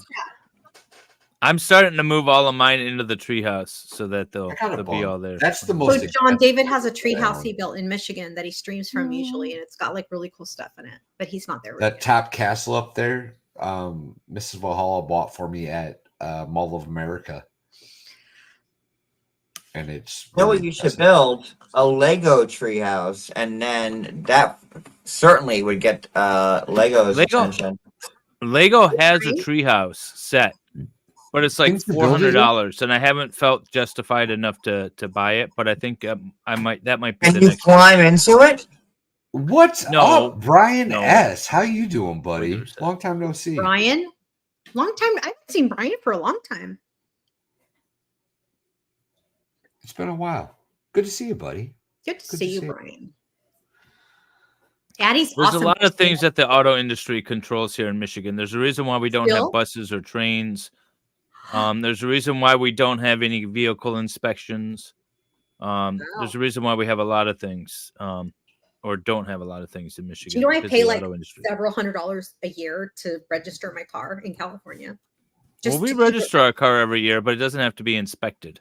No, I'm ours pretty sure have my to be car inspected. As long as it's got four $38 wheels and a to get windshield, pretty much it can go down the road here in Michigan. Every year. I have to pay $180 or whatever to take it to the smog place.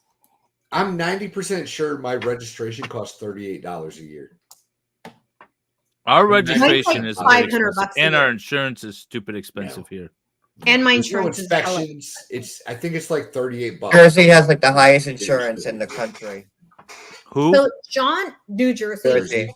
John has he has a woman that streams with him for certain I think it's 90 Day Fiance or no, Brooklyn Girl. What does she stream with you on?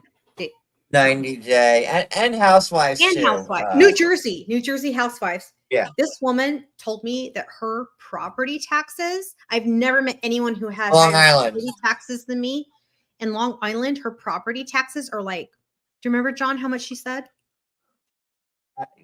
They're very high, and Like that's why we don't live on Long Island. $30,000 We a don't year. live on Long Island anymore because it's so ridiculously expensive. Like I grew up in Long Island. I never thought I'd leave it, but it's crazy expensive. Cigarettes are $20 a pack. It's a lot. Well, Long Island's New York. That's not Jersey, right? Where do you live in Jersey? Yeah. I live in Seaside Heights, like where they filmed Jersey Shore. Yeah. Do you know Snooki? No, I don't know Snooki. I've seen, she has a shop here, and I've seen her in the shop a couple of times, but I never talked to her or spoke to her or anything like that. Did you ever follow the show when it was on? Oh, I still watch it now. Is it still on? Now it's Jersey Shore Family Vacation, so it's pretty much like the entire cast going on vacations with their families, and it's like a whole big rigmarole. But it's still good, and Sammy wasn't on it at all, and she just came back. So, and now Ronnie's on it again, so it's interesting. I feel like it would be exhausting to be those people, but I don't know if it's just a persona they put on or if that's their real persona. Oh, they love it. I feel like New Jersey people are all kind of like that. Is that a stereotype? What? That they're like, it's a fugazi. Did you see the It's Always Sunny in Philadelphia episode where they With Danny DeVito? Yeah, where they go to the Jersey Shore. I didn't catch. What the fuck did I do now? I didn't catch that one. But I know the show. Yeah, Sunny. What's it called, David? It's Always Sunny. Always in Sunny in Philadelphia. Philadelphia. That's a great show. Oh, World Peace. Valhalla pays $800 a year in property taxes on 11.5 acres. Yeah, but you gotta like hop on a donkey and ride up a mountain to get to his property. So, like, do you need a Sherpa? You do need a you do. I think I used to pay like $5,000 a year for my last house, but I moved to like a higher end neighborhood where I live. And just the neighborhood within my same county, same town, but the neighborhood I live in now is $14,000 a year I pay in property taxes just to live in this neighborhood. And of a school my kid doesn't even go to, by the way, because she goes to private school. David's like, this is why you need to not live there, Wendy. Yeah, move out of California. Move to Dayton. Well, we'll see. I'll be going there soon. Like, Didn't you say Ohio is horrible? He did. Yeah, but she has a son in Dayton, lives so there, yeah. she has justification to move there. I mean, you can move to Metro Detroit and then just drive to Dayton. That's what I do. Well, it'd be faster than. I have a stepson that lives in Dayton. Ohio is horrible. The only thing good about Ohio is Put-in Bay and Cedar Point. Her husband's last duty location was in Destin, Florida, which is like the hick town of Florida. So like she's happy to be in Ohio. She's like, I can actually go to like drive to the Costco, drive to the wherever she needs to go, she can drive there instead of like having to stay overnight somewhere. David, they have a cool zoo in Toledo. They do. What? Valhalla. He won't tell us where he lives. Valhalla says Ohio's horrible. Valhalla won't tell us where he lives. I had an offer to stay there, but I ended up staying in a hotel. How you doing, John? In Tennessee? No, yeah, he's in Tennessee. He's in Knoxville, and he loves it. David and I went there. We didn't go to I didn't go to his house. David might have gone to his house. No, I didn't go. I just went feel to the very hotel. owly to me. You know, it's funny when you build these things, you're like, that doesn't really look right. And then all of a sudden, at some point, you'll be like, oh my God, there it is. I see it. It'll all come together. Bag 2 still. I'm on step 96 though. 96 of 120 something, you said. I don't know how much 50 feet is. David, what's 50 feet? I hate to break it to you. 96 of 216. What are we gonna do? It's halfway through. It's only been 4 hours. And that's why I said, like, you know, if you want, I'll keep going. But if you want to go to sleep, you know. So yeah, this is the last page, 216. Nice. That looks really cool. Well, the last time we had somebody that didn't finish on the stream, we brought him back next week to finish. Would you be willing to do that, John? Yeah, because I feel horrible because there's no way. This live would have to be going till 7 o'clock in the morning for me to finish this. But I can keep building it, and if you want to have me back next, I mean, I'm fine. If you want to have me back next week, I'd be happy to do that too, or whenever, or a part two. We'll keep going for now, and we'll see how it goes. All right, David's the boss. It's his stream. Okay. Well, it's also Valhalla's. We got to wait for him to come back. I'm just the MC. He probably went to bed. He can't take me anymore. No. He has to do bio breaks. Well, he takes cigarette breaks. His wife doesn't let him smoke in the house. Yeah. That's why he needs a tree house like I have. Although somebody asked why when I changed my backdrop. I'm not in the tree house. I'm actually at the cabin. I have a golf weekend with the family.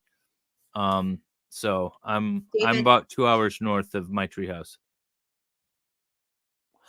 So, do you have any future plans, John, for your channel outside of what you're doing now? You know, or is it still going to be more of the same, or what are your thoughts going forward? I'm open to new ideas. You know, every time I try to do something new, like, you know, it falls flat on views, and then that brings your algorithm down. Like for instance, like when I do Bravo lives, I don't get nearly the amount of views I do when I do TLC, and then that brings your algorithm down, and so I'm like leery of trying new things. And I've been talking about Housewives for 10 years, but I'm open to anything like that's fun. Like, you know, you do a lot of lives. Do you do any shorts or pre-recorded videos?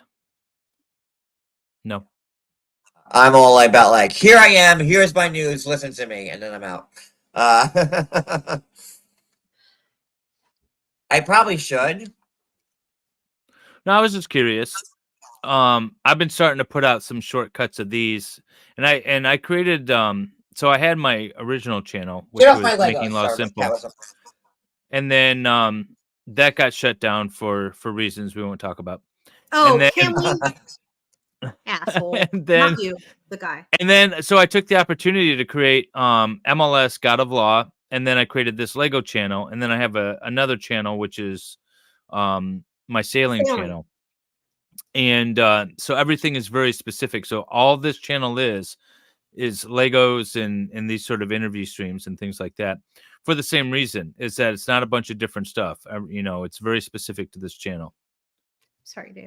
And it seems to be going good, but I'm going to start clipping some shorts and putting out some clip videos on this channel. We'll see where it goes. I was just wondering if you have done it yet. No. I hate editing too. Addie is the only person on earth who has access to my YouTube.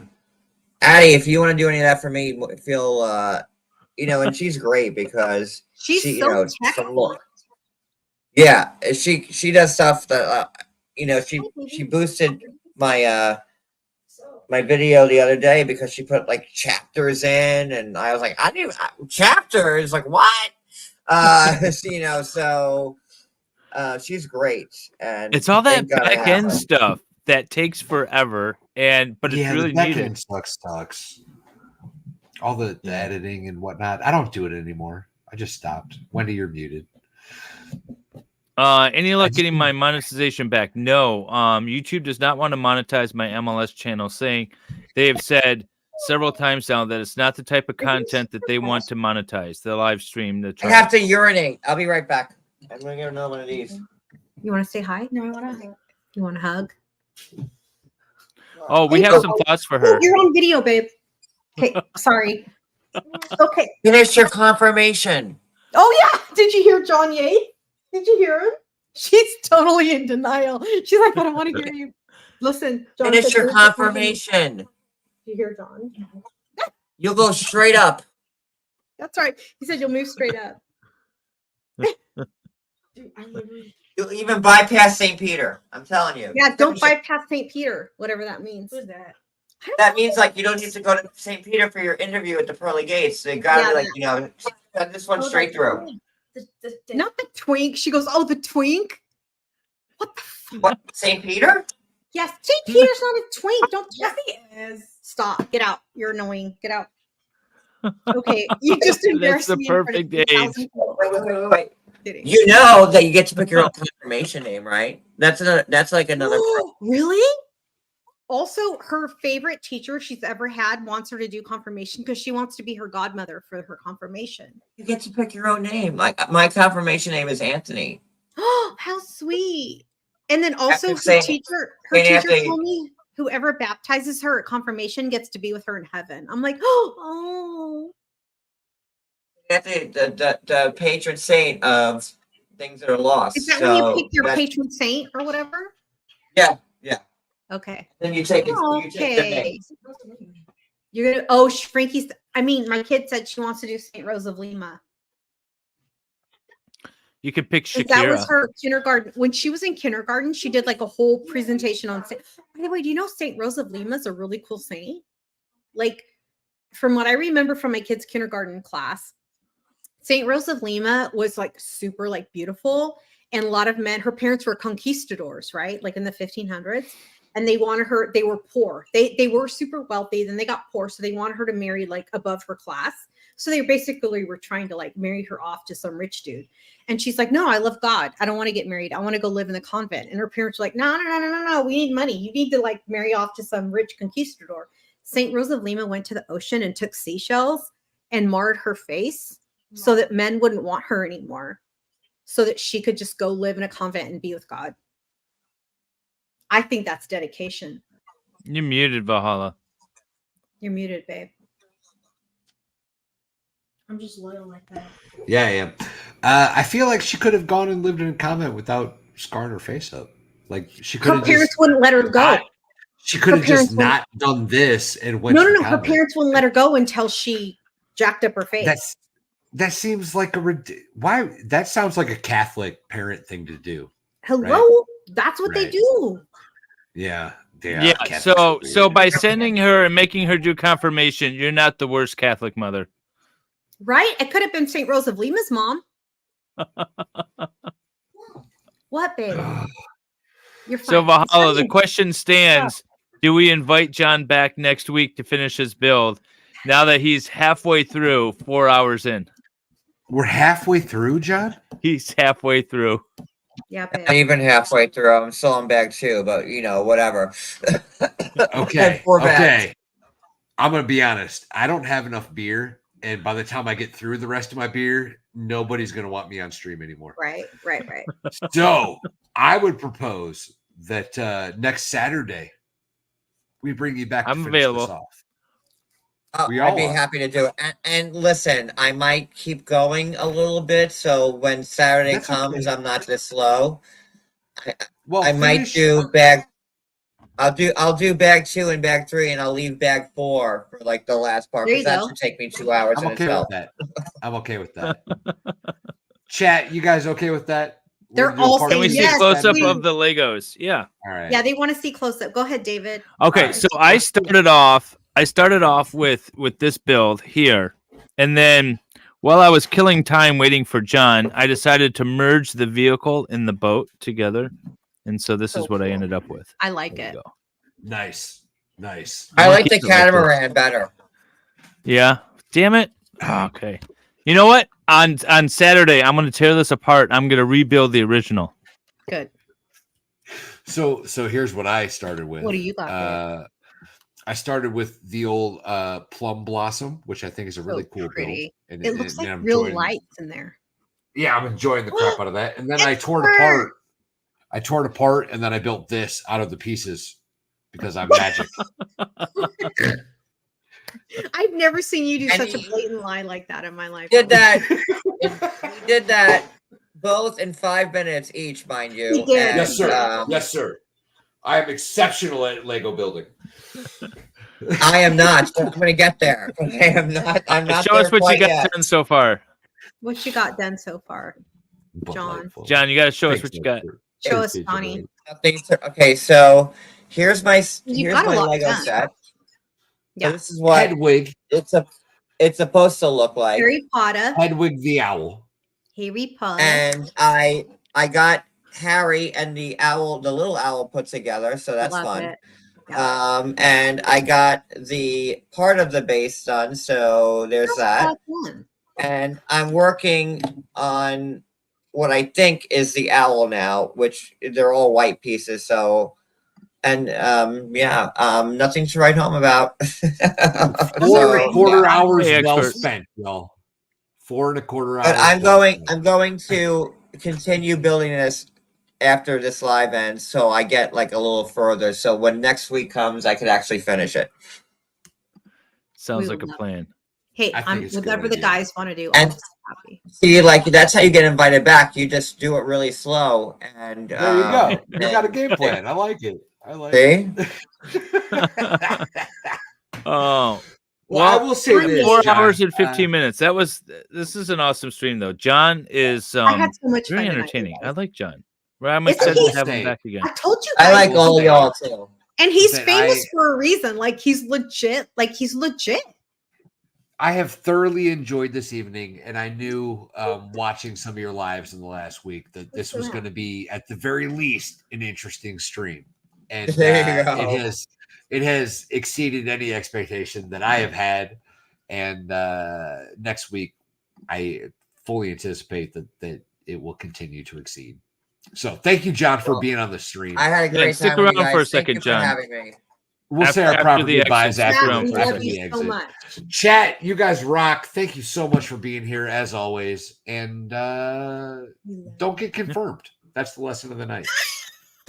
Or do. I'm just saying, I get a part 2. What? Yeah.